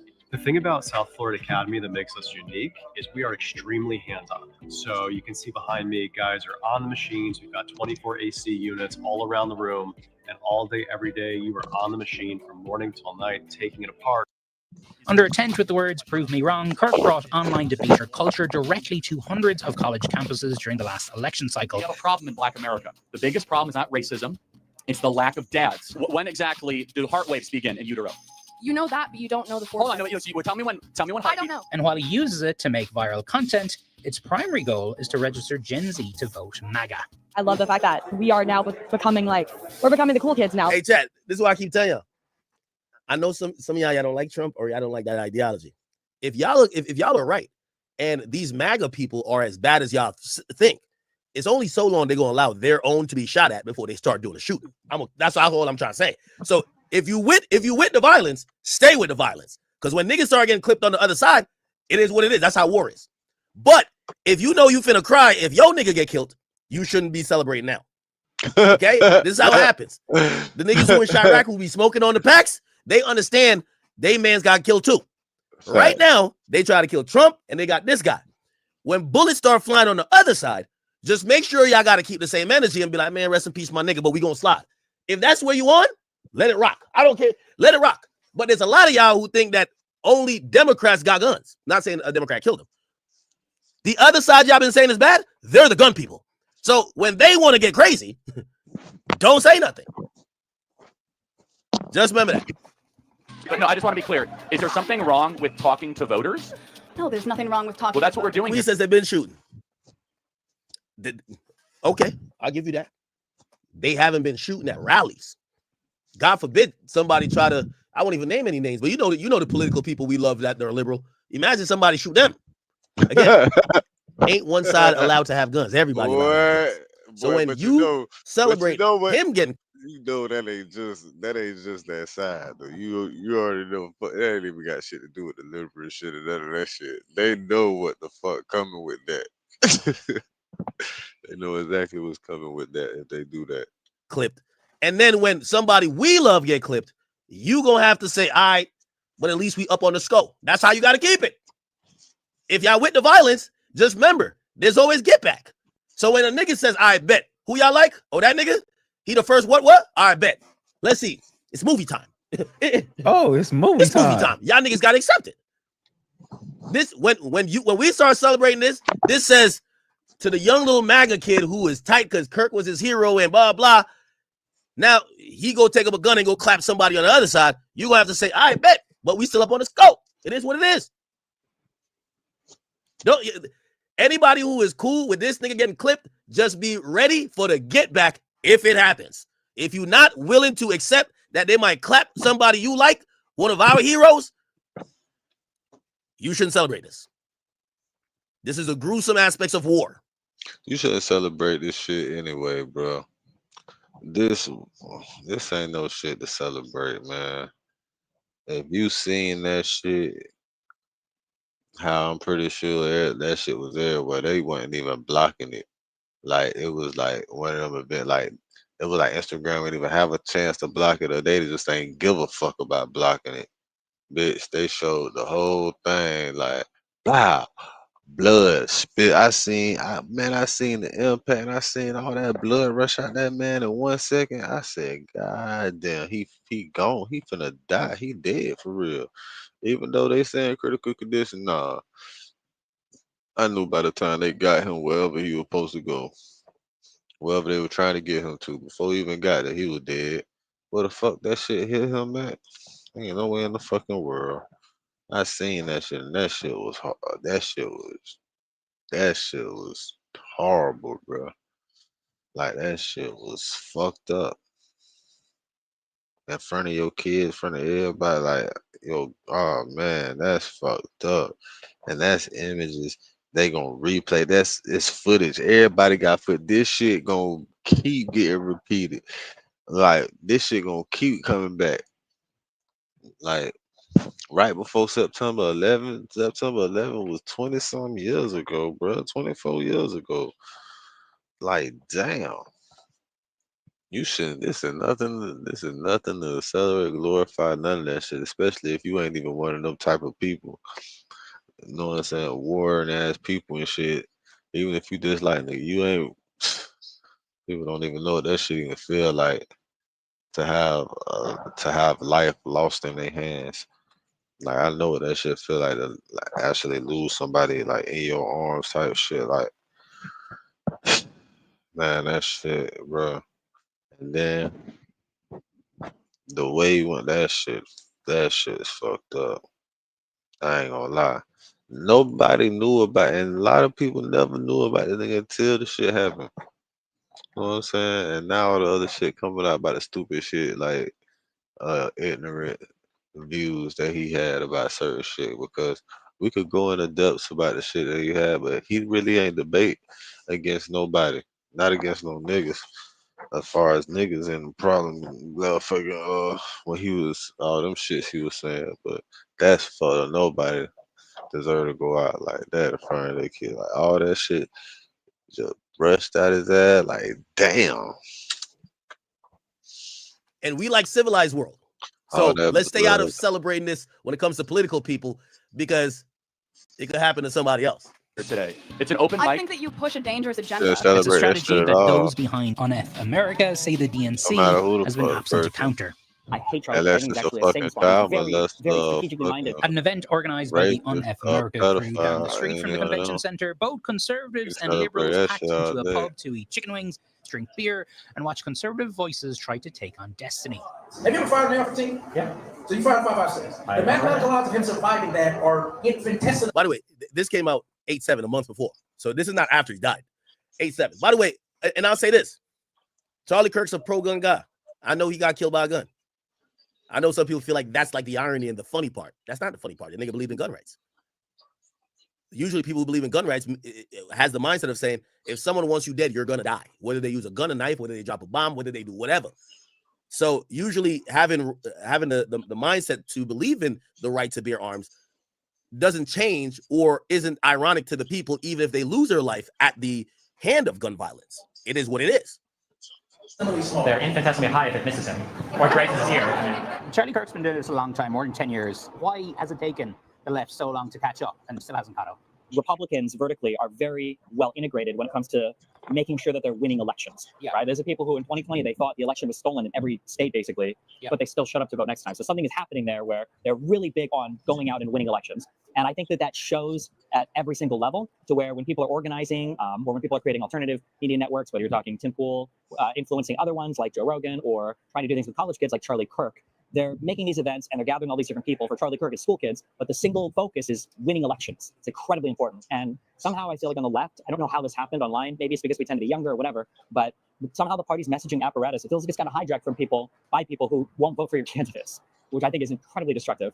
Did the Democrats have anything like this? Nothing. And I will say, like, Charlie Kirk is honestly one of the best organizers of our generation. And I think that, you know, as much as I disagree with Charlie Kirk, I believe that what he's doing has worked. And that's why I'm here to replicate what he's doing. I'm not here to, you know, disrupt Charlie Kirk's events. I'm here to say that there are alternative ideas and that we need to build the same thing that he has, because he is good at it. If you live in a Florida zip code and have 0 DUIs in the last 5 years, listen carefully. I was an insurance agent for 30 years.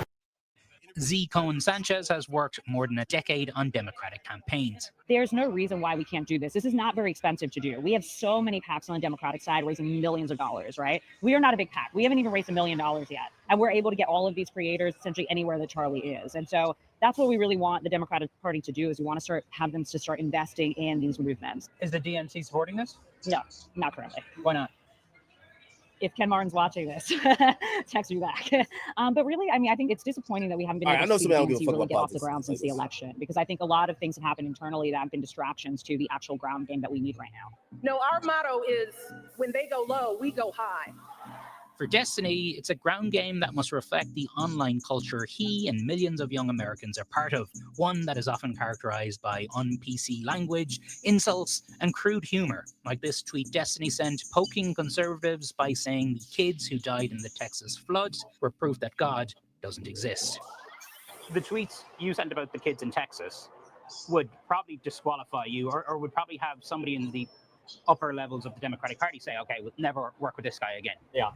Do you regret sending those tweets? I think I have to get over it. I don't regret them. I love poking the bear on the right. I feel like Republicans are so good at owning the space. Republicans do this thing where they say, you know, comedy's legal again and we can joke about anything. But when they say anything, they really just mean like immigrants and black people, right? Because if you make fun of anything on their side, they lose their minds. I guess is your point that, you know, always trying to take the high ground is clearly not working for Democrats? One of the things that conservatives stumbled into accidentally, because I think Donald Trump's an idiot, even politically, but they stumbled into this thing where people started to get confused because of what— It's a minute left, chat. We're going to move on. The right and left look like. And I think they think that you need an extremist platform in order to win elections. But what you really need, I think, is just extremist messaging. I think that's what you need. Back inside, the packed event giving the Un-F America organizers hope there will be appetite for similar debates on college campuses this fall. I do 100 hours of this a semester. 100 hours. In addition to 2 hours of podcasting radio. I mean, the physical crowds are now 3,000-4,000 people almost every time we do this. And so the plan for this semester is Charlie Kirk shows up at campuses all across the country, and you guys are going to be there too. That's the goal. If we can raise the money, enough money to get there, we— Wow, so Charlie Kirk was a big deal. One of those who contributed to this atrocity and to other political violence, including the organizations that fund it and support it, as well as those who go after our judges, law enforcement officials, and everyone else who brings order to our country. Damn, the 10,000 people watching them get shot live. Like, what the fuck? By the way, the president just announced that he is giving Charlie Kirk the Medal of Freedom posthumously. Tributes have also poured in on social media. Political advisor Stephen Miller posted on X, "Our hearts are shattered. America has lost one of its greatest champions. A loving family has lost the most extraordinary husband and father. All of us must now dedicate ourselves to defeating the evil that stole Charlie from this world." Again, FBI Director Kash Patel, who's close with Kirk, wrote on his personal X account, "Rest in peace, my friend. Conservative titan Charlie Kirk. I am praying for Charlie and his family. His passion for American and fearless leadership inspired millions, and his impact will live on in this movement for generations. Former President Barack Obama posted on X. We don't yet know what motivated the person who shot and killed Charlie Kirk, but this kind of despicable violence has no place in our democracy. Michelle and I will be praying for Charlie's family tonight, especially his wife, Erica, and their 2 young children. And as people were fleeing the school, armed law enforcement officers, they were pouring in. They were going from building to help escort people to safety. And just before 9 p.m. Eastern time, school officials gave the all clear, saying there is no ongoing threat to the campus. Utah Valley University announced that classes were canceled, that the school will be closed until at least Monday. You know, we've been on top of this story from the very, very beginning. And we're able to do that, by the way, because of our sponsor, Morgan & Morgan, America's largest injury law firm, a firm with over 1,000. What we heard here from this presser, they were able to track the movements of the shooter, saying that the shooter arrived on campus at 11:52, tracking the movements through the stairwell to the roof. They find the shooting location, saying the shooter jumped off the building after the shooting, fled into the neighborhood, that they start canvassing the neighborhood, looking for doorbell footage, contacting anyone that has footage. They have confirmed they have video footage of the shooter, but they are not going to release it, and they are working on ways to ID this person. Before we go any further into the revelations from this press conference, let's start there. What do you make of that police work, and what can we glean from that?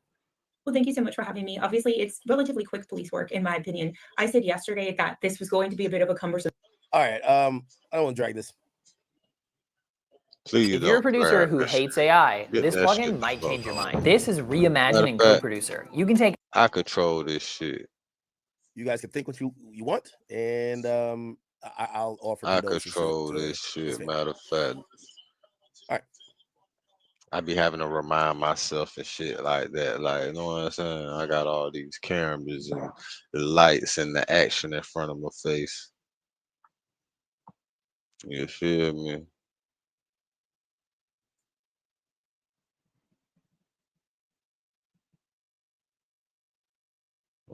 What? Mourn Charlie Kirk. We supposed to mourn them? Say they mad because niggas won't mourn them? Y'all seen what this is? Y'all ain't had to see it. It was nonsense. It was clickbait. I be forgetting. This shit be clickbait like a bitch.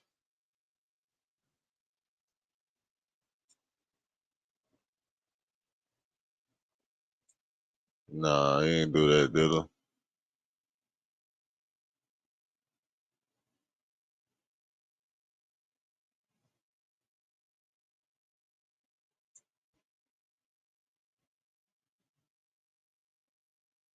What else been going on in the world?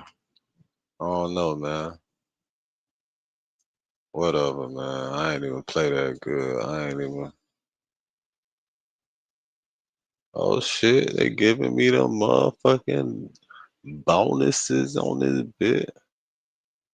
You know what that means? Turn it up then, nigga. We going 80. What I need for the shit? For the badge.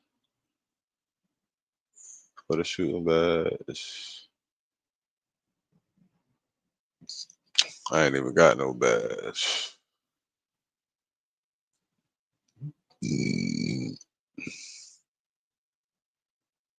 I do got a badge.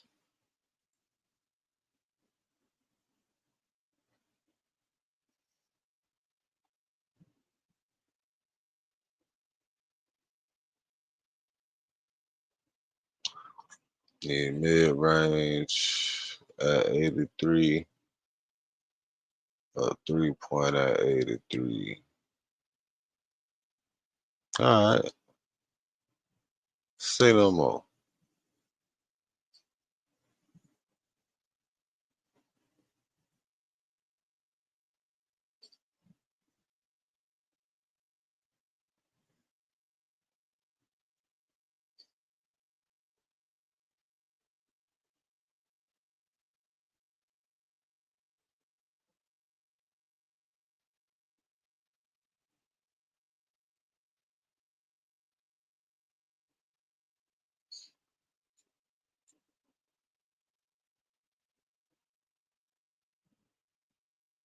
Look about right.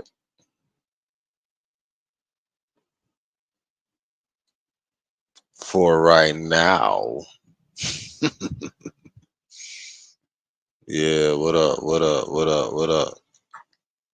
They said Baltimore Man was the versus NFC Player of the Brown. Week. That with 10 tackles and a game-clinching peanut punch. All right, folks. Time now for pregame HQ, delivered by Domino's. We're not even gonna play with them people.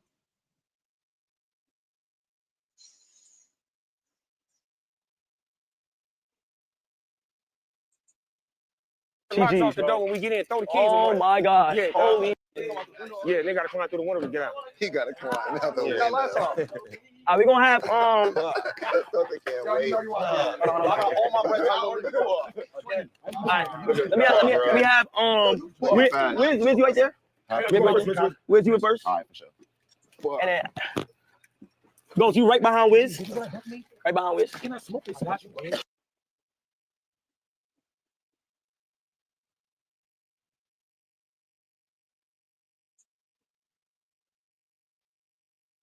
Too many niggas, not enough hoes. Oh, I gotta change the battery. Damn, I ain't even charge this other one up.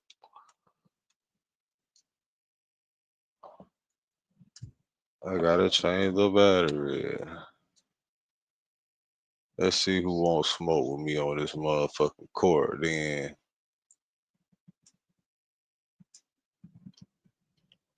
We finna get some smoke on this motherfucking court. Yeah, yeah, yeah, yeah.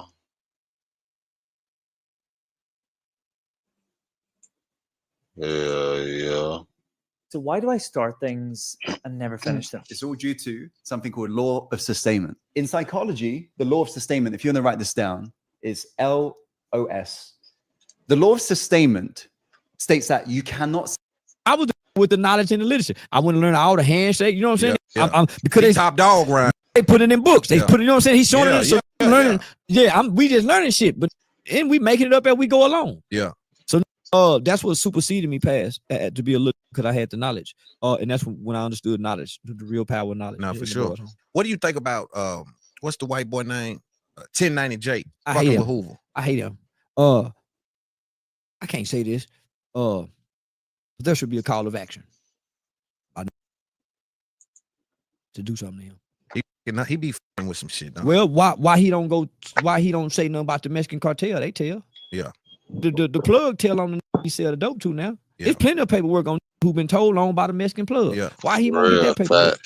He know them cartel in Mexican. There's some consequences and repercussions. It ain't no consequences and repercussions with the pigeon. Yeah. The pigeon don't have no line. Anybody can fuck with the pigeon. So right. The pigeon can fly, and we done seen video where the pigeon on the ground and the rat grab him. Right. How the fuck is that? So it ain't no so he with the pigeon. Yeah. But you mean to tell me I done said some things that warned some people. Said, get you. You ain't never heard one say they'll get him. This done made videos. I mean, I'm gonna get that. Yeah. Swore by God, it ain't. It's supposed to be some saying that about him, homie. He getting away scot-free. And he done interrupted some shit. He done fucked some shit. And not on that, he's not getting real court documented papers. He's gonna go get newspaper clippings. You know how that's what I didn't like about the Larry Hoover shit. Newspaper clippings are, homie. Yeah, I didn't like it. I didn't like it. Then that nigga 80 years old or something. He old, come man. on, homie. You gonna kick homie, you gonna kick our elder? Like, damn. And then the man who he said snitched on come out and said, man, that man ain't snitched on me. And you gonna come out and discredit it. Homie, you gonna do our elder? Homie, you mean to tell me ain't nobody go get him? I don't like it, bro. I don't like it. Yeah. Man, somebody supposed to get him. Some young supposed to be willing to take this one for the team. And we'll love you to death. And I can't say it like that, but we'll love you to death. Yeah, your mom and everybody be well taken care of. You ain't got to kill him. Damn, man. Shit. The elder though, the Larry who been locked up 50 years. We gonna put the snitch label on it. They done 50 and 80X. Come on, homie. Damn. Come on, man. We gonna do that. Come on, homie. And I'm a bona fide street. I done been told on. I ain't got no smut on my jacket. I'm looking at that like, come on, bro. The old man. Like, damn, bro.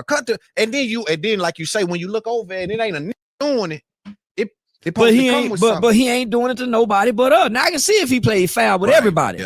Yeah. See, I don't win against. It ain't nobody I ain't said nothing bad about. Yeah. I'm foul with his mouth. He just got us. and he pay rappers and shit. He just got us, homie. Yeah. And they don't put him now. They rapping about him in songs. So they don't Yeah, get they him. helping him. They helping him. That's what made me think these niggas stupid. They slow and dumb. Like these niggas stupid, man. Why is they like giving 1090 Jake any kind of props, man? When listen, if they stealing packages in this neighborhood, I'm looking out for the thief. I ain't thinking my house is too good for the package to come up missing.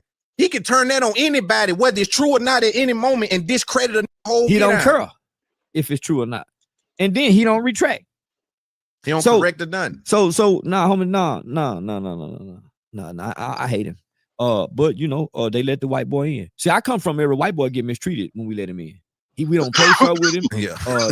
We break into his house and feel sorry when we come over, but we the ones done it. Yeah.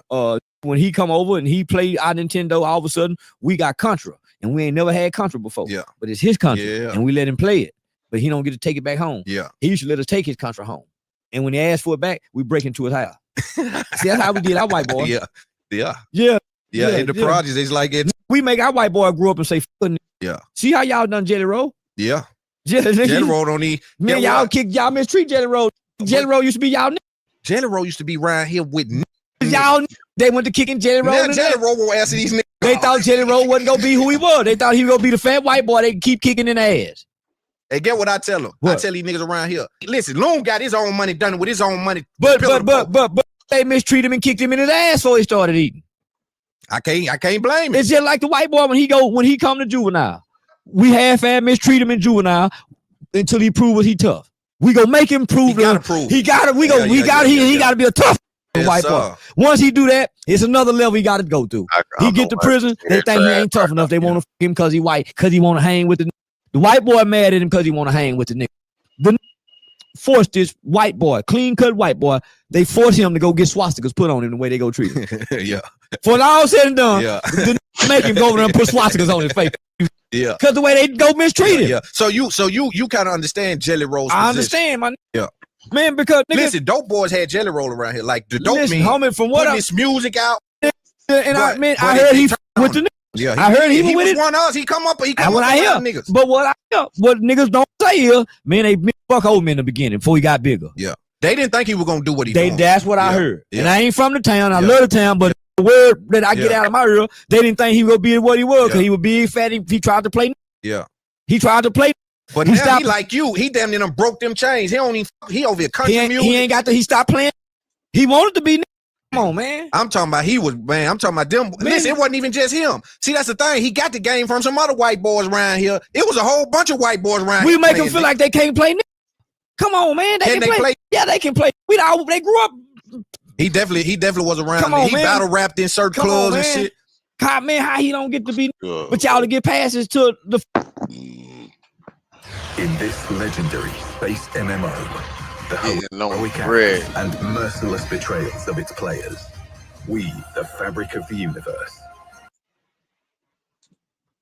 9 times out of 10, when the white boy play us up on this close, he ain't no white boy. Right. He wouldn't even got this close. Right. To us. Yeah. Come on now, man. Yeah. And these around here mad at Jelly Roll. They feel as though he used them. He did. But when you think about it, if like you saying, if done him a certain way, he don't owe no loyalty to that mistreatment. No. You know what I'm saying? Why you think you don't think he probably feel used? You don't think he don't feel used? That's why he done turned his back? Yeah. It's some people feel used, and then there's some people feel misused. Yeah. Some people feel misused. Yeah. The person that feel used got something out of it. That's why they feel used. The misused person feel like they ain't got nothing out of it. That's good game. That's good game. So shit, now, homie, I feel misused by my city. I put in a lot to get nothing out of it. I felt that shit right there when he said that, boy. I felt that shit right there, boy. When a nigga being misused, he don't get shit out of it. Damn, boy, that shit just hit me a whole different way, bro.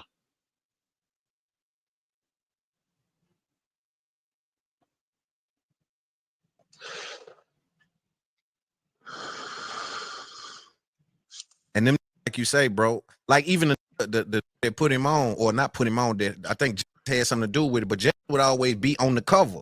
like Diddy. I want to be on the cover. I want to be, you know what I'm saying? Yeah, so he listen what they named his album. Gambling on the White Boy. I quit you. I quit you. They named the boy album Gambling on the White Boy. They had no game back then. They were just trying shit. You know what I'm saying? They was just I quit you. Ooh, that's funny as fuck. But nah, homie. And man, hopefully, crazy. Hopefully one day, his heart can heal and he can come back and mend that, because ultimately that's what it's about. Yeah. At some point, God wanted everybody to be a Joseph. Joseph was sold into slavery by his brothers. Went through accused of rape. Was raised to the highest level and then started running shit. And then his brothers needed help one time. Went back to go ask the king for help, and it was Joseph. They didn't know it was Joseph, but Joseph recognized his brothers. Yep. His test was, "Are you gonna forgive him?" He told man, "Go back and get your father." Daddy thought. That's why Turk named his album Joseph. Joseph was dead. They lied and said he was ate up by an animal or something. Daddy come back and find out, man, this is Joseph. He forgive his brother. So that's supposed to be a part over time. Right. And because I see him, I'm like, he not with me. I see it. Like, I ain't with me neither though. You that's can't. The thing. I ain't with him either. You can't. Yeah. You can't. Man, that shit crazy. Man, you can't. Much as you want to, man, you better not bring them with you. That's why they have to, a separation got to take place. Yeah. By force or by choice. But if you gonna be great, and the path of you, it's a separation that has to take place from you and what you love. Do you think Fort Worth dropped the ball by not embracing you? Yeah, homie, they were mad at me. That's sad reality, bro. That's a sad reality, bro. You gotta part ways with something you love to advance. It's sacrifice, though. Shit, all about sacrifice. Yo, situation. When what you willing to sacrifice? They took Yayo to the schools. So they let Yayo go to all the Fort Worth Independent School Districts, middle schools and high school, and he was performing his hit song at the time. My 40, go, boom.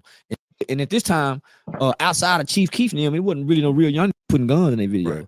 Man, they had an arsenal of guns in there. They was all in the house in a dark apartment. So I started raising hell, because I'm saying, how can this kid come up there, and the average black father, if they do a background check and they got a felony, they can't come up to the school. But this kid who rapping his violence, he can come to a pep rally to promote the STARS test.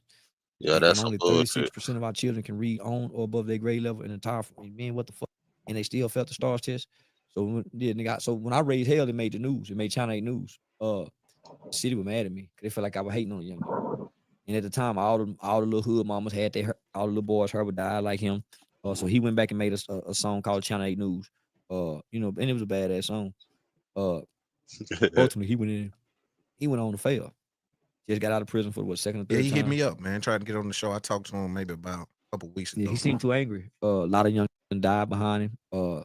We just saw the rapper Lil Ronnie and his baby get killed. Rumored to have something to do with him. So yeah, it's been a lot of death and destruction. And now the city said, "Man, you were right. But it's too late." They literally went against me for that. Not only that, once I started embracing the Republican Party platform and promoting it, the city went against me. So they dropped the ball. Yeah, because had they embraced you, things look different, they sound different, as far as like how you speak about and to them. Yeah. Because I could tell like that there's a level of, man, you didn't even believe in this shit. Nah, homie, listen, they watch me, homie.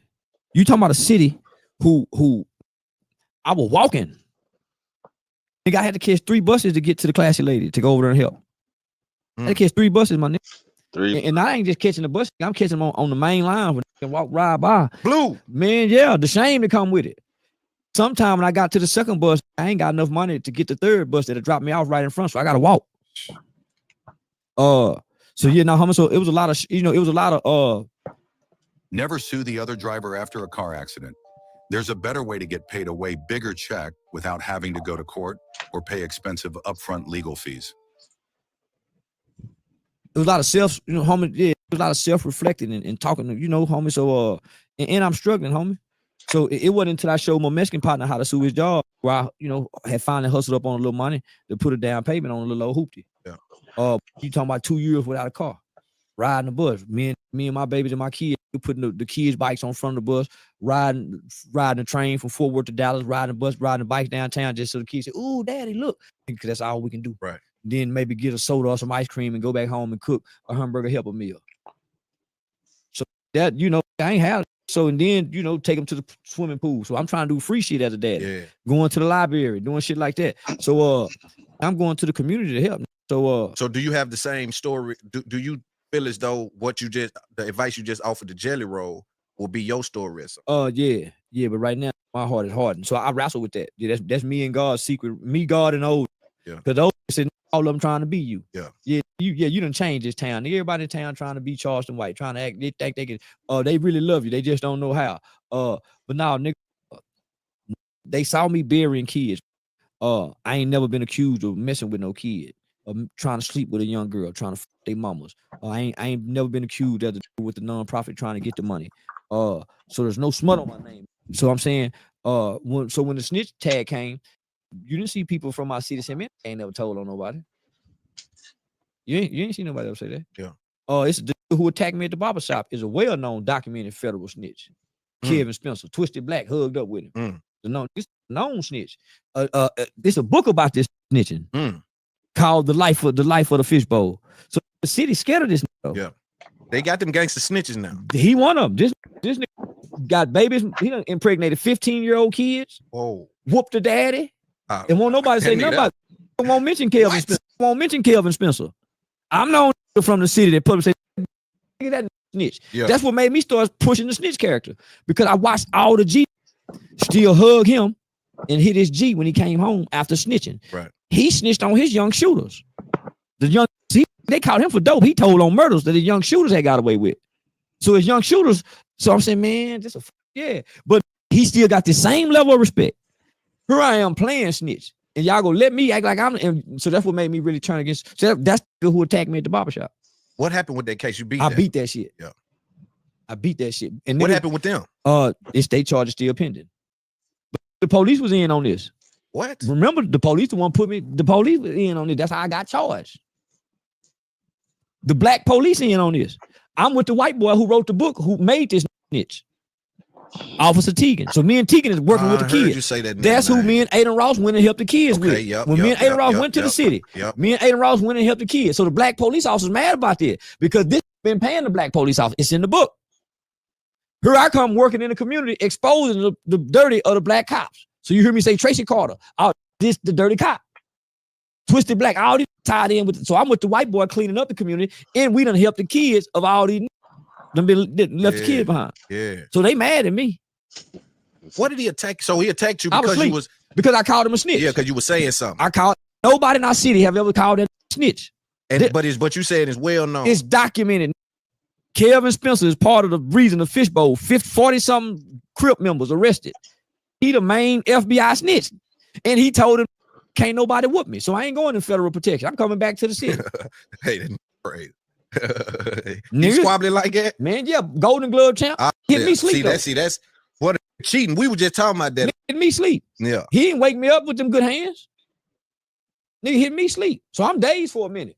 But when I come to, I get charged. That's crazy, nigga. Yeah, nigga. When I come to, I catch 2 aggravated assaults. And it was on camera, so they seen that. The police mad at me. Yeah, remember? Yeah. They want to know why did I go to the car to retrieve my weapon. Because they got me on the car, man, and he got a pistol. The witness said after he hit me with the gun, he gave it to Man. Man put the gun in his right back pocket. You see Man holding the gun in the video. Somebody from another police department got the still shot of him holding the gun in the picture. That's how I beat the charges. Build a website you love with Wix. For your words, create your brand, your opportunity. Wow. But at the time, I had just made the comments about the Asians, so they put a veteran Asian detective on my case. God damn, he know that rhetoric. Here's another reason why you were probably upset with Go Yayo and them allowing him in the school district is because you someone that fell victim to the rhetoric, like me. There you go. We all fell victim to that rhetoric. It's 2 songs that changed my life. Hey, we want some pussy, because I didn't know nothing about running trains. So me and most of my niggas, that's how we picked our girlfriends. Every girl we know and met, we tried to run a train on. The girl we couldn't run trains on, that's who we typically dated. Say, call see we can flip her. Right. Call see we can flip her. It's always been about flipping. Yeah. Your homeboy don't want you to have no single pussy. Most of them can't get pussy. Yeah. They try to creep in and get that was the culture. Yeah. By way of this song. Me and my homies like to play this game. Some call it Amtrak, but some these were instructions for us. We all would line up in a single file line, pulling on that dick. Hurry up, my turn. Some running up to her, putting it on her mind. Man, come on, hurry up. And she don't know the son got over. She got a dick just overhead. She got dick. Waiting his turn. Tapping over. Them young days. Come on now. And we 12, 13, and we listen to the music. So then you got colors. I am a nightmare walking, psychopath talk. So these are ways to indoctrinate them.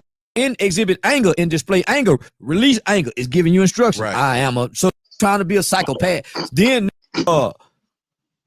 shit, the police made it so goddamn rebellious. For no reason.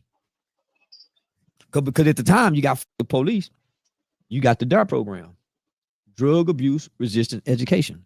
Did the police come off of the Rodney King shit or before? Long before before the police? Long before the Rodney long King? Long before. Damn. So it wasn't even in response to that. Come later. Nigga during Rodney King, we got I think Snoop and Dre had got together by then. Yeah. It was the 93. 90s. Yeah. So homie, so when we get police, it created such a rebellious spirit amongst us toward authority figures outside of our parents.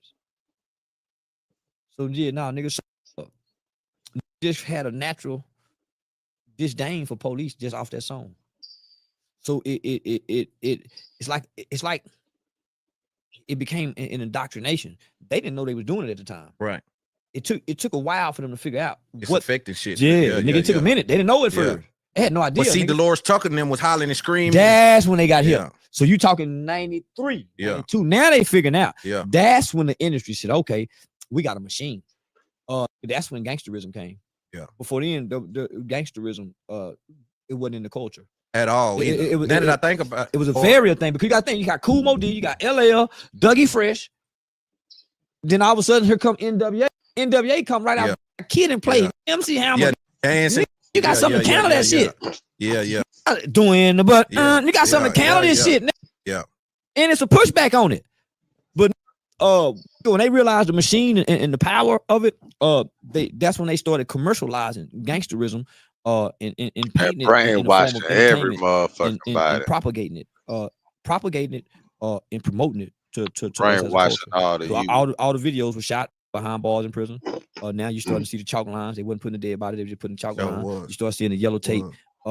It was a slow programming. It wasn't desensitization, it was a programming. We're not desensitized to it. It still affects us. We're just programmed by it. Crazy. First. The only thing I seen shut down Umar, man. I've been wanting to tell you. Yeah, I appreciate that. That's my guy. I'm finna talk to him about that too, man. I'm gonna fix that. You the only so one I need them boys on stage. You know, I got him and Candace Owens. Oh yeah, doing something. Yeah, that's what I know. That's gonna do 10 million. Yeah, you can do it, man. Yeah. I want to get them excellent questions. I appreciate you, brother. Well, you patient. You're patient. You know how to ask the question, and then take a pivot, let them answer, and then based on how they answer, you know how to either build off that question or use that question to transition to you. So you real strategic, homie. I like how you do it. Yeah. Appreciate that for sure. Did you know NFL football is back? Yeah. That means suicide. Yeah, I'm gonna fix that Umar thing. Yeah, man. I want y'all to say I think y'all together could be a good thing, right? Yeah. It's a good conversation, and I know I can fix it. You know what I'm saying? That's my guy, so I know I can fix it. You know what I'm saying? I know I can fix it. I just gotta guarantee him that you ain't gonna fuck over. Yeah, same I had to do with Candace Owens though. Like I had to guarantee her. Look, I got control of this. I'm moderating this. We're gonna do it at the HBCU. Oh yeah, at TSU. So my thing is, when you gonna do it? We waiting on her. She got to give us the date, but they both are locked in. So as soon as you good. Yeah, I'm gonna come sit in the crowd. Yeah. Because I gotta fix that with you and him. Because I think that's also another. That's something that I think is gonna be. That's gonna rock the internet. You think that's gonna be 100 million? That's gonna be bigger than Cat Williams and Shay Shay. Yeah. If me and him sitting in one daddy discussion, because he just came in contact with his daughters. Yeah. And last time he was here, because he know how I get out, right? Because I can really dig if I want. And then I platinum, so ain't no case say nothing about me, so I can dig. Like on some of them, you can see where because it's me and your first time, I'm not pushing it, right? It's like me and bro got to get cool, so he know I don't mean no harm with this. This ain't harmful. This is just content. That's why me and Big Bank's interview was so good, right? Because we built a relationship, right? You know what I'm saying? So So I ain't feel about somebody pushing, because I'm transparent. Yeah. And I think you can't stand before the people and have this kind of mouth if you ain't willing to be pushed. Bro, Umar, I'll tell you, when you talk to him, he'll tell you, Loon raised my shit to where I started getting more bookings because I changed how people dealt with him. You did. People would just let him. You did. People just let him run it. Yeah. You know what I'm saying? He go bully pulpit. Yeah. And he got the deep voice and he can use words. He gonna do you like this. Yeah. See, that's what I was pointing out. Yeah, see, I'm pointing all that out on stage. It's a crowd full of people too. I'm rocking this bitch. He doing me like this. I said, y'all see him, hey, he up here pointing all that nigga with this acting and shit. Because that's, you know, that's part of the So I'm doing this part of the show. It's the preacher thing. Yeah. The theatrics. I do it. I jump up in an interview. I do it all the time. And so it was a beautiful thing. I even had to stop the crowd because he had them going. So and see, I'm coming straight out the street. I ain't never done a live interview. That was my first live interview with dude. It's 650 people in that moment. And they started acting like they finna take over the interview. I done start, hey, going on, this my shit. Y'all in here doing. Yeah. Y'all got to calm all that down. They continue, my yeah. Get what though? The comments start getting at me. Yeah. Oh, he mad, but they don't know. They didn't feel the energy in the building. It was going left. Yeah. They were doing too much clapping and shit. They were just doing too much dick ride. And they didn't like the fact that I was pushing. Black people want a hero so bad. Yeah. But they also need a villain too. Which one do you think you play? I played a villain. I came out playing a villain because ultimately this what ended up happening when black people pick their heroes. They also turn them into a villain as well. They did Michael Jackson, they did Whitney Houston, they did DMX, they did Bobby Brown, they did Gary Coleman, they did James Brown, because the hero has a weakening time, have a time where they appear to be human. Yes. In every movie, Superman, Spider-Man, all of them have a moment where they appear to be human. And so when our heroes appear to be human, we kick them because that's normally when they're down. Yes. So the time we seen DMX at the gas station in Arizona, they take the pictures of him. He got the herb missing and stuff. Homie, they used to laugh at him. Whitney Houston, we did all our great. So homie, people say, man, he just saying something. But before I came to the internet, I really thought about what I'm doing. I really said, okay, this what you go do. So I ain't want to be the hero. I really came to play the villain. That's why everything's been against everything we love. You either die the hero or live long enough to become the motherfucking villain. Remember that. But that's kind of that is the hero. Let me finish. Okay. I'm glad you said that because what ended up happening when we or us or they pick you as the hero, in the end you become our villain. Right. You stop being what we wanted you to be in the beginning. Yeah. So we done made all of our heroes villains in the end. Yes. That's why I'm mad at this 1090 Jake shit. Yeah. He trying to villainify our hero. Right. So then all of our villains become heroes in the end. Look at R. Kelly. Yeah. He's well beloved today. Yeah. You think, but do you think that, because again, I think when the message is the message and the message is potent, and that's one thing you got and Umar got, and that's why, again, I'm gonna fix you and Umar. I'm gonna fix that. And I've agreed to him.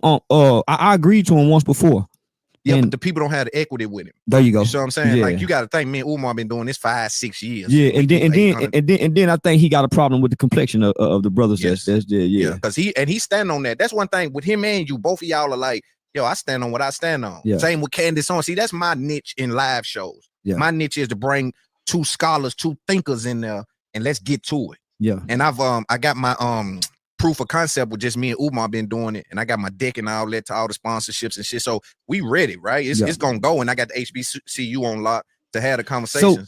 So let me. So this is, writing papers in college really helped me with the internet and just different things I've written about.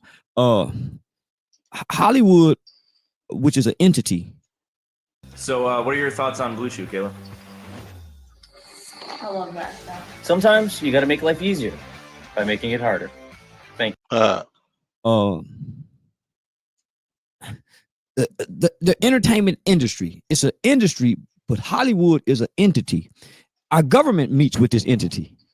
We don't know who runs this entity. Right. This is a powerful entity. Yes. Right? And this power was gained because people like watching and listening to them. And the whole proof of concept came from a story like Superman. A regular guy becoming a superhero. Right. Good guy turning hero. Yes. Bad guy turning hero. Hero turning bad guy. Yeah. Those concepts built Hollywood. Yes. I took the same concept, homie, with coming to the internet. I'm gonna come play a villain. Yeah. At some point, I'm gonna get somebody's attention playing this villain, and they go look and see who this real man is. The real man is really a hero in all retrospect. Yeah. But online, he a villain. So that's how I was able to look at Nip and Aramis and say, this how I'm gonna teach. Because Confucius said, he who controls images controls minds. Well, hip hop now is because of gangsterism, it's become a mind altering tool, like a substance. I was just going to say that. Like a substance. So off of imagery, what image? A gangster image. Yeah. So let's separate the gangster image, because most of we think gangster ain't really gangster. Right. It ain't gangster in the courtroom. It ain't gangster the first. They lying. There you go. Yeah. So when I learned about Aramis, I said, I don't know what's gonna come of this, but this gonna be my teaching point. He wasn't who we saw as Nip. Right. When you listen to everybody who talk about this guy's mind and brain and how compassionate, it was, how can he be a gang member repping 60s as notorious as they is, and B, you have to come play alone. Yeah. And then break away and get over with your Same girl. what you was doing in the boys. There you go. Yeah. So I wanted to separate Cena. Charleston ain't Cena. Right. But I'm still always infatuated with you breaking those chains, because I know they was heavy chains. It was homie, because you admire Aramis. And you heard some people who think these are the same people. Right. But when I got to walk down before the casket, I made it my business to capture the facial expressions of Black Sam and the mother and the father, homie. They wasn't burying Nipsey. But we still got Nip. We can put his song on. We can reminisce. They ain't got Aramis. They can't play that music and get Aramis spirit. Right. So it was after that, it was easy. Because I saw we was there to celebrate and bury Nip. They were walking away with a void that'll never be filled. Yeah. So when I learned that, I thought he was when I found out he was from Ephraim, and so now I'm learning about it. Yeah. Now I'm learning about it. Now I'm learning his heritage ain't even there. You go. Now I'm learning. No wonder he was different. Right. Not only he understand who he was, he knew his culture. Yes. And his name, Aramis, have a meaning. Right.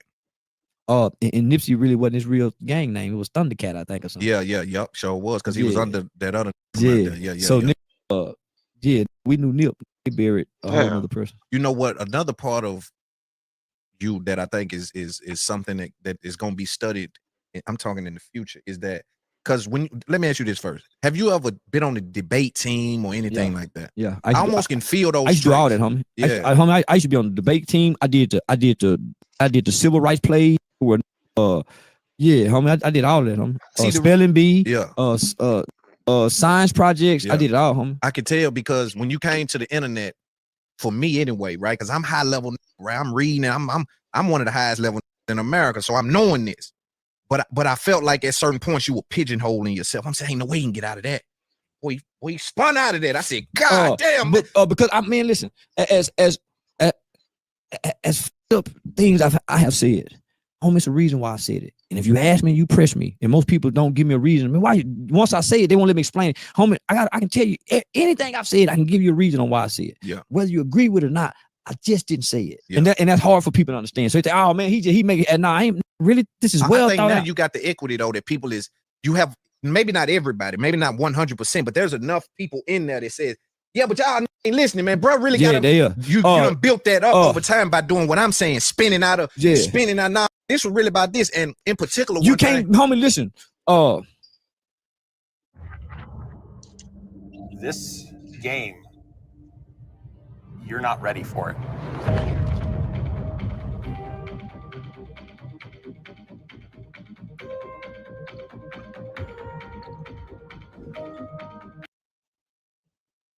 my mother have never watched me on the internet because of my language. So she don't know the internet persona. And if you call her, she gonna say, well, shoot, well, I don't know him like that. She can watch certain things, but you got to sneak it on her because she don't know when I'm on cuss. Right. If you try to talk about that, Charleston, she gonna say, I don't know him. Right. Two different people. So when I came to the internet, I wanted to get everybody attention, homie. Man, fuck that baby.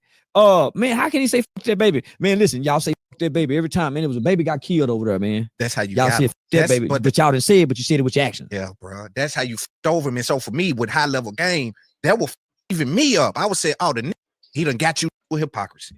He whooping on you with hypocrisy. And then I started to see other people try to take that approach, and I worried for them. In particular, like Kanye. Yeah. I saw you birth the new Kanye. Whether you can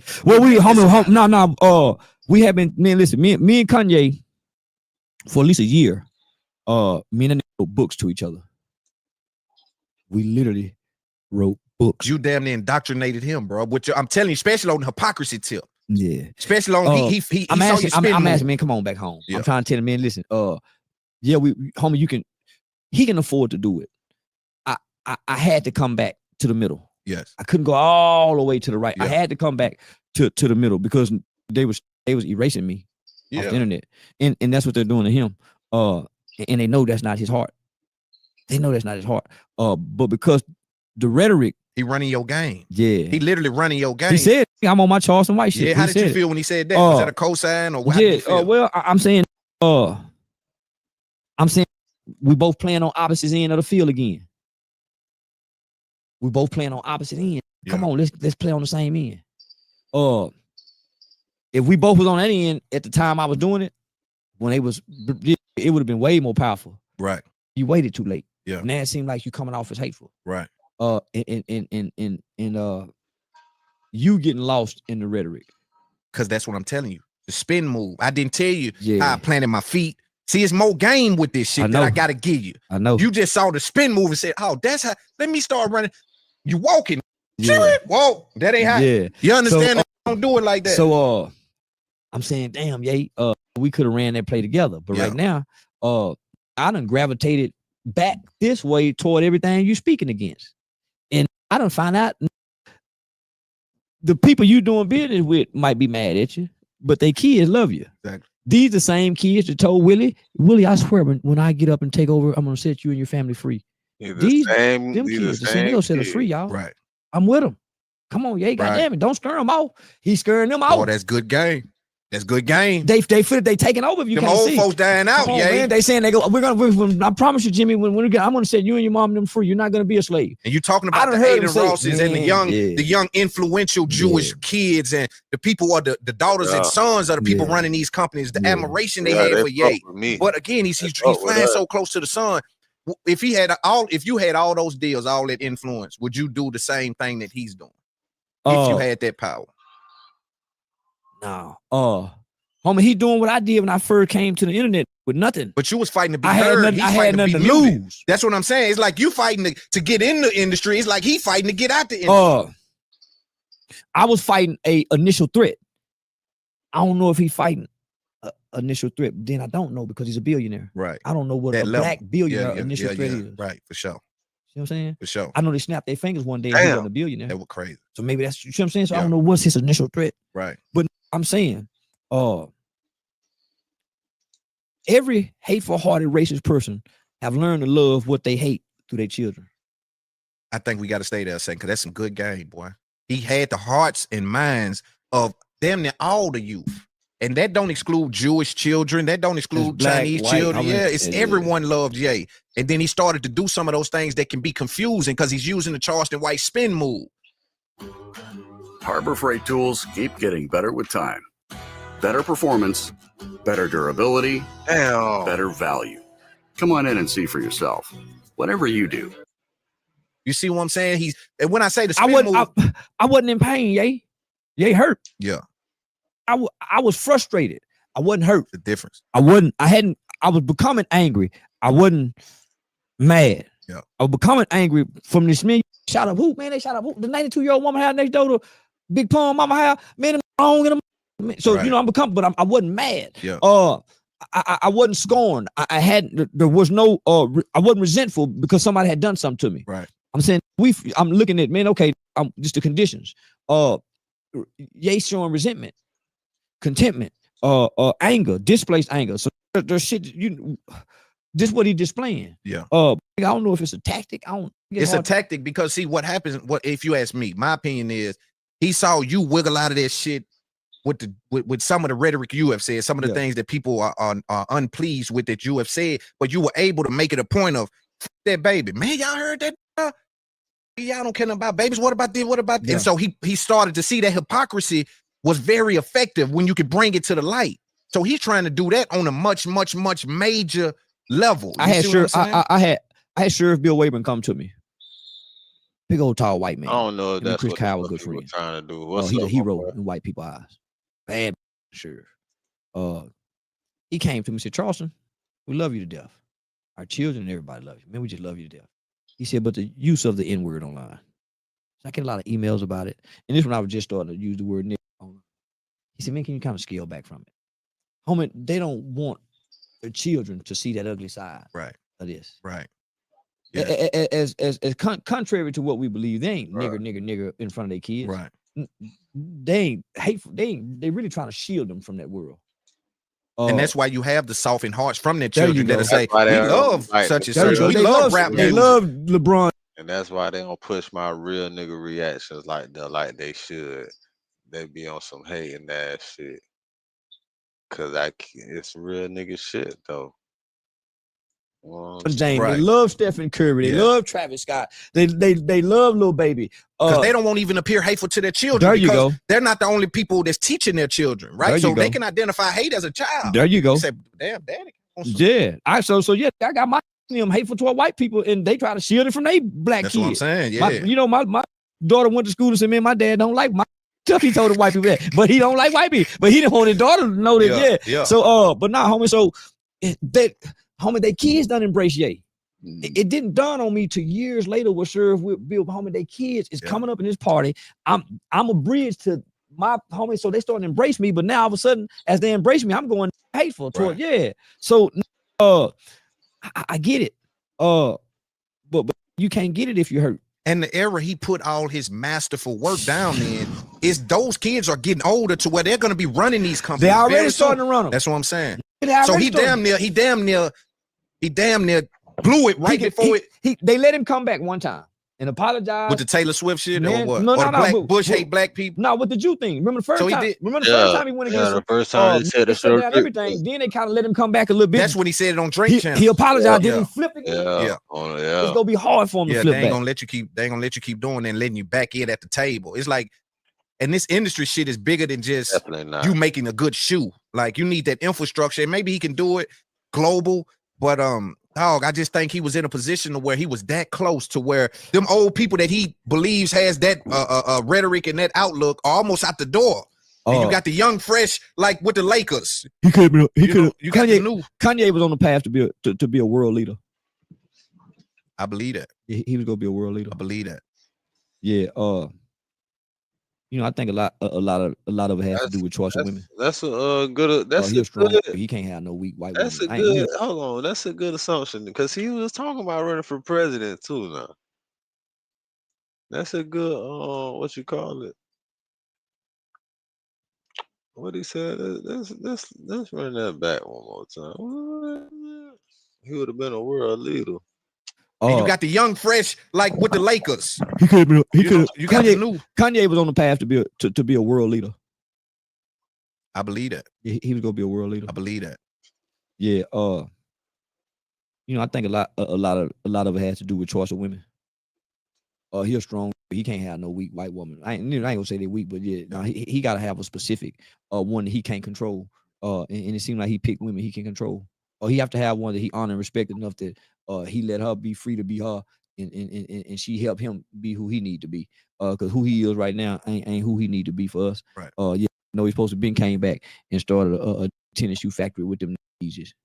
Yeah, if it ain't nothing but a warehouse producing them Yeezys. You want to talk that talk? Come with a pair of Yeezys. Them Yeezys gonna be way more better than that diamond swastika. Especially if he'd have done it right when they canceled it. Man, Yeezys on a pair of sneakers. Yeah. You want to get back at white folk? Make a pair of shoes and make them clean and make them go. Nigger, man, that's way worse than that swastika. Yeah. So what do you? So the swastika chain and all of that. You think he in the weeds now? That's too petty. Yeah. So you don't even wear jewelry. That's how you know it's petty reaching. Yeah. Well, and that's petty to them. Yeah. Yeah, that's petty to them. Now they can write him off as crazy. Let's count the smiles. I see one. Amazon Freight scales with you. Simple booking and 24/7 support. All powered. Yeah, now they can write him off as crazy. So, yeah, you know, the crazy musical genius. Right. Yeah. I think. So, what do you think the pathway is for him to come on back and beat again? Yeah. He done went too weird. The white girl that wear half naked, me, you know, sister ain't gonna dress like that, nigga. I mean, you can't do no sister how you been doing. Come on, man. He done went. He got to come back and be semi normal again. Yeah, Polo Kanye. Yeah, Ralph yeah. Lauren Kanye. hit reset? Yeah, yeah. yeah. He got to hit reset. Polo he can do it. Kanye. Yeah, and he can do it. He College gotta come back dropout and play. Kanye. I want to talk about too the fact that you were pushing back on the comedy shit at first, because I think that's something also that I want people to know is that the white boys play with that all the time, right? When they get to saying certain things, they can be unpleasing or unpleasant. And the Schultz guy, yeah, not just him, all of them. It was, I think it was 3 or 4 country white boys. They was kind of like the kings of comedy or white comedy. But the cable guy, remember the cable guy, white boy? Yeah, Get Her Done. Yeah, and all them 4 white boys. Man, they had some of the most controversial comedy and statements during the beginning. And it was during the Obama thing. Yeah. They people fanned out over them. That's what I'm saying. I didn't know that you can go on stage and tell the truth and people laugh. I thought the truth hurts. But I didn't know our truth hurt so bad that we have to laugh until I got online and started telling the truth. Some people laugh. Some people try to deflect. Look at that bald spot in his head. Them dreads in, cause nigga, that truth. Yeah. All niggas. So I didn't realize how powerful the truth was till I got online. So now people laughing and I'm being assaulted. I'm fine. What? Yeah. You blocked? Yeah. Let me, who that doing? Who used to block so much? Shadow ban your pay. They thought something was wrong. Yeah. They stopped letting him block. I was in one of the lives one day. He blocked. Say something else. They used to, let me tell you how this is crazy, man. This used to have a live and threat. Nobody better not make no comment. Yeah. And that's part of the engagement. Yeah. Man yourself. Every time somebody comment, block. I said don't nobody comment, block. That's a frustrated community activist. That was a frustrated community activist using this social media platform the wrong way to come vent. To come vent. This is not for you to come spill your problems. Right. Oh, my mama in the hospital, y'all pray for me. Yeah. It ain't for you to come on here on your deathbed. This is a social networking. People's on here to have fun, flirt, wink at each other. I think it used to be a wink button, didn't it? Yeah, poke. There you go. Yeah, you poke your. Yeah. You know what? Yeah, what we doing? Yeah. You used to poke what he like on. Yeah. So now, homie, so this was so we didn't understand that they baiting us on here for free. It's a reason why you get on here for free. And it wasn't until 2014 that every phone had these apps on them, whether it was Facebook or YouTube. Install some of them. Some of them come install. So that wasn't a hint to nobody. Right. It was to me. Then social dilemma came. That changed you. When you, I remember when you went on about 6 months. I think I went live. Live showing things about it, homie. Yeah, and you were referencing it. Yeah, and that's how you know when one of us got some new information. Because our next 3-4 interviews or next 3-4 months, you'll hear us reference. Why you think you hear so many black women use the word narcissistic now? A narcissist. It's a new word that they all of a sudden they wasn't using it 5 years ago. Yeah. So that movie taught me, okay, you can make money on here. How though? That's what planted the seed of, because I'm saying they say companies just sending all this money over here for advertisement, this and that. How you make money? Right. And that's what started me down this rabbit hole. And nobody knew. No, I'm asking everybody, how you make money? Nobody knew. Nobody knew about Google AdSense. Right. It ain't YouTube paying you. Especially from your town. It's the rappers from your town was so slow. Paint Films had all they shit free. Yeah, he would only kind of knew it. He wasn't saying that game. He wasn't even monetized. What? He couldn't be monetized. He was doing music videos. That shit tricky.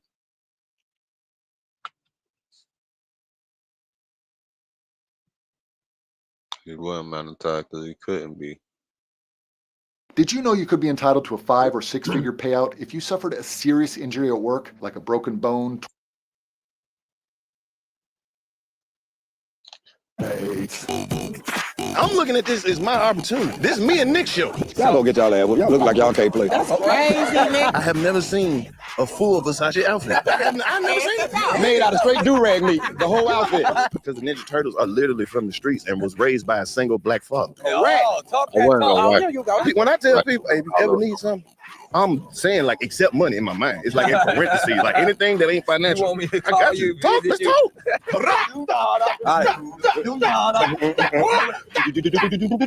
Get your ass out here. Nine.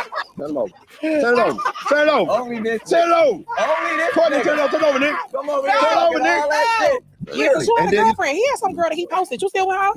No, that ended pretty bad. But come on, Bro, what I suggest y'all do? Watch the board. Stop all that celebrating. Stop all that celebrating. From Wondery, this is We Playing Spades. What we doing? What we doing? We playing spades. What we doing? What we doing? We playing spades. What we doing? What we doing? We playing Hey, spades. spades. I am your host with the most, Nick Cannon. And to the left of me is the best of me, the one and only Courtney B. And Nick, tell them what the B stands for. The B stands for Beat Your Ass. And it's going all the way up because that's what we do right here in the backyard. That's Boogie. right. We playing a card game for the culture because we supposed to. You see what it is. If you can't play spades, you ain't never been laid. Period. You understand? I'm not watching that. I'm not fucking watching that shit. Who the fuck told you to put that shit on my shit? Anyways.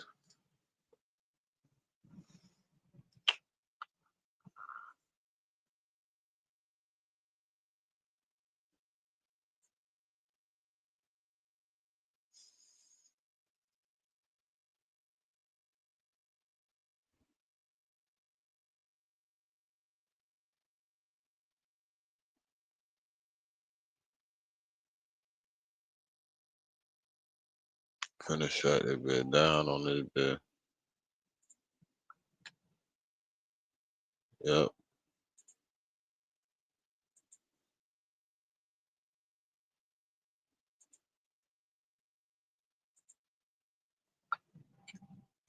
I'm a hustler on a mission, grinding for that spot, a brand new pot to piss in. Trying to school my partners home, they pay attention. I'm sticking to my vision, on the road to the riches. Every single day, I'm a hustler on a mission, trying to get 100 M's, nigga, I ain't kidding. I'm on a mission. Why do I start things and never finish them? Due to something called law of sustainment. In psychology, the law of sustainment, if you want to write this down, is LOS. The law of sustainment states that you cannot sustain actions, aka be consistent with actions that direct. They got me feeling like I'm academics. Can't ride no.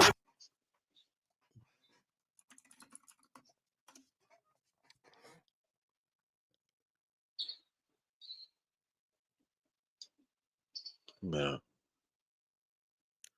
Where's the song? Come on, man. What's up with these niggas? That's big. No, what's up with these niggas, man? Let me see. Is it this? Either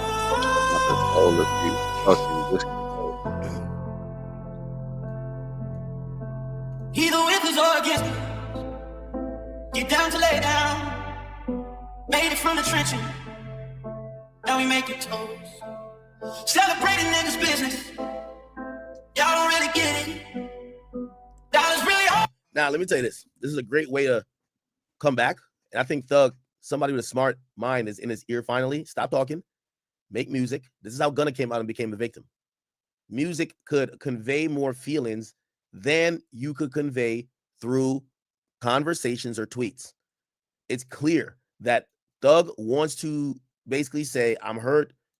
Okay, y'all want me to take accountability. I take a little bit of it, but he wants to do it in a cool, clever way. And the best way to do it is with music. Like, just hearing the sample already, 30 seconds, he ain't speaking. I feel bad for him. I feel bad for him already. And that's important. I felt bad for that too. I heard Glorilla roast his ass. Get down to lay down. Made it from the trenches. Funny. Now we make it toast. Celebrating niggas' business. They came out around the same Y'all don't time. really get it. Dollars really hard. Every other pole, dog got different roles. Oh no, that's not day one shit. That's dumb shit. Oh my dog.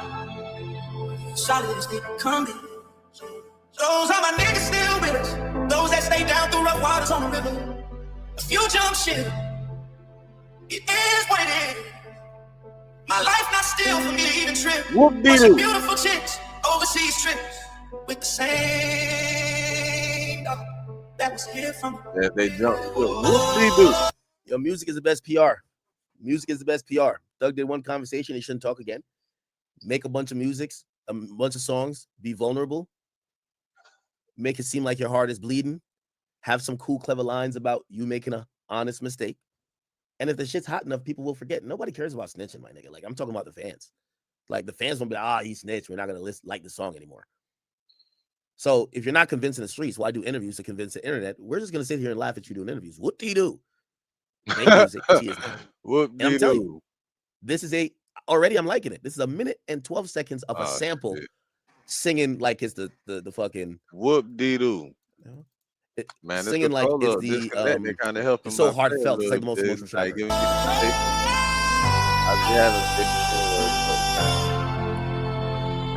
Oh my dog got the dog in them all in them all. Dog got the dog in them all in them all. My baby, I'm sorry. Wow. First 2 lines or first line, baby, I'm sorry. One of my biggest fears is losing you to the internet. Waking up in our bed with you right by my neck, saying don't you break a sweat. Pillow talking ain't my game, pillow talking ain't my name, pillow talking ain't my name. Baby, I love you. I know you see this rain. You know you feel my pain. Look at these niggas bashing me like Jesus, cause I made it. Look at all this shit we been through, baby, crying in Mercedes. Fuck a jail call, I was playing, I never traded you. You was encouraging me on. Fuck a jail call. You talking about the call where he was telling the girl she fought, oh, I'll get you pregnant. He's coming back around and say, I was joking. My bad days, you pick the kids up despite me being away. That's why every day you wake up, I'm trying to make you happy. I'm sorry for being a part of these hoes laughing at you. I'm sorry for taking you from who had you. Just to put you through this madness. Only reason you crashing. How the hell you go to jail for me being bad? Only reason they bashing you. So he's admitting, how the hell you go to jail from me being bad? So remember, I don't know if you guys remember. So Mariah, the scientist, fighting club. So the girl that Doug was on the phone call with, Mariah decided to fought with in a club in Atlanta and got locked up for. Damn, for real. Now, getting your ass beat to a soundtrack is always lit. What's going on? Hey, yo, what the fuck, yo? Where are they right now? Where are they at? Right. You know what's going on, man. You know what I'm saying? Okay. And obviously, the girl, and I thought this was a random girl, but it looked like it's the same girl. The girl he was on the phone with is the one supposedly was fighting, and this is their phone call here. Damn, Daniel. Oh yeah, she ain't fucking with that nigga. EVE Online is a vast universe, alive with the unrelenting activity and combined history. He damn sure gotta pay. Where's the phone call at? He gotta pay. Like if we want to keep that bitch. Laid down. Well, You gonna pay that bitch stood. Yeah, I'm at home. The what? I don't know. So man, your bitch was fighting with the bitch in the club with the jail fighting the bitch in the club. You on the phone? Was it before or after you was on the phone with the bitch? Either way, we know it had to be. I don't know. The call just came out, so she didn't know about that. It was another reason. Was it? I wasn't expecting a call. It must have happened. My heart is beating fast right now. Yeah. Look like she didn't even know about the bitch. The bitch just stepped up, came to her as a woman. On some Vegas shit, on some mad shit. By the way, why did Thug comment spinning for show? Oh my god, I don't know. Know what I would do. Oh, no, he was answering my question. Because I said, yeah, I think he was being for real or spinning the shorty. He says, I was spinning for show. Thug, man. Yo, I think we like Thug too much. He can't be a rat. Nah, we like him too much. Yo, chat, I ain't gonna lie. We like Thug too much. He can't be a rat. Yeah, we like him too much. He's a legend. Oh my gosh. You said what? I wonder what your shit gonna do when I see it. Why sound like Thug trying to have phone sex? It's ridiculous. Yo, Thug playing with himself. Pause. I mean, it's good, but like, It still happens. Like what? For like 2 years. Yeah, it's definitely been 2 years. Oh, yeah. Try to do shit like that. We gonna disturb this bitch. So she admits it's been 2 years since she's seen him. At what age? You get out. Tell you. So they're flirting. So when you plan on having kids? She says when you get out. Basically, I'm saying, hey. When you come home, I have kids. Yeah. Mm-hmm. Okay. Monday. Maybe more. Yeah, today Monday. Man, we creating a positive better than let academics be. That nigga super listening. We already know about that anyway. That's old news. Let's move on.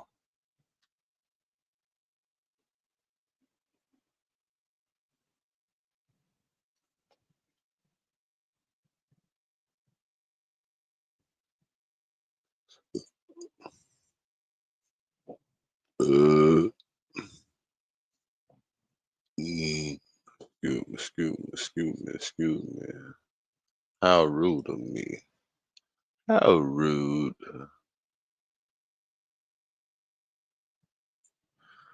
I don't know what the fuck I'm finna do.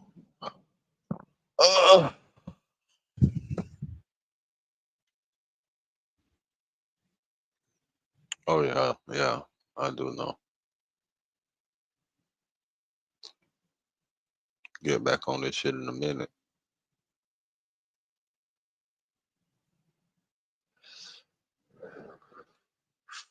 So I can slide to that bitch tomorrow. We gonna be good. I got my wallet. I don't even know what I'm wearing though. I figure that shit out in the morning. I'll figure that shit out tonight. Figure that shit out in a minute.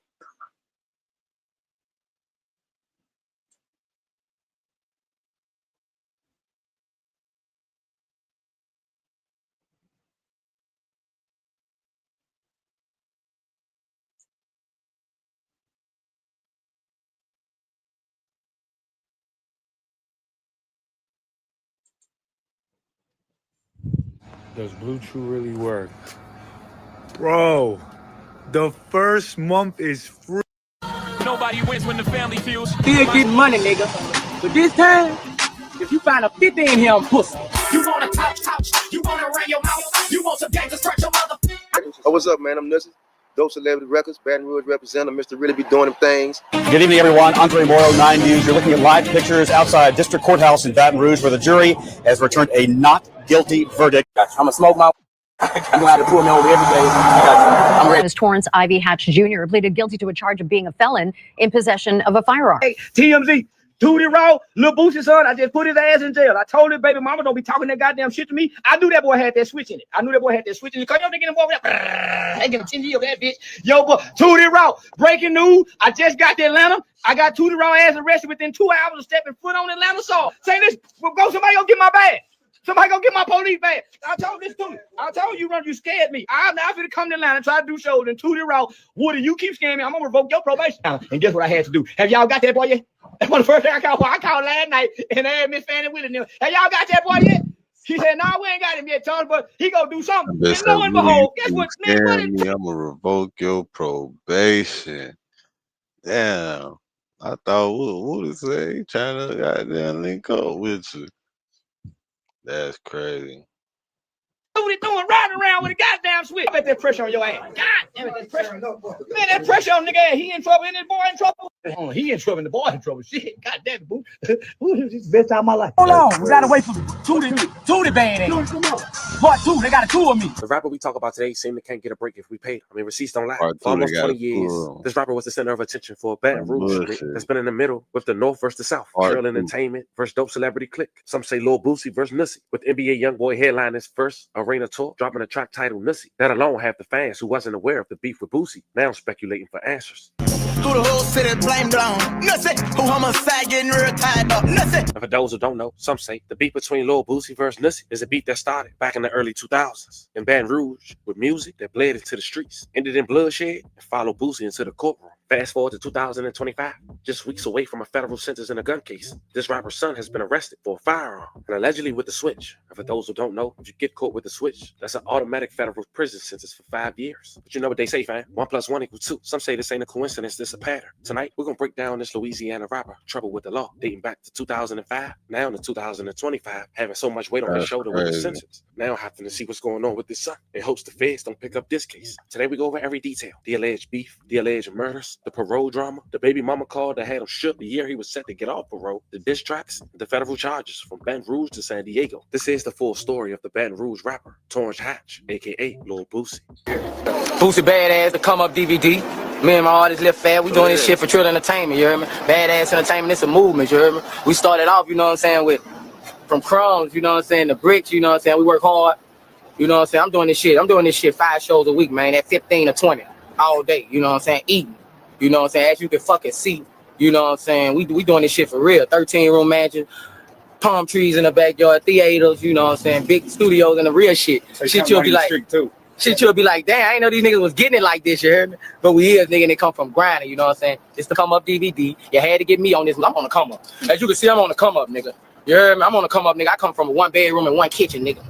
So you know I'm on the come up, nigga. And I talk about, I bag it up. Everything we consistent, nigga. Why even I ain't got to talk about the hits we make. You know, Family Torrance Ivy Hatch Jr., born November 14th, 1982, in Baton Rouge, Louisiana. He grew up in South Baton Rouge, an area plagued by poverty, drugs, and violence. His father died of complications from drugs when Boosie was just a teenager. May he rest in peace and love condolences to his family. His mother, Connie Hatch, was a school principal, but the streets pulled at him early. The nickname Boosie came from his family, who called him Lil Boosie, Badass, for his mischievous, rebellious personality. Growing up, Boosie idolized local street rappers like CeeLo and Young Bleed, who put Baton Rouge on the map in the late 90s. Nobody gets me, you do. Everything is moving on and on and on.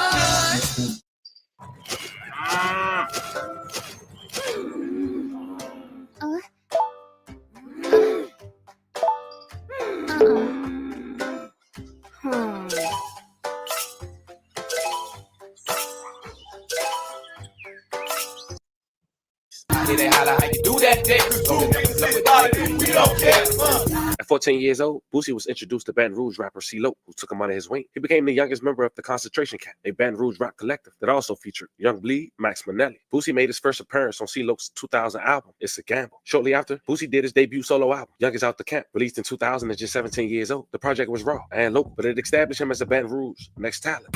Say you bought that iron, won't you feel lucky? Still bucking, watch I still something. Soon after intention of Pimp C, may he rest in peace, of UGK, Underground Kings, who was working with Baton Rouge Trill Entertainment label. Trill signed Boosie, pairing him with Webby, another young BR rapper, and together they created a new Louisiana sound, street storytelling over Southern trunk rattling beats. Some would consider Shaq and Kobe, and on any given track, they could rotate. They had joint projects dating back to 2003 with Ghetto Story, and then followed up in 2004 with Gangsta Music that contained the underground hit, Gimme That.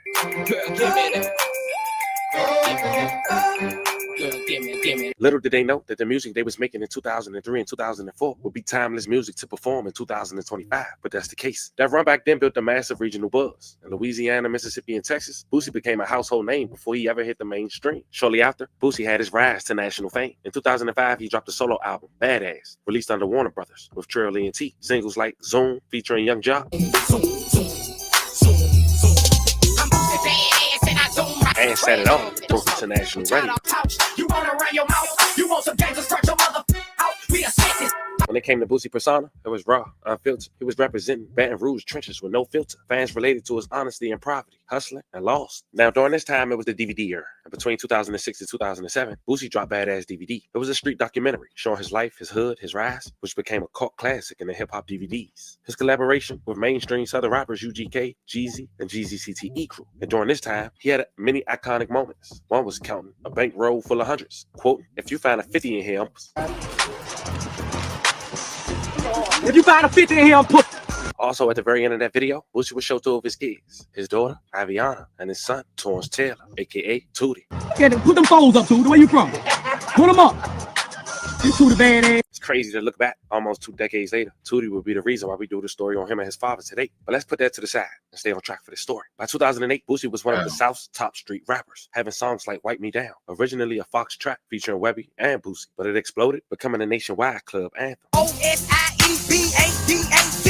that's me. Wipe me down. But you know what they say, fam? With the fame and the newfound wealth come the distractions. And the same environment that helped Boosie become the household name that he was and that he still is was the same environment that was trying to tear him down. Now, before Boosie was able to make real profits from the rap game, he would say out his own admission, he had 1 foot in and 1 foot out, which led to having enemies. But let's slow down for a second. See, Lil Boosie had a best friend named Ivy Smith, better known as Lil Ivy. Some say that was the guy who put Boosie in the game. But unfortunately, on April 3rd, 2005, Lil Ivy was gunned down in an unsolved murder till this date, 2 decades later. Apparently, he was on South Sherwood Forest, just south of Interstate 12, Sunday morning. When local officers noticed the car that crashed into a pillar at a bank, he turned around to investigate the incident. What he found was no accident. Inside the car, 25-year-old Ivy Smith, 26-year-old Kevin Henderson, and 23-year-old Joshua Thomas had all been shot. Police say it appears that someone pulled up alongside their car and opened fire. They believe the shooting was the result of an altercation at Club Shenanigans earlier that evening. A woman identified as Kenya, who was Ivy Smith's sister, was at the club that night and was at the scene after the shooting. She said when she, quote, realized that he was laying on the ground, I immediately ran by his side and started giving him CPR, but it was too late. Both he, Kevin Henderson, died at the scene. Joshua Thomas was transported to a hospital. Joanne Thomas, his mother, quote, he kept breathing for 2 more days and his heart just stopped. And just like that, 3 murders. May they all rest in peace and love and condolences to their families. Kevin Henderson had just paid his mother a visit a few days before. The last time I saw him, he came by and painted the porch, said Ruby Franklin. He would never make it back to finish the work. I miss my baby so much. But there was no arrests. Authorities had a lead 2 weeks later. After that shoot, another murder turned up. 2 suspects and a gun. The gun was matched to the triple homicide. But the 2 suspects from that later murder were in jail at the time during the triple murder. So somebody must have sold them the gun and passed it around. Fast forward to 2 decades later, still no arrests. But in the early 2020s, Boosie went to Vlad. And when asked about his relationship with Lil Ivy, this is what he had to say. Lil Ivy made me a businessman.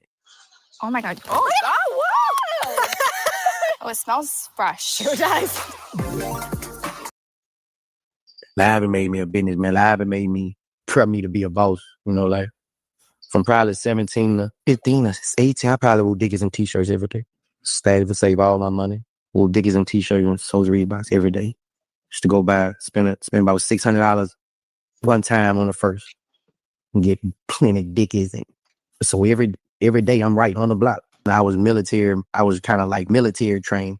Military. Yeah, but Ivy made me put the clothes on. All my clothes in the cleaners. You got to be fresh. This going to bring more money. You got to go buy mink. You got to put jewelry on, nigga. The whole bag, and it worked. And I started when I put the jewelry on. It went from... So as you can imagine, the death of Lil Ivy cut Boosie deep. But on the north side, in 2005, you had Christopher Jackson, a rap hustler, a street figure, better known as Nussy. His crazy Nussy name was exactly like Boosie, except the first 2 letters. Nussy label was identified as Dope Celebrity Clique, or DCC. He came from Gus Young Avenue, a part of North Baton Rouge, with his own legends and his own code. But when Lil Ivy died, Nussy began taunting, mocking Lil Ivy's death in songs and freestyles that turned competition into a blood feud. I mean, every day, all day. Huh? Look like somebody know where the table at, boy. Huh? Like somebody know where the kitchen table. I mean, just like that, man. You know, we didn't even know y'all was coming. This some everyday shit, man. Around Chris, every day. You and the table ain't mad at each other at all, ain't Get that 6 pallet right quick. Man, whatever you got to say. 6 pallet, I had to flush out. All right. Leah. Leroy come up there 6 o'clock. How he get 6 o'clock? That's mine. How you like it? Fucking 327, the original 327, nigga. Original, man. I mean, simple shit. It's easy. Slide baby. Come around and play with the old school. We got all kinds. You know, we got all kinds of old schools, man. I'm talking about you come around and playing games, we're gonna put some whips out on your stupid ass. See, Nussy dropped a track called Turn Me Up. It was on the surface. It was a song. But in Baton Rouge, everybody knew it was aimed at Lil Ivy. The lyrics mocked Lil Ivy. It questioned Boosie's credibility and called out Trill Entertainment directly. Boosie never found it. Their camps clashed in the streets. Rumors of shootouts spread. That moment, Baton Rouge was split. North with Nussy and South with Boosie. And when they asked what was the debacle between him and Boosie, this is what Nussy had to say. This Baton Rouge representative, Mr. Really be doing them things. Up 5-0. All the rumors you heard is true. All the rumors are okay. So how about we let's get to Nussy Badass. Nussy Badass and Boosie Badass. What's the deal with that? Well, to be honest with you, Nussy Badass really was just like a joke. So I jumped in the car with one of my partners, and they was making fun of me because I had wanted to start rapping. And he like, "What's up, Nussy Badass?" And when he said it, everybody fell out laughing. And I said, "You know what? I'm doing it." So that's how Nissy Badass came about. My partner Pete, we cracking a joke about, you know, it wasn't nothing to try to offend nobody or nothing like that or to come up. It was like I had did it because I had wanted to. I always think about marketing. You know what I'm saying? I thought it'd be an easy way to catch people's ear, and it worked. It did. You know what I'm saying? I did it. I took Boosie's album cover, took him out, put me on it, and I did it. But once you listen to the album, I had no diss. It wasn't a diss record. It just was something. I wanted to just be different, be exclusive. You know, a lot of people took it the wrong way. A lot of people understood what I was doing, and they commended me for it. And the music spoke for itself. Okay. And as you can see, let's see all. Man, that's just like when goddamn nigga came out with 22 Savage. Man, Louisiana niggas crazy. Also troll Boosie, taking his album cover, making it his. But shortly after that diss track and stealing that album cover, and maybe even his name, Nussie will also lose his life in gruesome fashion. And some will say connected to Boosie, based on rumors, and even a young man that he took in, who some would say consider his hitman, telling the police he was responsible for the orders of Lord Boosie. But when it was time for trial, he later recant every statement. Now we'll briefly go over that. But when it came to Nussie, February 9, 2009, just before midnight, shots had rang inside a house on American Street in North Baton Rouge. It was reported that Chris Nussie Jackson had allegedly been killed while sitting on his couch. May he rest in peace. A love of condolences to his family. Another man was shot also but survived. According to media reports, no one was ever charged in connection with Jackson's murder. Now at the time it would look like Boosie won that war. But also during this time, Boosie would face his biggest legal battle ever, all while being housed on death row, Angola. You see, just 1 year later, June 2010, prosecutors indicted Boosie on first-degree murder. The charge wasn't for Nussie, but for the killing of Terry Boyd, who was apparently the brother of one of Boosie's baby mothers, who we'll later hear from. But in court filings, they hinted at more. They called Boosie the mastermind of murder for hire ring. The Star State witness was a 17-year-old who went by the name of Michael Marlo Mike Loudon, a man who tattooed an AK on his stomach with the words, "Boosie, who next?" But the case started to fall apart when trial came in 2012. Marlo Mike recanted and told the court detectives pressured him and that he lied in earlier statements. Without him, prosecutors had no case. On May 11, 2012, after a 2-week trial, a jury found Boosie not guilty on murder. He dodged the death penalty. You see, before Boosie had got indicted for the murder for hires, he was serving time after taking a plea. He was arrested for gun possession and Mary Jane. But when turning himself in expected to do only a little over a year, he get hit with that indictment. It was 5 murders in total. The police was trying to pin on Boosie. According to Marlo, before he recanted his story, it was the death of Charles Matthew, 37, Daryl Minson, 25. They were killed while sitting inside a Cadillac on Monte St. Avenue, April 1st, 2010. May they rest in peace and love and condolences to their families. Also for the murder of another man that was killed on the 5000 block of Toga Street, March 6, 2010. The victim was shot in the arm while sitting in the car parked in the driveway. Terry Boyd, 35. Boyd was shot through a window while he was sitting inside a home on Vermillion Drive. It happened on October 21st, 2009. It was also rumored that he lost his life while sitting on the couch. Michael Thomas, 20 years old. Thomas was shot and killed while driving his SUV on West McKinley Street on April 25th, 2009. They all 5 victims rest in peace and love and condolences to their families. As mentioned, the state used the hitman as the witness, and allegedly, everything he said to the police was a lie. And in return, Boosie walked away. What if you can create your own website by saying, "This is what I want"? With Wix, you can. First up, let's talk about AI color themes. You can get any combos you Good evening, everyone. Andre Morrow, 9 News. You're looking at live pictures outside District Courthouse in Baton Rouge, where the jury has returned a not guilty verdict in the murder trial of Terence Hatch, Little Boosie. A jury of 9 women and 3 men took about an hour to come to this decision, not guilty for Boosie, who is on trial accused of hiring a hitman to kill Terry Boyd back in 2009. The verdict, though, not guilty. Remember, he is already serving time right now in Angola on drug charges, an 8-year sentence there. But you're looking at pictures outside District Court in downtown Baton Rouge. There was a huge crowd outside the courtroom, and there was a large crowd outside of the courthouse also.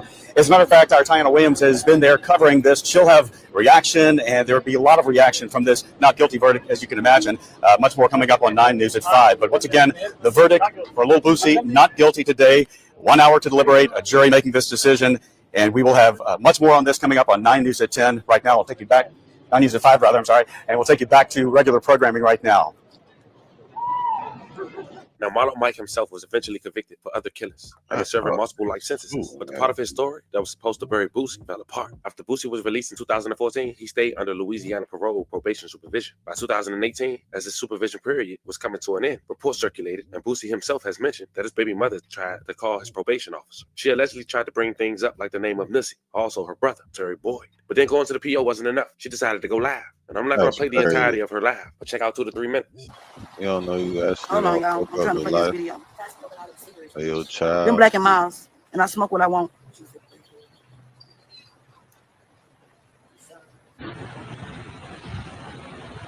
You're not the one to see your ass. Hello, you fucking up? You fucking up? What? No, I want to know what this tell us. Why would fuck like this? I didn't tell nobody to get you. What did you talk about? What did you tell Tori? Because she crying. I'm taking out my shit in the moat. You call my daughter a bitch, I'm taking out my wheel in the moat. You call my daughter a bitch. I wish you would put your hands on my child. It's not an offer for y'all motherfuckers. That women will do me left everything. The video says you're busy. That's all it says. I don't think there's offer for y'all motherfuckers. That women will do me left everything. The video says you're busy. That's all it says. I don't think there's offer. What you gonna do with this? Why you listen to my brother? I'm gonna see you with him. I don't think so. Why you listen to my brother?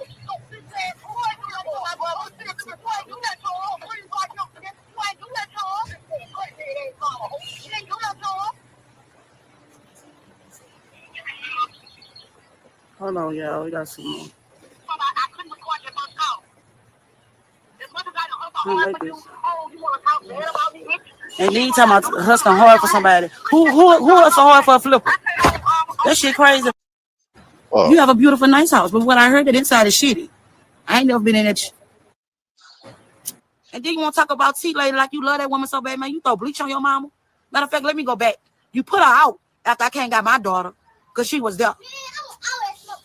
And my thing is, they had nothing to do with your mama. That was between me and you. You ain't had to put your mama out for that. And then you want to come down here when that shit was going on between you and Taquari and that boy ain't still your. You needed that $300 still work. Congrats, man, because 10 years, that's a long time to not drop the ball ever. Yep. Yeah. Do you think that a couple times, if you had more of a kind of an asshole type parole officer or probation officer, that they could have gotten you for something kind of light and thrown you back? Oh, hell yeah.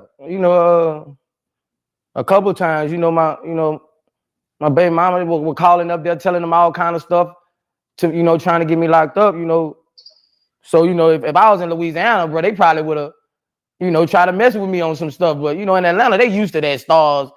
They used to all this, So, it was things like that could have got me, in trouble if I had a dick, So your own child's mother would try to call up the probation officer to try to violate you.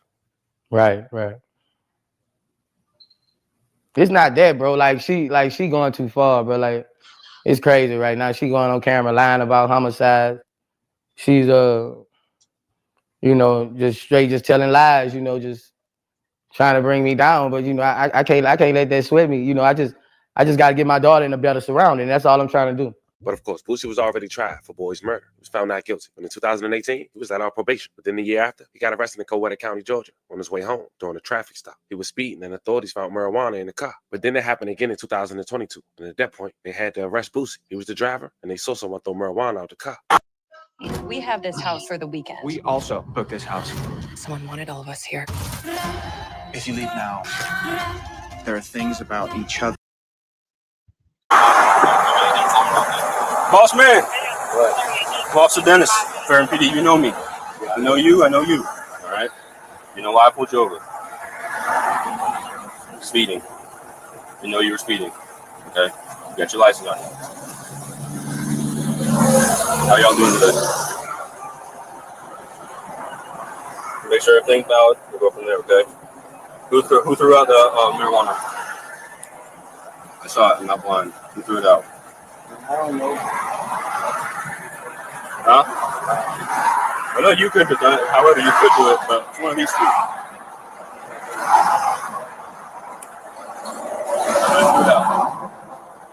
It's every day. I'm tired of this. I can't do it. Every time I leave out, what do you record? What you need for me? I don't want to hit you. Not yet. Stay locked. I'm gonna shut the door again. Okay.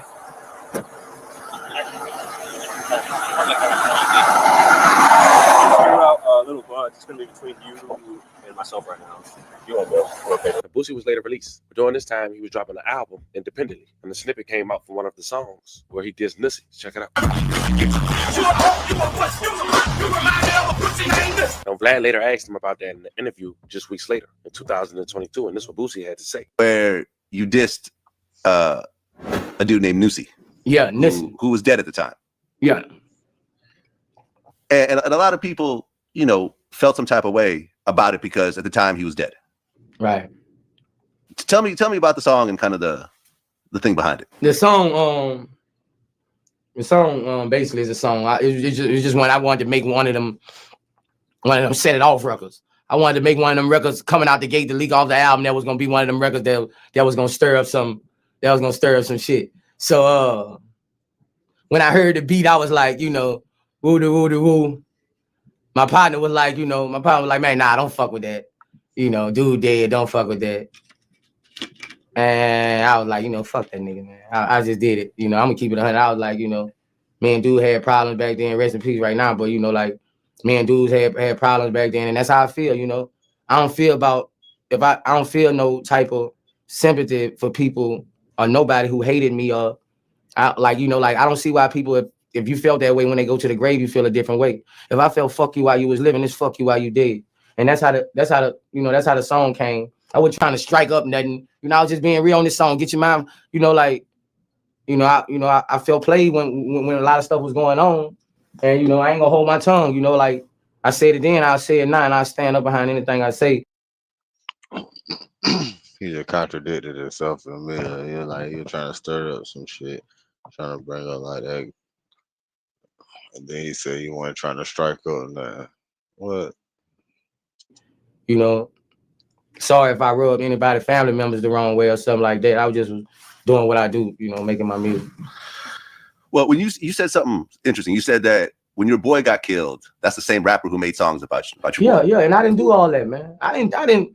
Just the same dude said on the song, haha, they say I killed live. They say I did that. You know, why didn't everybody go crazy then? You know, why it wasn't a big thing then, but when Boosie do it, you know, it's a whole different thing. But like I say, I take my lick, I said what I said, you know, and that's it. You know, it's a great song. We get the club lit. You know, it did what it was supposed to do. Then come May 6, 2023, Boosie was in San Diego for a music video shoot and some shows. Someone that was in the crowd was on live, and they was watched by the feds. And in return, they saw Boosie in his back pocket what appears to be allegedly the handle of a firearm, at least the print. Police claim they saw the firearm in his car during the traffic stop, a black handgun. He was arrested by San Diego Police Department and charged at the state level for gun possession. In June of 2023, he appeared in San Diego Superior Court. And don't forget, Boosie is a convicted felon. A state judge actually dismissed the case, which usually means he'll walk free, but it was a catch. Though Boosie was temporarily celebrating, the feds had picked it up. Right after that dismissal, literally outside the courthouse, ATF agents, Bureau of Alcohol, Tobacco, Firearms, and Explosives, arrested Boosie again. This time, it wasn't a state charge. It was federal, which carries harsher penalties and no easy dismissals. As mentioned, the indictment said he was a felon caught with a firearm and that they had video evidence, possibly Instagram live footage. And here's a snap still photo of their live. Not to mention police body cam footage from the traffic stop. Boosie was indicted of one count of being a felon in possession of a firearm with the maximum penalty of 10 years in prison. Now, in a bond drama at first, he was ordered to be detained. Feds often don't give bond on gun cases if they seek risk of reoffense. But his legal team pushed, and eventually he was released on pretrial supervision with conditions. And at that point, Boosie was officially on pretrial release. But after fighting for 2 years, Boosie had to complete. He announced on Instagram with a prayer quote, "Just accepted a plea from the federal government on my gun case. I thought this case was over and I was going to get on with my life, but God don't make mistakes. I'm tired of fighting. Talk to my family and this is the right decision. So all my fans across the world, say a prayer for your boy and go get that new album, Words of a Real." And at that point, Boosie was just waiting for November of 2025 to see his sentence, with the state recommending 2 years. Again, we back. A lot to talk about, but the biggest thing right now was that you actually accepted a plea deal for your federal gun case. Yeah.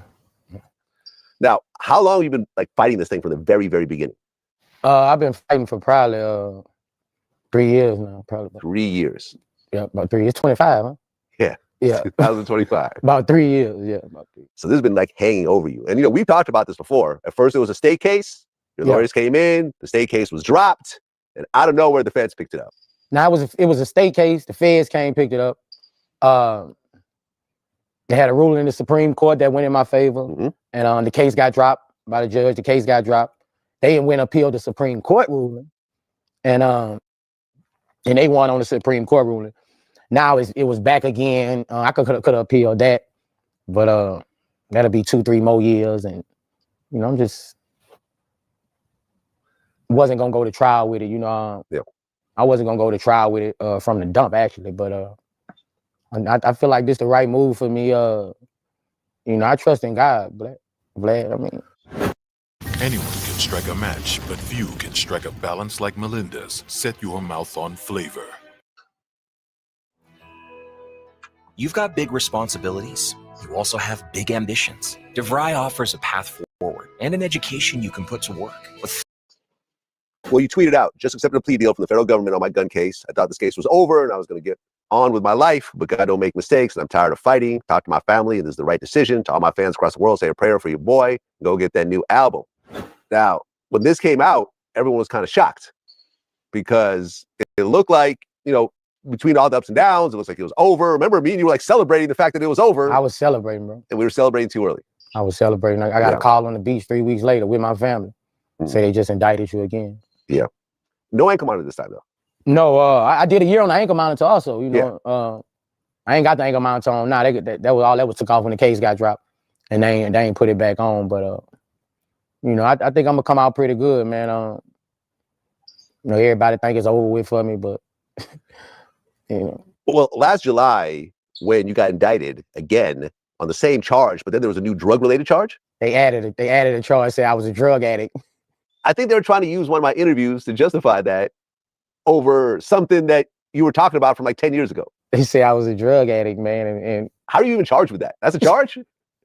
In the plea deal, that they throwing that out. I guess they threw that out.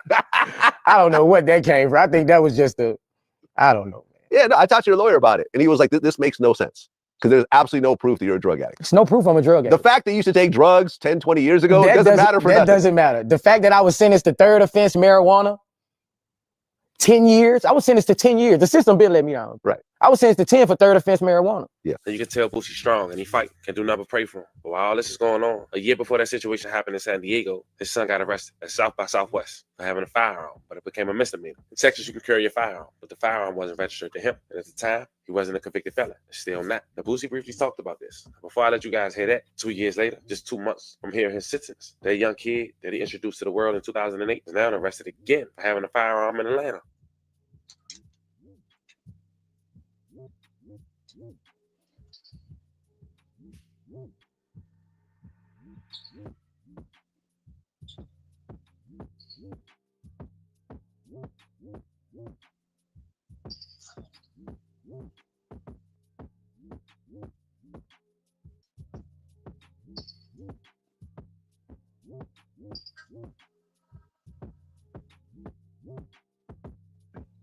And you can only imagine what's going through Boosie's mind. I'm even going to send a prayer his way. Because now, looking back on everything in its entirety, he coming out just last month saying the Fed's been arresting Tootie friends, saying he's trafficking firearms. They arrest Tootie in South by Southwest, which is Texas. Boosie pleads to a federal charge from San Diego with possession of a firearm by a convicted felon. And now, just 2 months before being sentenced, his son get caught having the possession of a firearm and also obstruction of justice, running from authorities, which is only a misdemeanor for the second one. Now, it say possession of a shotgun, sawed-off rifle, machine gun, and sometimes that can mean switch. So, as the police report come in, I'll keep you guys updated. We're going to whoop that Fed case again. In the name of Jesus, I am. They trying to charge me with more shit now. They say I was trafficking guns. That's sad, dog. That's sad, bro. People ain't got nothing on you. They'll try to put anything on it. I look like trafficking guns. Boosie the trafficker. It don't even make sense, bro. Like snatching all up Tootie friends, bringing all Tootie friends in for bringing all Tootie friends in to question them, putting them in front grand juries. Them dudes don't even know me like that, dog. Them dudes crazy, bro.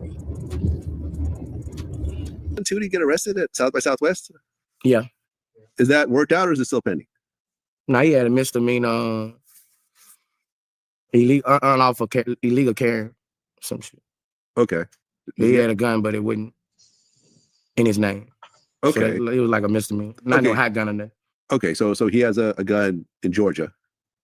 Nah, he had a gun. He had a legal gun on him. That's what I'm saying. Not So- in his name. Oh, okay. Oh, someone else's. Yeah. Okay. So you know when you do that, they give you like lawful carrying. He ain't no convicted felon. It's like an unlawful carrying charge. Luckily, it's in Texas, because in California or New York, it would have been a whole different ballgame. Yeah. Texas is like, they give out guns like flyers over there. So, you know, Yeah, man. Then this happened. What? The day of Boosie Bags, bro. So oh. this was just crazy, bro. What, didn't he claim he got snitched on? Nah, I don't know what the fuck he was talking about on the thing. He's saying they was hating on him. I made him take that shit, bro. He told me, I say, I just got, bro, then, man, I had to do all kind of shit to get him out of jail, bro. What do you mean? Man, I had to do some shit. Okay. Trey the Truth helped me, man. Okay. Shout out to Trey the Truth. King, bro, King called me every damn 30 minutes. Oh, T.I. son? Yeah, bro. So we was Okay, just, were they together when they got arrested? nah, Okay. they weren't together, but about 4-5 on went to jail. Was that the first time the two got arrested? Yeah. I was, bro. Then, man, bro, I cursed him out on the phone, bro. Shit was crazy, man. This motherfucker, bro. I say, bro, you don't want to go to jail.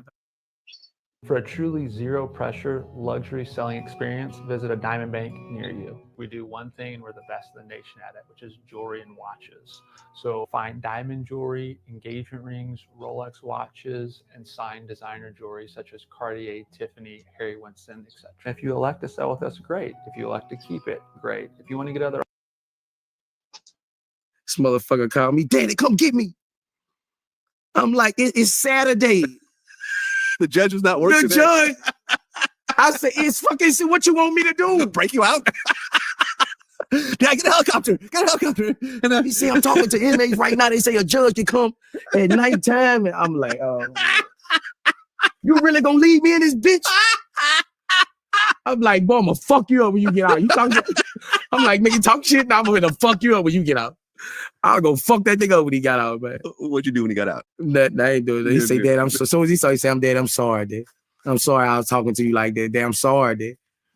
He apologized. Okay. As we wrap this video up, fam, here's the thing about the feds. They don't move fast, they move smart. Dismissed case in the state can turn into a federal indictment the very same day, like we saw in San Diego. A gun found in the car, a video clip on Instagram, and a paper trail from probation. To them, it's all evidence. Now, with Boosie just 2 months from sentencing, his son just got arrested with possibly a switch. And the picture get bigger. The feds don't look at just one gun or one charge. They connect the dots. They build patterns. They turn family, friends, and entourage into exhibits A, B, and C. And that's the sad part. What might look like a traffic stop or a social media stunt can become the backbone of a federal conspiracy case. They build it slow. They build it silent. By the time it drops, everybody tied in is already trapped. I'm sending 11 prayers to every victim we talked about in this story. And love and condolences to you guys' family. We also want to send 11 prayers to Boosie and his family. This is something nobody will want to go through. With that being said, fam, this was the story of a Louisiana rapper who seemed to can't escape trouble. Let me know how you guys feel about this one in the comments. Don't forget to like and subscribe. Until then, I'll catch you guys. Kenneth Copeland, better known as Lil Woody or YSL Woody, was born in 1991 in Atlanta as the 7th child of a huge family of 10 kids. Woody would spend some of his early formative years in the infamous Bowen Homes projects in the Bankhead neighborhood on the west side of Atlanta, aka Zone 1. These projects also producing such key Atlanta rap figures as Shorty Low. It's your boy Shout Elo, and I'm finna take you out through, you know what I'm saying, where I'm from, where I was born and raised, the project. It's called Bowen's Homes. I'm pulling up on it right now, so I'm finna return in, let you see it. You know what I'm saying, born home, it's like born home. It's the artist itself. This apartment when I was born and raised. See right here, I'm gonna pull up and let you see it. It was my home. My grandma died right here. I seen it towed out of there. Bowen Homes would receive particular fame in 2008 when it became a battleground between Shorty Low and another Zone 1 rapper T.I. Shorty Low would question if T.I. is even really from Bankhead, even going around the projects asking people if they'd ever seen him. Yeah, okay, this interview for YouTube right now. I know it might be on YouTube. Look, if anybody know T.I., I know everybody at the school or high school didn't like him. So I got a reward, man. If y'all send me the yearbook pictures or something that's showing where he from, man, I will pay y'all personally, man. You know what I'm saying? I got to check for you. Any information on where T.I. went to school, at the yearbook, or where he grew up at, man, you know what I'm saying? We try to find out, man, where he from, man. Have you seen him? It's Elo. I'm Mr. Bankhead. We want to know, man. How y'all seen T.I.? Is he from Bankhead? Man, we ain't seen the number when he bricks, man. For real, man. He claims, you know the man claims, I'm coming from one hood to the other hood. Man, we already know who you be, South Low, baby, man. Why you say you pull up in that bank? Yeah, they already know. They already know who you But T.I. was not about to let the disrespect slide, and later that year, he would come out with possibly one of the hardest diss tracks in Atlanta history, the infamous What Up, What's Happening, which would be released with a music video showing T.I. hanging out in the Bowen homes like he owned the place. Woody, on the other hand, would move out of Bankhead long before this iconic beef due to his father unfortunately passing away in the early 2000s when Woody was just about 10 years old, causing his mother to move the family back to their original stomping grounds in the Mechanicsville neighborhood near downtown Atlanta, where they would rely on government assistance and his mother's hustle to get by, their home allegedly doubling as a trap house. Well, we were surviving out the government. We got shit from, our daddy passing, food stamps, just like every other kid in the neighborhood. And, my mom was a hustler. Okay. I think you mentioned on No Jumper that it was a trap house at one point. I did. Yeah. So was it? Not like a trap house, like how you get a trap house? But I guess so, to a certain extent. Traumatic events would seemingly characterize Woody's childhood, as he would reveal to DJ Vlad how he had also suffered a serious brain injury around this time that left him with lasting disabilities. I had a head injury, so I really wasn't aware as much as a 10-year-old would be aware. What do you mean by head injury? When I was a kid, I rode a bit wheel down the steps and crashed my head right here. Okay. I lost my memory, my speech, my hearing. The injury forced him into special ed classes, even learning sign language in case he would go completely deaf. So they tried to prepare me like if I was to go completely deaf, I know sign language. But that's what I was thinking. Okay. Do you know sign language? Yeah, I do. Okay. Some years later in 2008, tragedy would strike again when Woody's mother passed away, leaving Woody without any parental guidance at only 17 years old, which would cause him to separate from his family, getting kicked out of school and hitting the streets full time. 2008, I lost my mom. When I lost my mom, I was just like, well, this is the only person that care about me. This is what my life was based off my mom. She the only one had that control over me. So when she died, I removed myself from the rest of my family and just took to the streets. Already the following year in 2009, a 17-year-old Woody had his first serious run-in with the law as he was arrested and charged for carrying a concealed weapon, a charge that he apparently took for his friend. Why were you carrying a gun this time? I actually wasn't carrying. It's old. Oh. Somebody else had it. I took it from him because I seen the police going after him. But somebody else was watching me and seen me take it from him. Oh, so you're trying to help your friend out, basically. I helped somebody out. Right. And in turn, you caught a gun charge. Yeah. Over the next few years, Woody's life would spiral further as he would keep going to jail numerous times for various charges like theft, carrying a weapon, battery, obstruction, aggravated assault, participation in a criminal street gang, and even making terroristic threats. This likely being around the time when Woody was allegedly running with the DRC clique, aka the Robin Crew. But in 2013, Woody would truly get pushed over the edge due to the death of his best friend DB, who was killed in a drive-by. After he got killed, you said, I had to go terrorize. What does that mean? Exactly what it sounded like it meant. Driven by grief and anger, from here, Woody would develop a fearsome reputation in the streets of Atlanta, and it was this reputation that also seemingly caught the attention of none other than Young Thug, who would end up inviting Woody to become part of his entourage. And how'd you guys initially meet? He just called me out of the blue. I knew him. I knew of him. You feel me? Everybody from Atlanta knew of him as he was coming up. And I've been around him a few times, shot dice with him. But he just called me out of the blue one day, like, hey, come see me. You want to go on shows with me? And, we went from there. Interestingly, in his No Jumper interview, Woody would even seem to insinuate that him meeting Thug had something to do with the infamous incident of Rich Homie Quan's father's barbershop getting shot at. That barbershop don't have nothing to do with you know what I'm saying? That barbershop just on some bankheads type stuff. Yeah. Like I told you, I grew up in Bowen home, so. So he didn't have a reason to go out and just go on stage and say that. He was just really just choosing sides. So when the barbershop happened, Thug and Rich Homie was cool. All right. To be honest, that's how me and Thug got together. Yeah. So how did you meet Thug? I guess you didn't get him.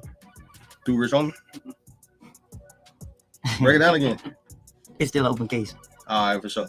But not everyone around Thug would welcome Woody with open arms, as YSL Mondo would tell DJ Vlad after he saw that Thug was beginning to associate with guys like Woody who hadn't been there from the start, he decided to fall back, perhaps predicting some of the problems that street guys like Woody would be bringing around. Now, you said you never really hung around Lil Woody, but never. There was a time where you saw him in the studio with the Young Thug. Yeah, I seen him one time. Yeah. And I never went back around ever since then.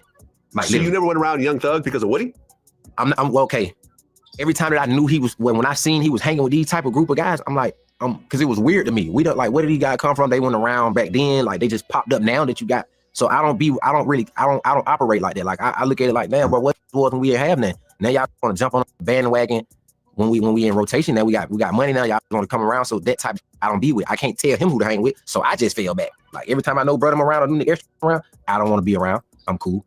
However, as Woody would recollect with Brian Steele during the trial, his time in Thug's entourage only lasted about a year between 2014 and 2015, during which time Woody became sort of like an enforcer for Young Thug, something that even earned him a mention in the hit song Halftime, where Thug raps that if anybody messes with him, Woody will come and shoot them in the head. Going back to 2014, going into 2015, you met Jeffrey Williams for a short period of time that you were, my word would be hanging out with him, but that's a bad word, that you were in his company and he was in your company, a short period of time. Is that fair to say?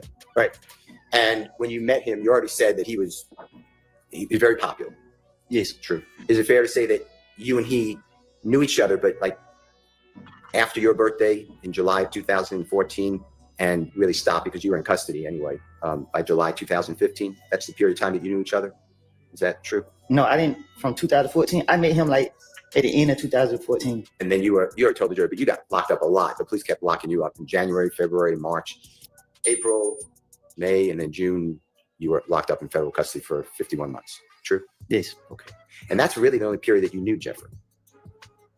Yeah. The only time that you were around him or he was around you. True? But really, we wasn't even together every day. I was out in the neighborhood. Jeffrey never had the pleasure of having you featured in one of his songs. Is that true? No, I ain't never been in his song. Okay. And Jeffrey never was featured in one of your songs. Is that true? No, me and him don't have music together. But he did put you in one song of his. You know the song Halftime? I'm listening. Do you remember the line, and I'm not saying it's a quote, but something effective, if you mess with me, Woody will come up and pop you in the noggin. And if that's not a quote, I'm not trying to misquote it, but that's what is that something like what it says in that song? Yeah. And the song is Halftime, right?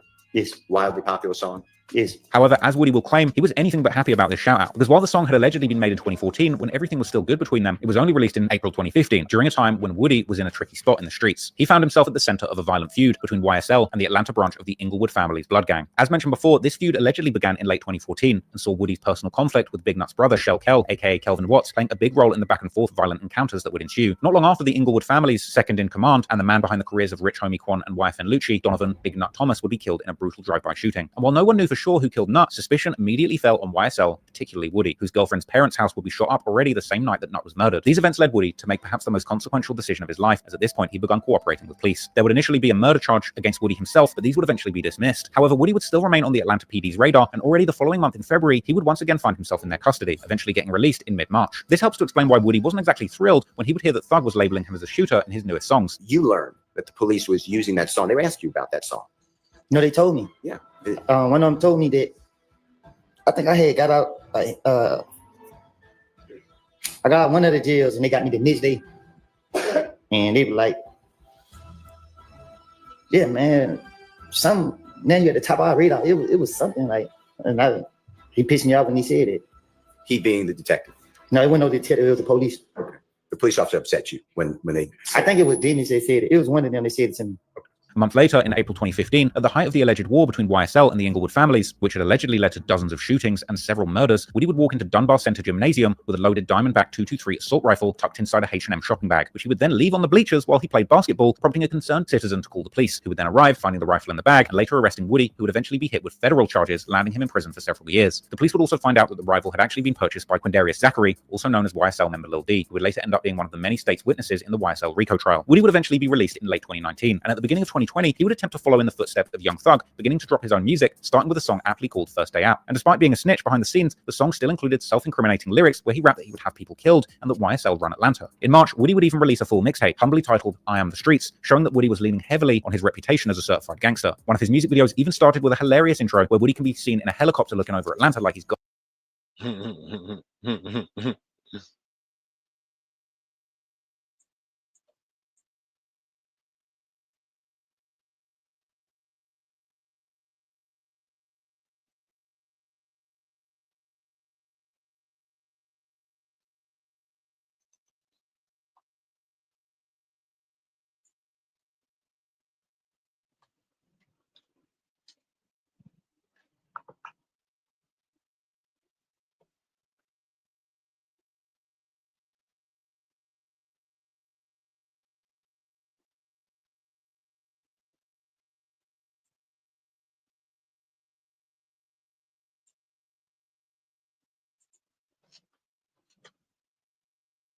So why do I start things and never finish them? It's all due to something called law of sustainment. In psychology, the law of sustainment, if you want to write this down, is L. They got me feeling like I'm academics. Can't ride away.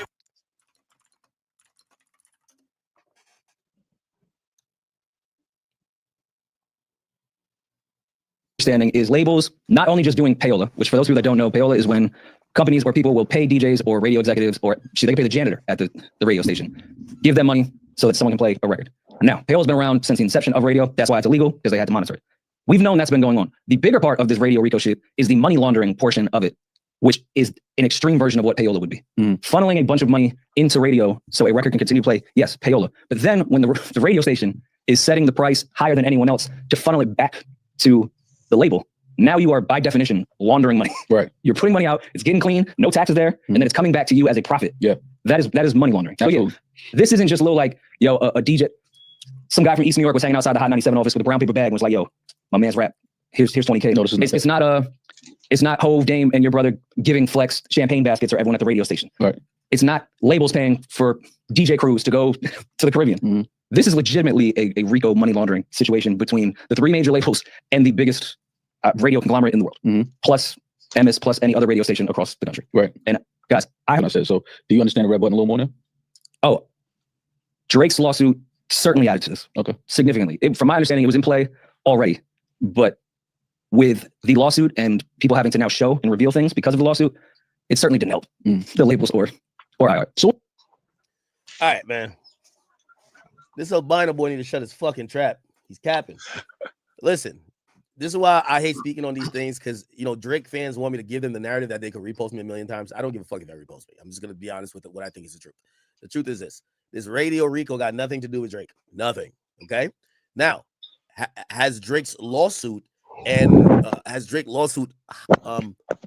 made more eyes look at entities that are either fabricating, forcing, or allowing paid shit? Yes.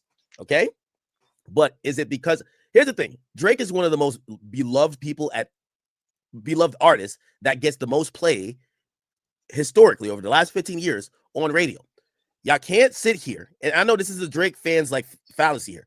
We can't sit here and say the radio is catching a RICO when the most artists they've played is Drake. So basically, you're hurting your own point by saying they're getting RICO. So they got paid to play Drake. No, but you don't believe that, right? So the point is this: they're not doing it for Drake, because Drake, unless Drake's an idiot, he would want radio to get RICO'd. And also, his plight isn't with radio; it's with bots, which is streaming. His plight is streaming. His fight is streaming, actually, not plight, straight flat fight. His fight is with streaming. This idea of a red button, I think, honestly, and with all due respect to everybody involved, Mealy Mall, even with all due respect to my guy, What's the Dirt, I don't think there's a fucking red button. There's no red button to press. Drake is suing his label, and Drake also believed that streaming companies that he helped build are playing games with him at this point. I think those two things have valid points if he's going to try to pursue it legally. I think not defamation. I think defamation should go towards Kendrick. I've always said this. Sue Kendrick for defamation. You could sue UMG for illegal business practices if you feel they devalued you to offer you less money. That's valid. And if you want to get at the DSPs about you feeling like they're doing unfair shit as well, cool. When did we ever start talking about radio? When did radio start mattering? Drake fans, with all due respect, let's stay in reality. Don't get to K-Bot land, okay? Drake, nobody thinks that the reason why Not Like Us popped off was because of radio. I've never even heard it on the radio. Honestly, I don't listen to radio. So let's not try to grasp for straws and grab a fake win by just claiming that, oh no, the radio RICO is coming because Drake pressed the red button. Drake wasn't even on beefing with radio. Drake hasn't given a fuck about radio. You know what Drake cares about? Is the places he goes to. Streams, streamers. Yes, I think he believes that Kendrick used bots on stream. But let's not claim any legal action about to happen is Drake influence or that's Drake pushing the button. Let's relax. Radio been corrupt for a while. There seems to be trying to start some crackdown. If you want to give Drake the visibility or the credit of maybe raising visibility among these issues, I guess so. But if you think this is directly related to or Drake is forcing the hand of the federal government to investigate radio, I think you're full of shit, and I think you're delusional, and I think you're dumb. If you believe Drake's lawsuit is the reason this is happening, I think you're stupid. I'm sorry. Also, the most played artist on urban radio for the last 15 years, add them all up, is going to be Drake. So yeah, I just want to say this to Drake fans. I got to find an argument that is waterproof. This is not waterproof. This has a lot of holes. Nah, Drake pressed the red button. And Mealy Mall, like, you even saying this, like, they're looking at you as a credible source for Drake now. You even saying this bullshit is the reason why some of this shit exists. Like, come on, dog. Come on, bro.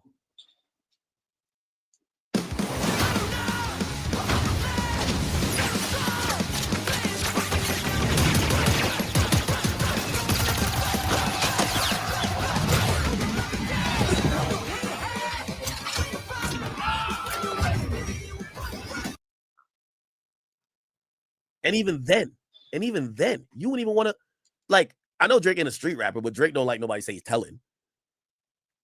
That would be telling. Oh, Drake told the feds to go run up in these buildings. Huh? But even, bro, this is like so much mental gymnastics. This got nothing to do with motherfucking Drake. Maybe Drake sued Spotify. Maybe Drake sued Apple Music. But Drake's been talking about streams. He ain't never been talking about radio play. Now, granted, is it probably part of a silent play? Maybe, because he's getting robbed from number ones by not having airplay recently. And I ain't gonna lie, he hasn't gotten mad airplay recently. He hasn't. I don't know why. But I thought it was because he was focused on streaming. Drake doesn't use a team. Drake just drops music. So yeah, he gets the streams, but to get a number one record, you're gonna have to hire a radio team to work the record. He doesn't do it no more. That's why his records don't get a lot of airplay. And radio's been pay to play for a while. So when you stop paying radio, they're like, all right, we'll play you sometimes, but not all the time. Somebody say I'm flipping on Drizzy. No, I'm not. Drake never said this is the red button. Drake never said I am gonna influence a radio recall. It's y'all fans that are saying it. Y'all fans are coming up with theories to support these kind of cuckoo, and y'all do it on both sides, Drake and Kendrick, cuckoo agendas, thinking that everything has to do with Drake. No, it don't. Radio been corrupt. However, an argument could be made through his corruption. It's only helped Drake, not hurt him.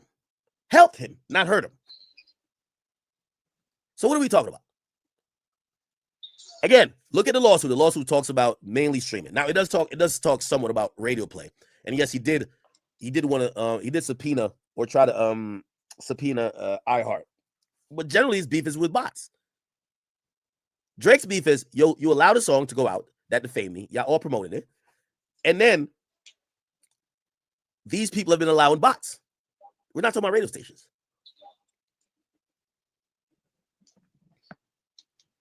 I'm on Team Kendrick. Bro, I'm called on Team Truth. I done told y'all. Kendrick does a lot of the shit that Drake does. Like why y'all act? There's no good and bad. Like, what's up with y'all? It's about K-Bot getting unusual plays. Huh? Honestly, I think the radio stuff, I think it stems from not even Power 105. I think it stems from what I've heard. It stems from a non-hip-hop station. Also, there was raids of Spotify, I believe.